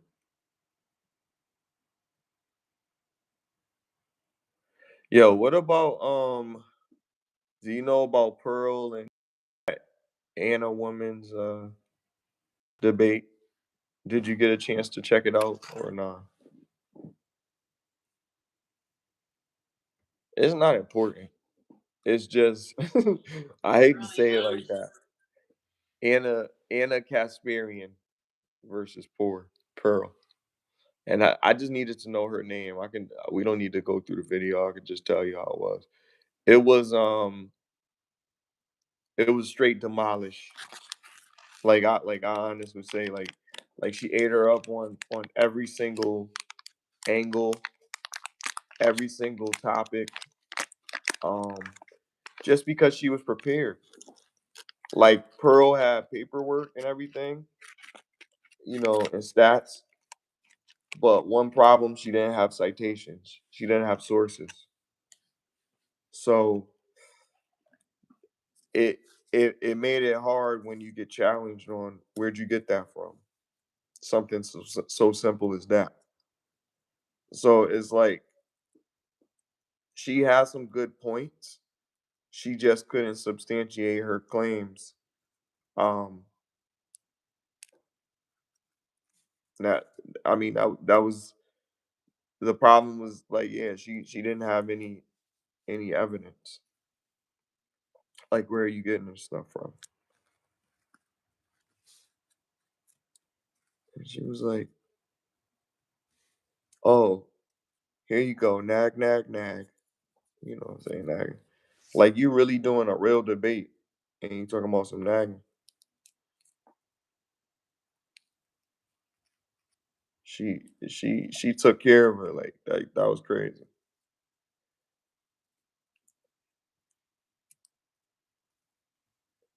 And like with like Who the was the one? feminism. Go ahead. I'm sorry. Who was the woman?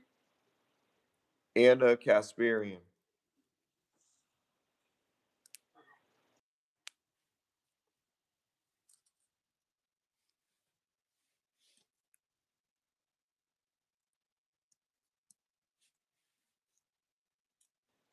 Pearl just annoys me. Her voice, like, she Yeah, just yeah. annoying.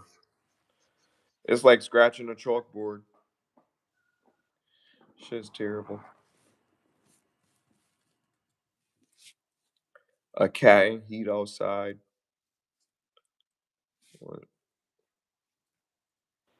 What'd you say? A cat in heat outside. That's what Pearl's voice sound like.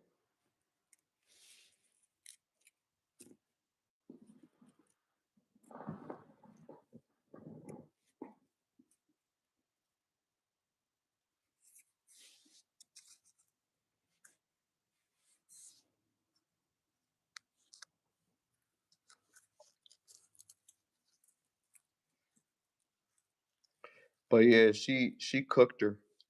Like it was crazy. I really felt like What um did she say? well they were talking about uh taking away alimony and taking away um child support and um give 50-50 parental custody, and that'll be fair if women want the same thing that men get. And then Anna's points was arguing, well, most of the cases men choose to give up their parental rights or whatever, and certain things like that, but they do it because of the stress that they got to go through and all the loops that they got to jump to actually get the parental rights. Like, why do they got to work so hard? Just give them 50% off the rip. You know what I mean? If you want it like that. Matter of fact, just do it. If the dude want to be a deadbeat, we can't complain about that. But studies have shown that it's a small percentage of men that just try to give up their parental rights. They're forced to because they don't got the money to pay for the litigation that they need to fight it. Is that a fact or no?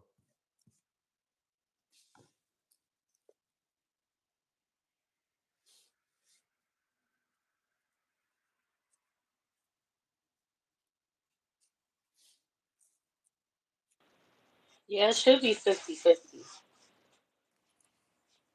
because um after, if you have kids um and y'all not together, then they should get equal time with both parents.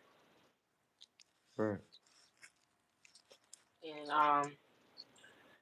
It's, I mean, it might be, and even when it say 50-50 on paper, they still it's still a custodial parent. Like you gotta, and it typically goes to the mom. Well, depending on what state you're in, and you gotta file for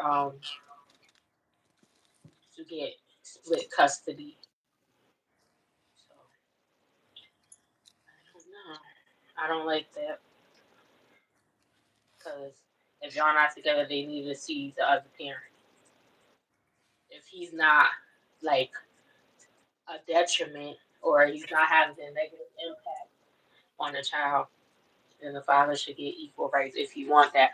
That is true that guys don't. I think they don't want to be a full time parent by themselves. Most men don't want to be no single father, like and the kid live with them and the mom is on the weekend. That's rare that happens.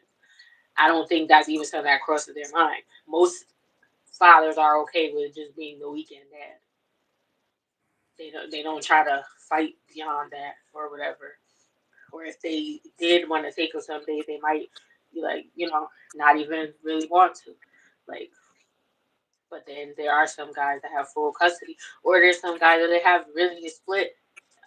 They may not have gone to court to get this. Uh, they they have like I get them 4 days a week, and you get them the rest of the week or something.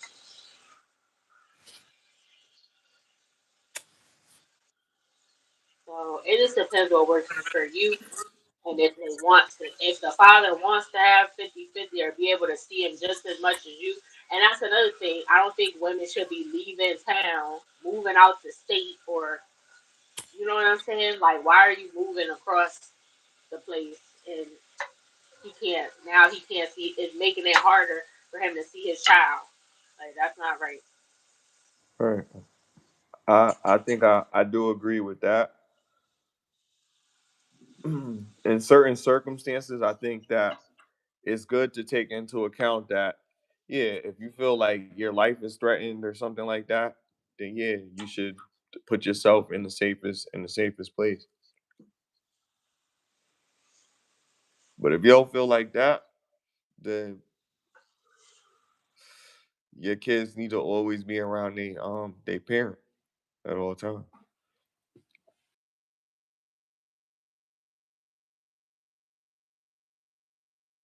Fucking do. Like it's not no responsibility to take care of somebody else's kid but their parents. But we live in a society where people get diverted their responsibility because they don't lay in the bed that they made. You decided to partake in a certain situation, so you obligated to handle the responsibilities that come with that shit. There's no way around it. But a lot of times we find ourselves in situations that we can't really commit to and we like, damn, I don't know what I'm gonna do. You gotta make a sacrifice.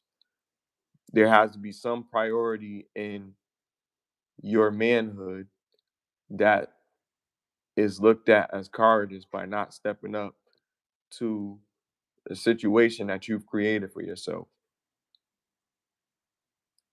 You have to take account for what you created, and it's tough. Sometimes you got to fight for it.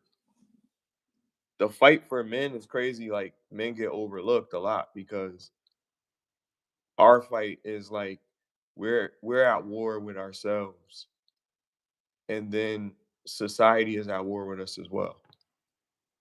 So we don't have nobody to fight for us. You know what I mean? So we got to figure it the fuck out. So all the time in society, when they're beating the men down, you're constantly pushing yourself forward. And the few that make it when they push themselves forward, they don't recognize how hard it took to make it there. Like to me, that's bullshit. Like why you can't be honest and be like, yo, it took a grind, but you gotta make the sacrifice. I'm telling the truth. It's gonna take some sacrifice. It's gonna take you a few years to get there, but you could fucking do it.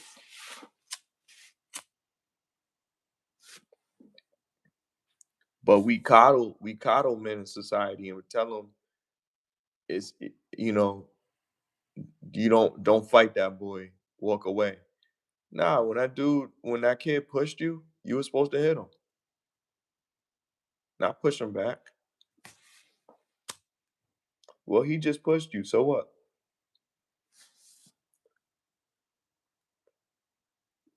He could have hurt my shoulder.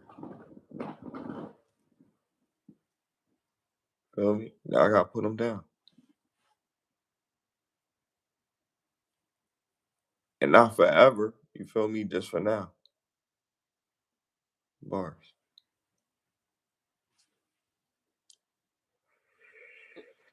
Forever, ever, forever, ever, Just for now.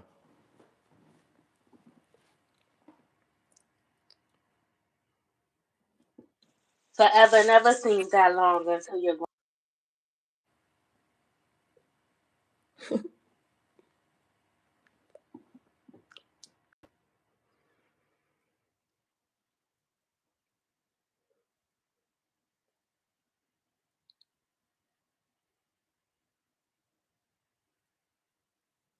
Well, how do you feel about that? Do you feel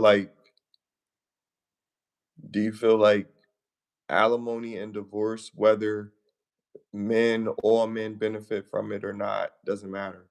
Do you feel like alimony and divorce, child support, and um, giving 50-50 parental rights should be across the board, like they have it in Kentucky? Thank you for Kentucky.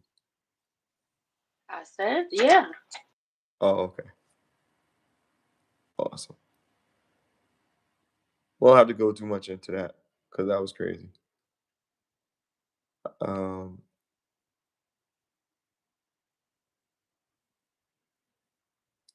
yeah, I There shot was one somebody. guy. Huh? No, go ahead. There was this guy and this lady, and they was in there for child support, and he had to prove that he was a father first. And he said he was a father, and the lady was so happy, and she was like, "How much am I gonna get?" She was gonna get 1,400 a month, and she was like, and she was just so excited. She was like, "And they're gonna do this, and they're gonna," and she was asking questions, but she was like so happy. But then I don't know what happened. I forgot. The judge ended up taking it away because he could tell she was on some. Oh, she left the state. That's what he told her. You can't leave the state. So he, because we trying to be equal and give him, you know, so he could be able to see his kid, or you're making it harder for him to see his kid if you leave out the state. She had already moved to another state before they even. She was already living in another state. They was on Zoom on during the court.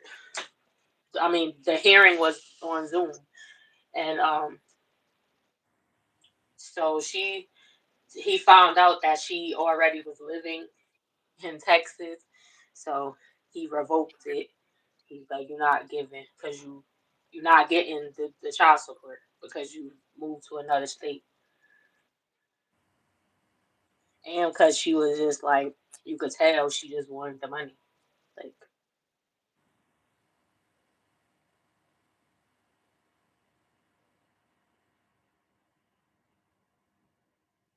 Hmm.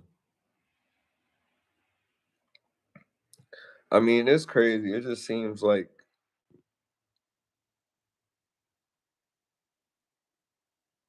in all of these situations, the man just looks bad.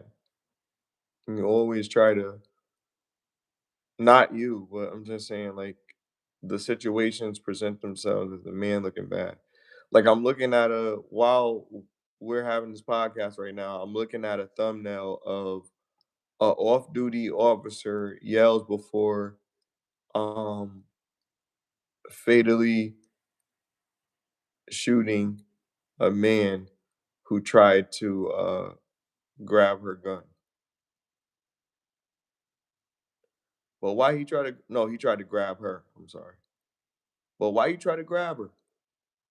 Oh, he tried to grab her gun. My bad. So she fatally got him. and it was all caught on a surveillance camera in the area around the bank.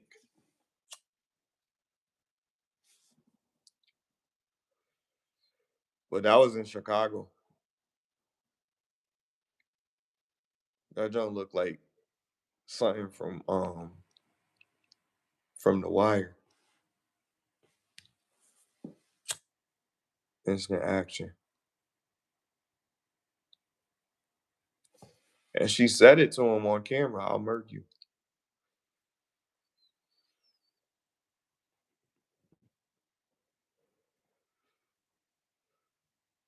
Shit is crazy. She really said that. Yeah. She said I'll she said I'll delete you Oh. before she fatally popped him.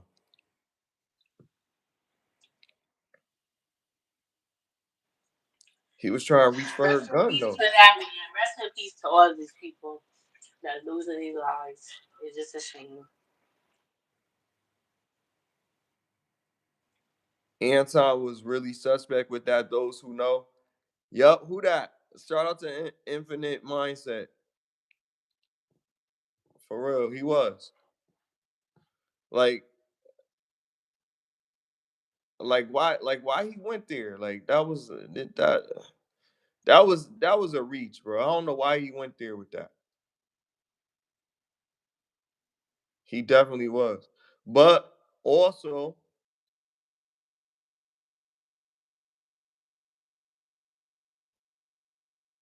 saying that a man is kissing another man's ass is also emasculating.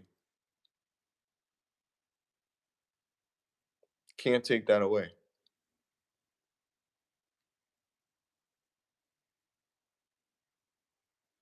It's like, all right, yeah, they both are fucked up, but like it's like which one is worse? Like if you say fucked up, it doesn't matter which one is worse, does it?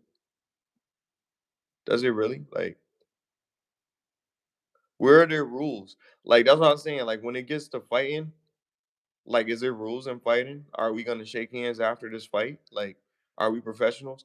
That's why I suggested celebrity boxing. You guys can make some bread. People will be entertained from watching you guys run out of breath, running around chasing each other. And we get to see that you guys are man enough to handle your differences and still walk to your families with your head held high. They not supposed to do that. But I'm just saying, it's just I know they not, but going back and forth online, like I don't know.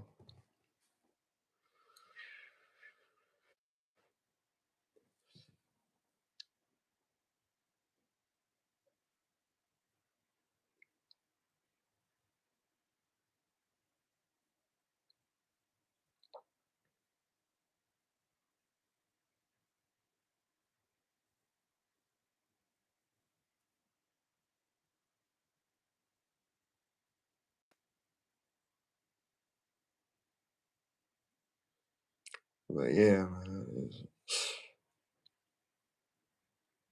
it's wild, man. We got snow out here, man.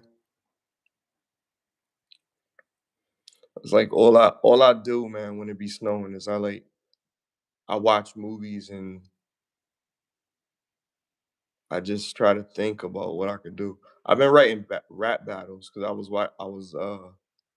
I was considering getting into rap battling.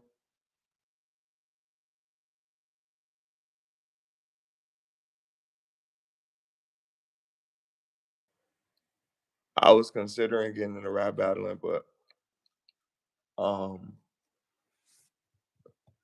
I just decided not to. But I was thinking about it because I was only thinking about it not because of all the other great rap battlers that I heard, but I heard this one rap battler by the name of Anderson Burris, and I kind of was like considering calling him out. Like I was like, yo, I wanna call him out, but I don't wanna call him out with my verse that I've written. You know what I mean? I wanna just call him out like professionally. You know what I mean? And we battle with words. And I wanna see if I can beat him in his own game of using wits. Cause I seen him do some crazy stuff. But I think this opens a door because if they accept his, then I know that mine will be more accepted because I'm of culture and I can still speak to the same points. So it'll be interesting. I've already started constructing things. I've been looking into his past. He does see this is the thing. Like I'm going prepared and I know how competitive these guys are. So other people gonna probably say, why you ain't try to go against this person first, or why you ain't do this, or I could have went against anybody else but him because he had that long and he's a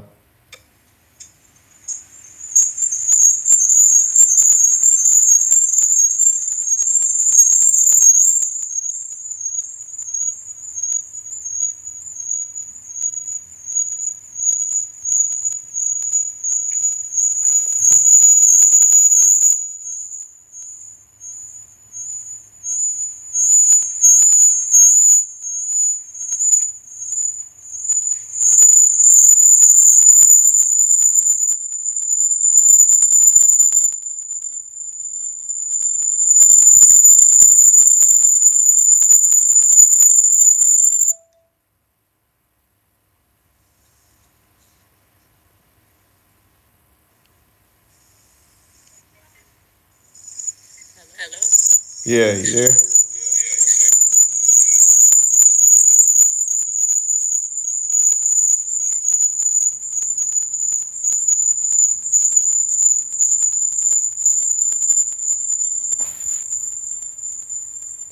Look like something happened. I don't know. You still there?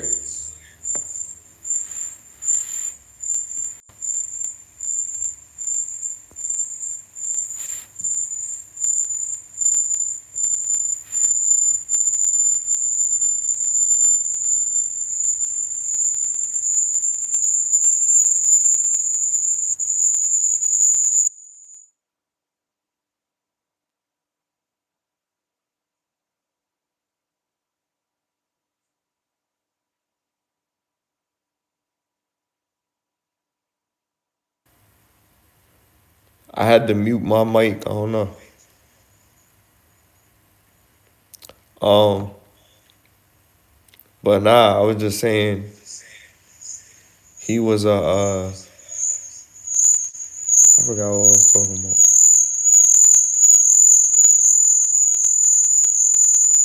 Oh, that's we can't have both our mics. That's why. But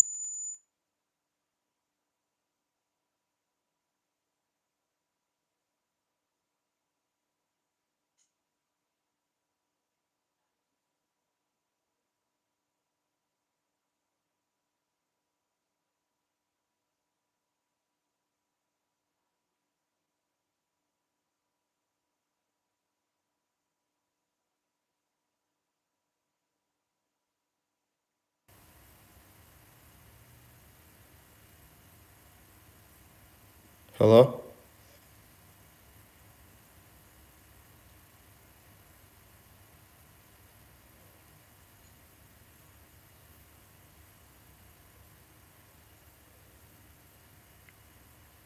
Could it be the Bluetooth?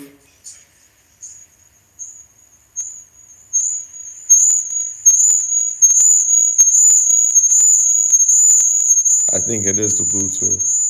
That's exactly what it is.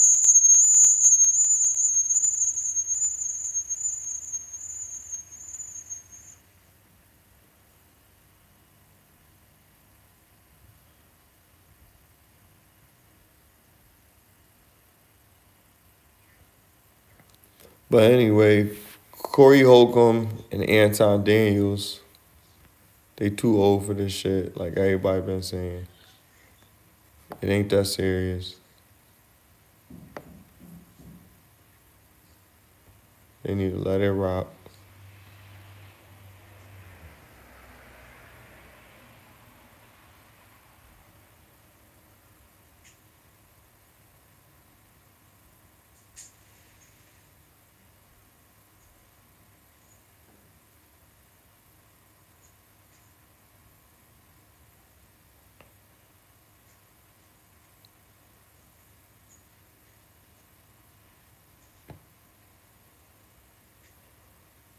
And you had something in here. How long should a woman wait for marriage in a relationship?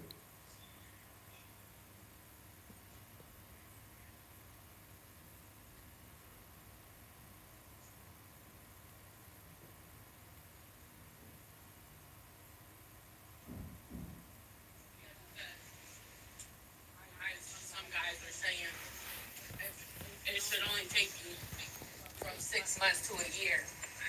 You would know if you want to be with that woman or not. What do you think about We that? can't we can't hear you.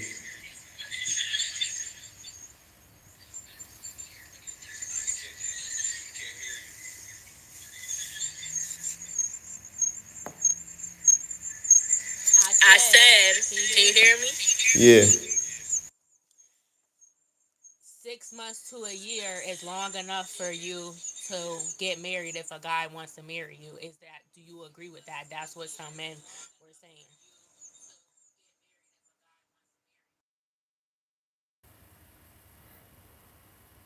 Nah, I don't agree with that.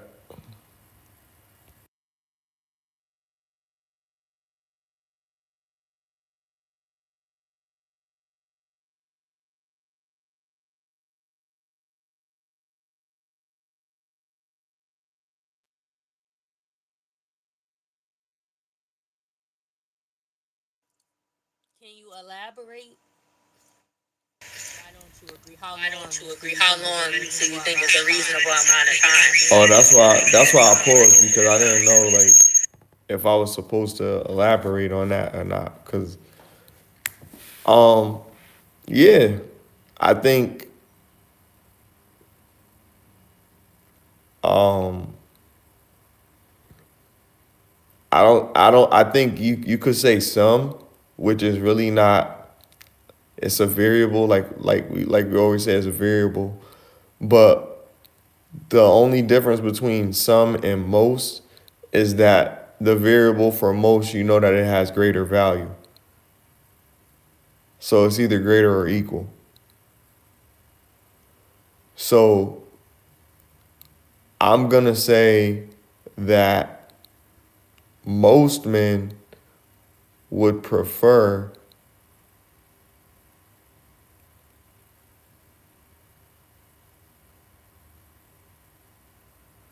to wait in this current climate before getting married because of all the risk involved.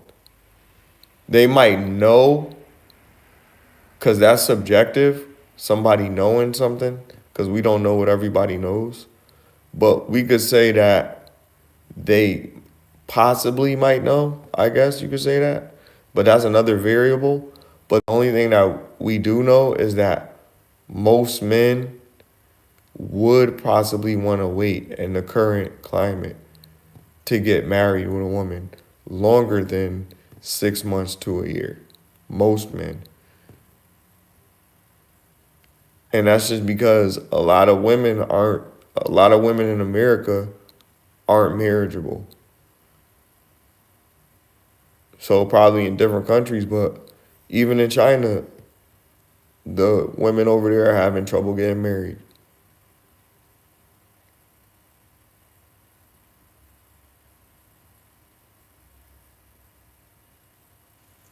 This This guy guy said said he he teaching teaching his his daughter daughter to to leave men leave if they men don't if they marry don't her marry her within within that that time time frame. frame. Well, I hope his daughter look good. I hope his daughter in shape. I hope his daughter got manners. I hope his daughter respectful. I hope his daughter is intelligent. I hope his daughter has good um, fertility. Um, I hope his daughter is a virgin. Cause if not on any of that, she gonna have a hard time.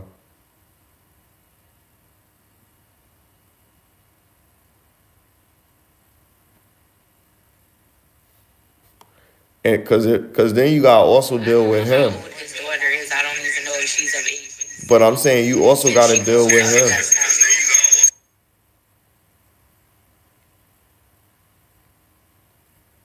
You gotta deal with him. That's what make it even worse.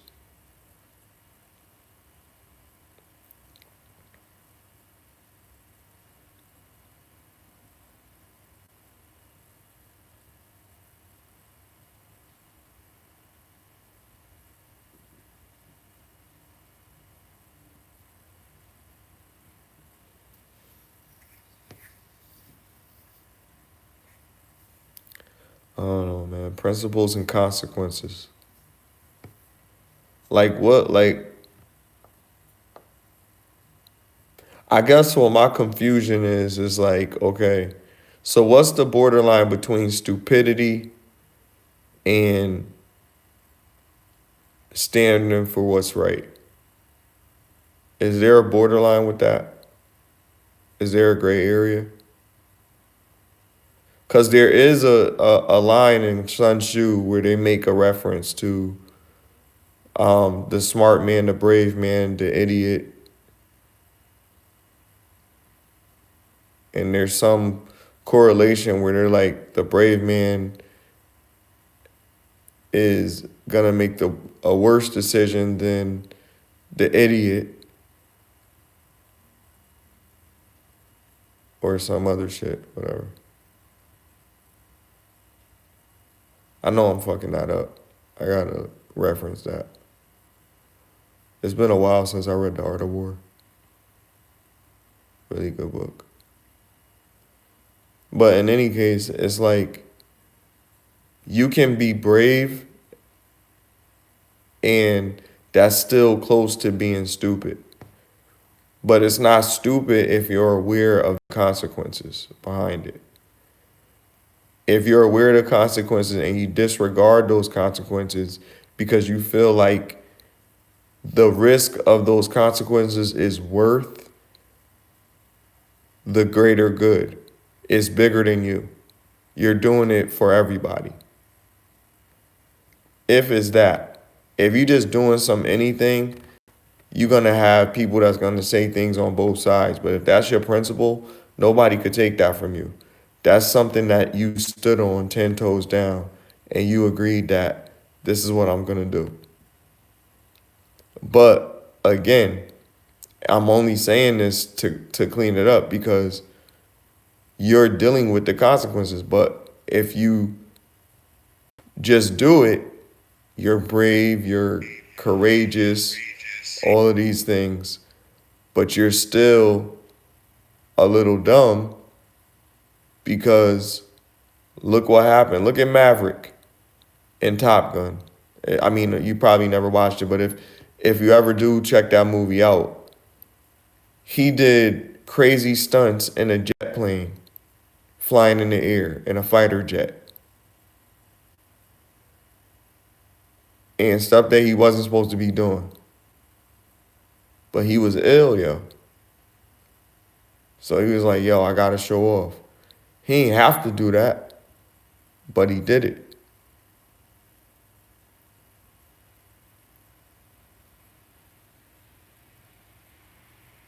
But that's what I'm saying. Like, I don't know.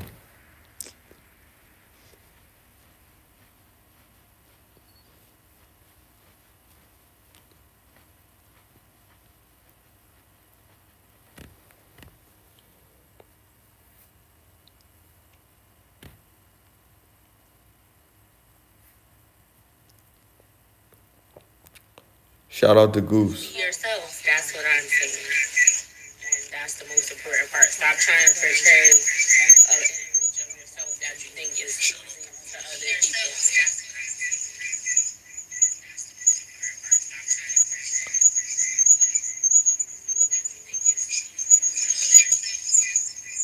That's true.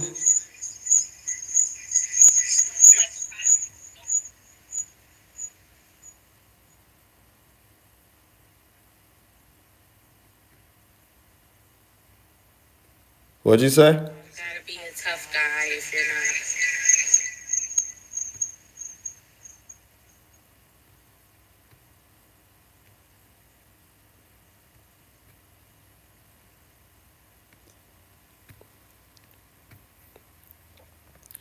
See, the problem is with like trying to be a tough guy. Nobody ever really wins. You know what I mean? Because you're not. What are you fighting for at this point? At the end of the day, and then when you say you're not trying to be a tough guy, but you would have effed him up, like that's tough guy talk.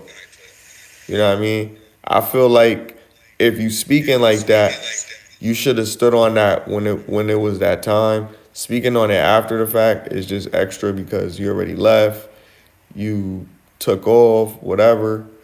But I mean, it wouldn't have been gentleman like for y'all to get into it, especially if y'all came there on some professional shit. Like that wasn't professional. That didn't set an example for the young fellas. It didn't. It didn't help us in society. It didn't do. You know what I mean? It didn't do anything great for us.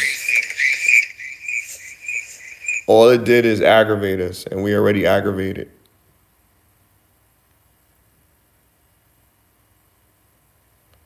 It's good to talk about and discuss, but we need to talk about why it was wrong. And that's the problem. Like we keep on saying like we don't want people to point the finger at us, and I be saying it too, but I be like, damn, like this shit look crazy. They couldn't even really have like a conversation without swearing with each other.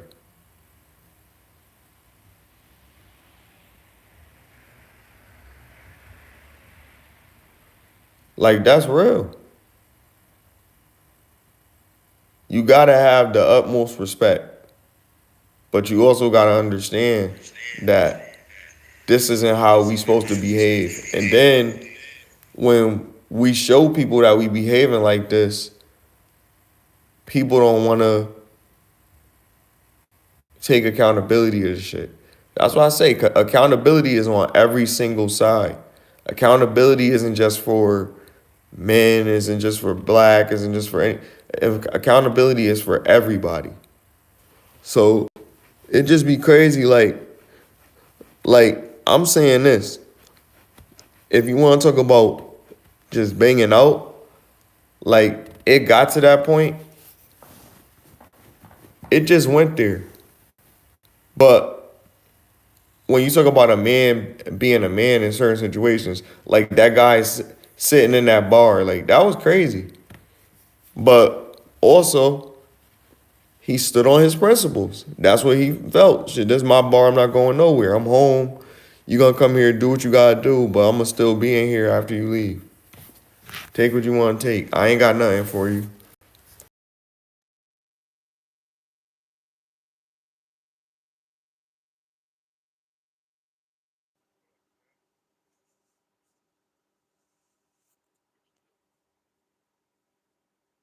Hello.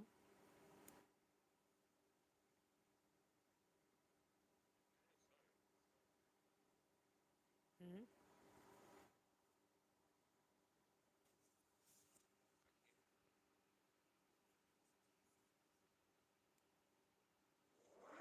I can't hear you.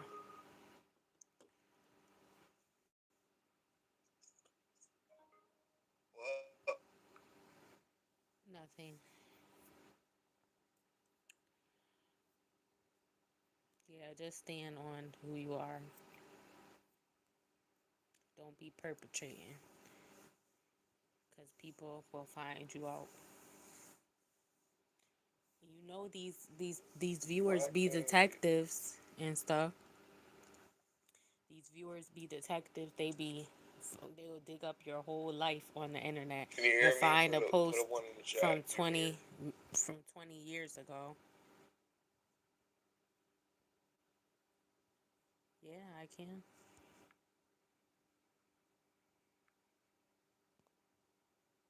You can't hear me? Yeah, I can hear you like really faintly. What did you do? Like, are you using the mic and you like far away? You know it's gonna No, go that I'm right far. in front of my face. Oh.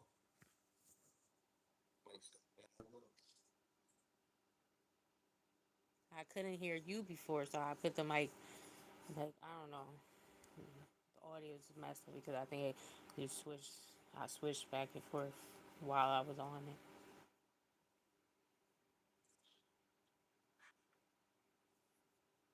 Let me see.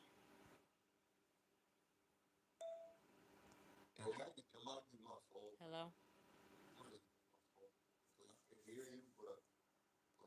can you hear me?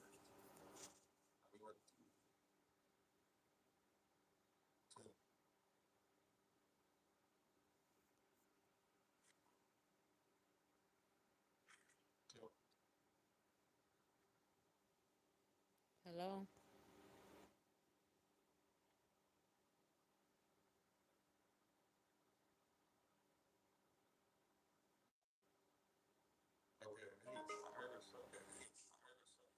you hear me now?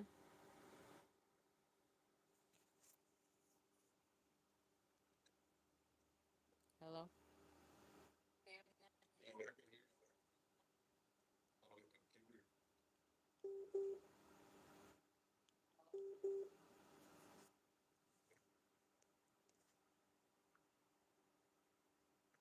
hello.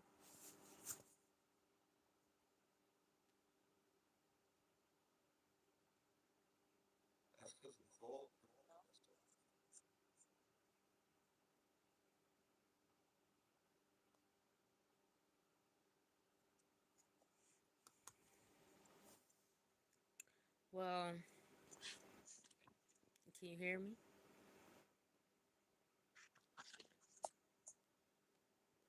Huh? Yeah, I can hear you. It sounds better.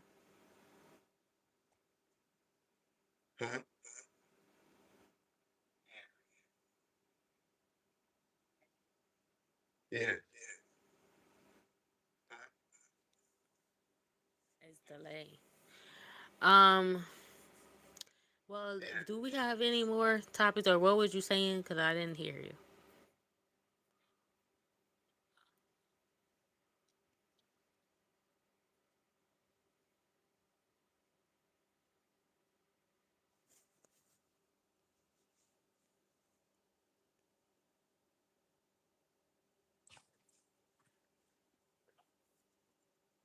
Yeah. Hello. I was just saying, that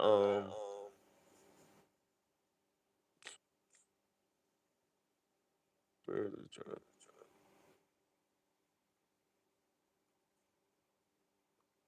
Yeah, that's it. That's it for right now. I don't got no more topics. All right. Oh, just Well, that Ice still out here shooting people. hide your wife, hide your kids.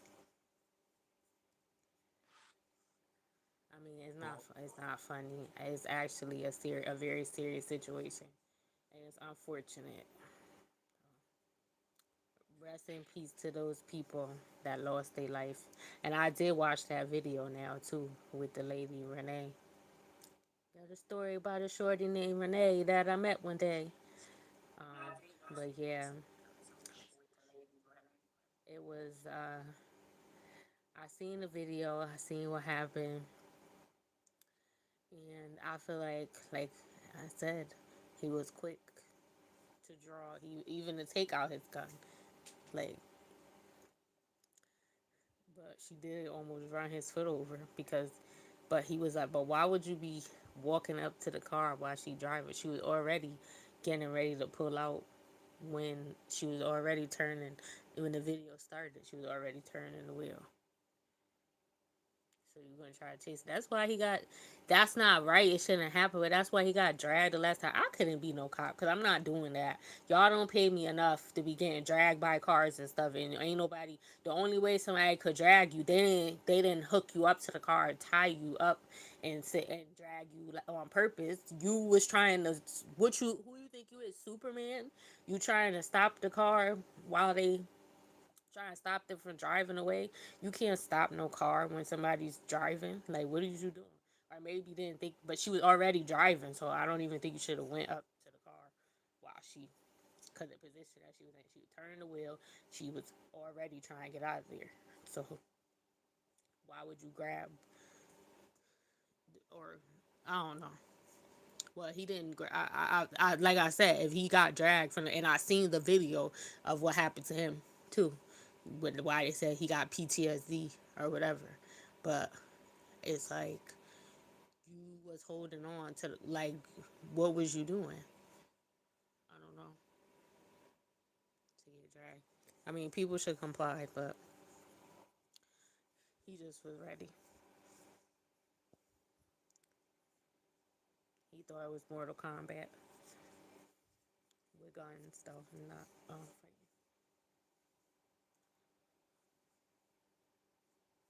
And then the wife was talking smack. The wife was like, "Yeah, I see you," but it's not, like, I don't know what she was saying. I forgot. But huh?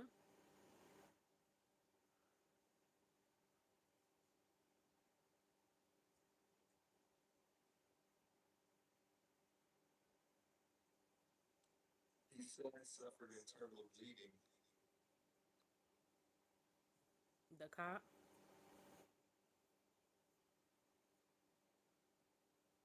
I mean, the ICE agent.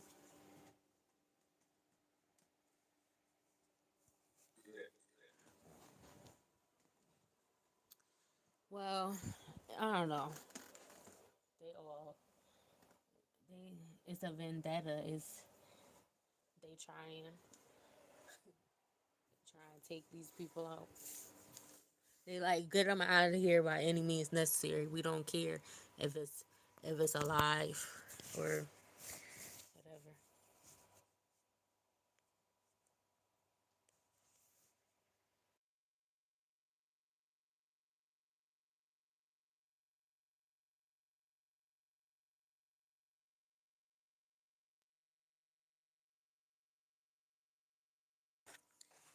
I watched Primate. I want Bubbles. I want Ben. What is the name? Ben.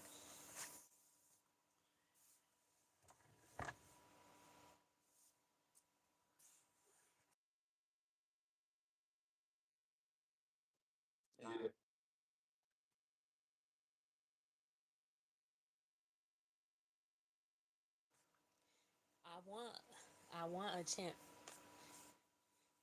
That chimp was possessed.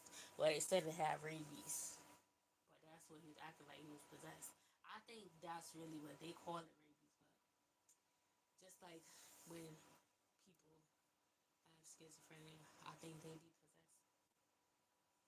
And I think that like Tourette's is too. Like I told you about that girl that she got a Instagram and a TikTok, and she be posting content, but she be like talking and she just be having tics throughout the thing. But it's like something taking over. It's just like it's crazy. Like you just talking like, woo, my name is Ani. I like to party. Five different things in between you talking, saying stuff.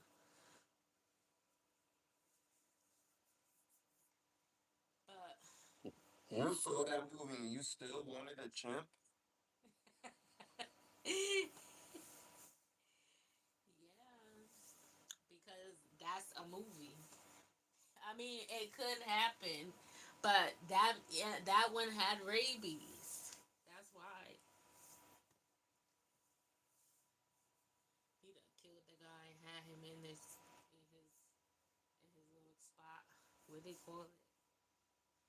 Where he sleep at?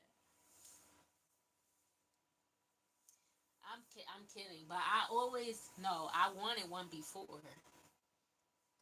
But that one was crazy. He ripped that dude's jaw off, and then he dropped it.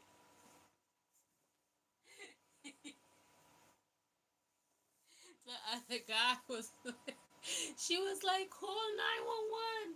He's gonna kill you. And then you just see the jaw drop on the ground. He just dropped that guy jaw on the ground. Like literally, he dropped it because he had his jaw in his hand. And then he like, what the heck? Like, he picked it up and looks at it like, this nigga jaw is too late now. It's over. He about to you next. He coming to get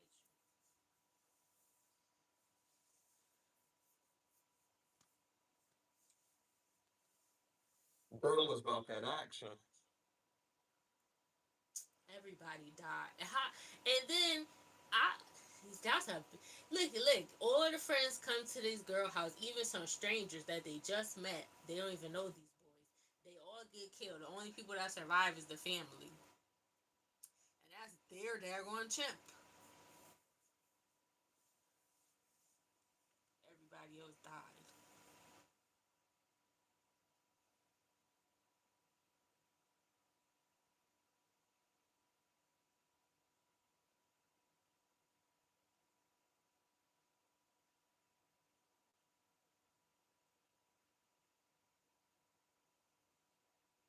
But yeah, They chimps couldn't are control cute. their monkeys. Chimps are cute. Yeah, they were like, Ben, what's going? Like the first time it happened when the father came down and he was like, he was deaf. He didn't even say that. He, that was making me mad too, cause I was like, is he gonna be in this whole movie? But I'm glad he went out of town or whatever, and there was other people there because that was getting on my nerves. Like, because it was bootleg, so I couldn't see what he was saying when he was on some parts because the screen, the words was up there, but it was cutting it off the way the view was. I don't know, like the the link of whatever it was, they had it cut off, like you could see it, but it was cut off at the bottom. I don't know, so I couldn't even see what he was saying on some parts, but it didn't really matter. I guess the movie was straight. It wasn't. It's a better creature feature than you know, it was interesting to watch because I don't really like we said before, like we talked about it before. I don't like creature features particularly, but there are a few that stand out. So it was straight. And I watched Black Phone too because I didn't see that yet, but I watched it. The first one was better,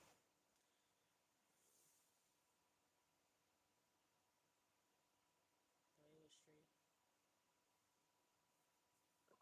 One battle after another is good. Huh?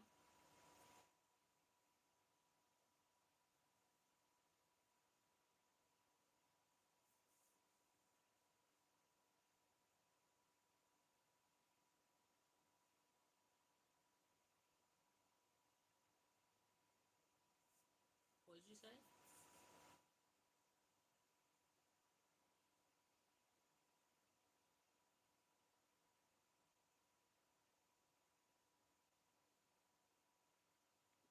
One battle after another. One battle after another. I don't know what that is. Are you saying a battle or that's the name of a movie?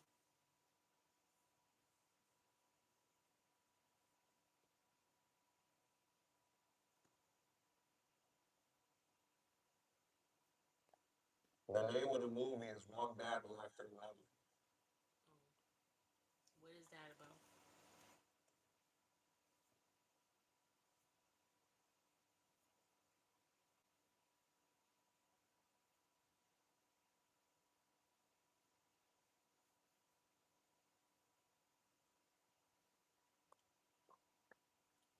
I explained it earlier when my sound better. Oh, I don't know. This delay is getting on my nerves. That's all the topics. So thank you for tuning in to another episode of Getting Lifted. 30 is the new 20. hit the like button, share and subscribe, and click the notification bell so you're notified the next time we post or go live. I'm La Hefa.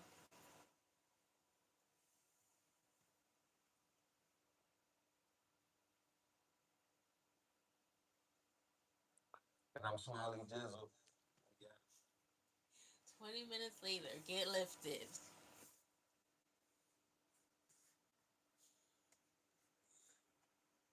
That delay is crazy.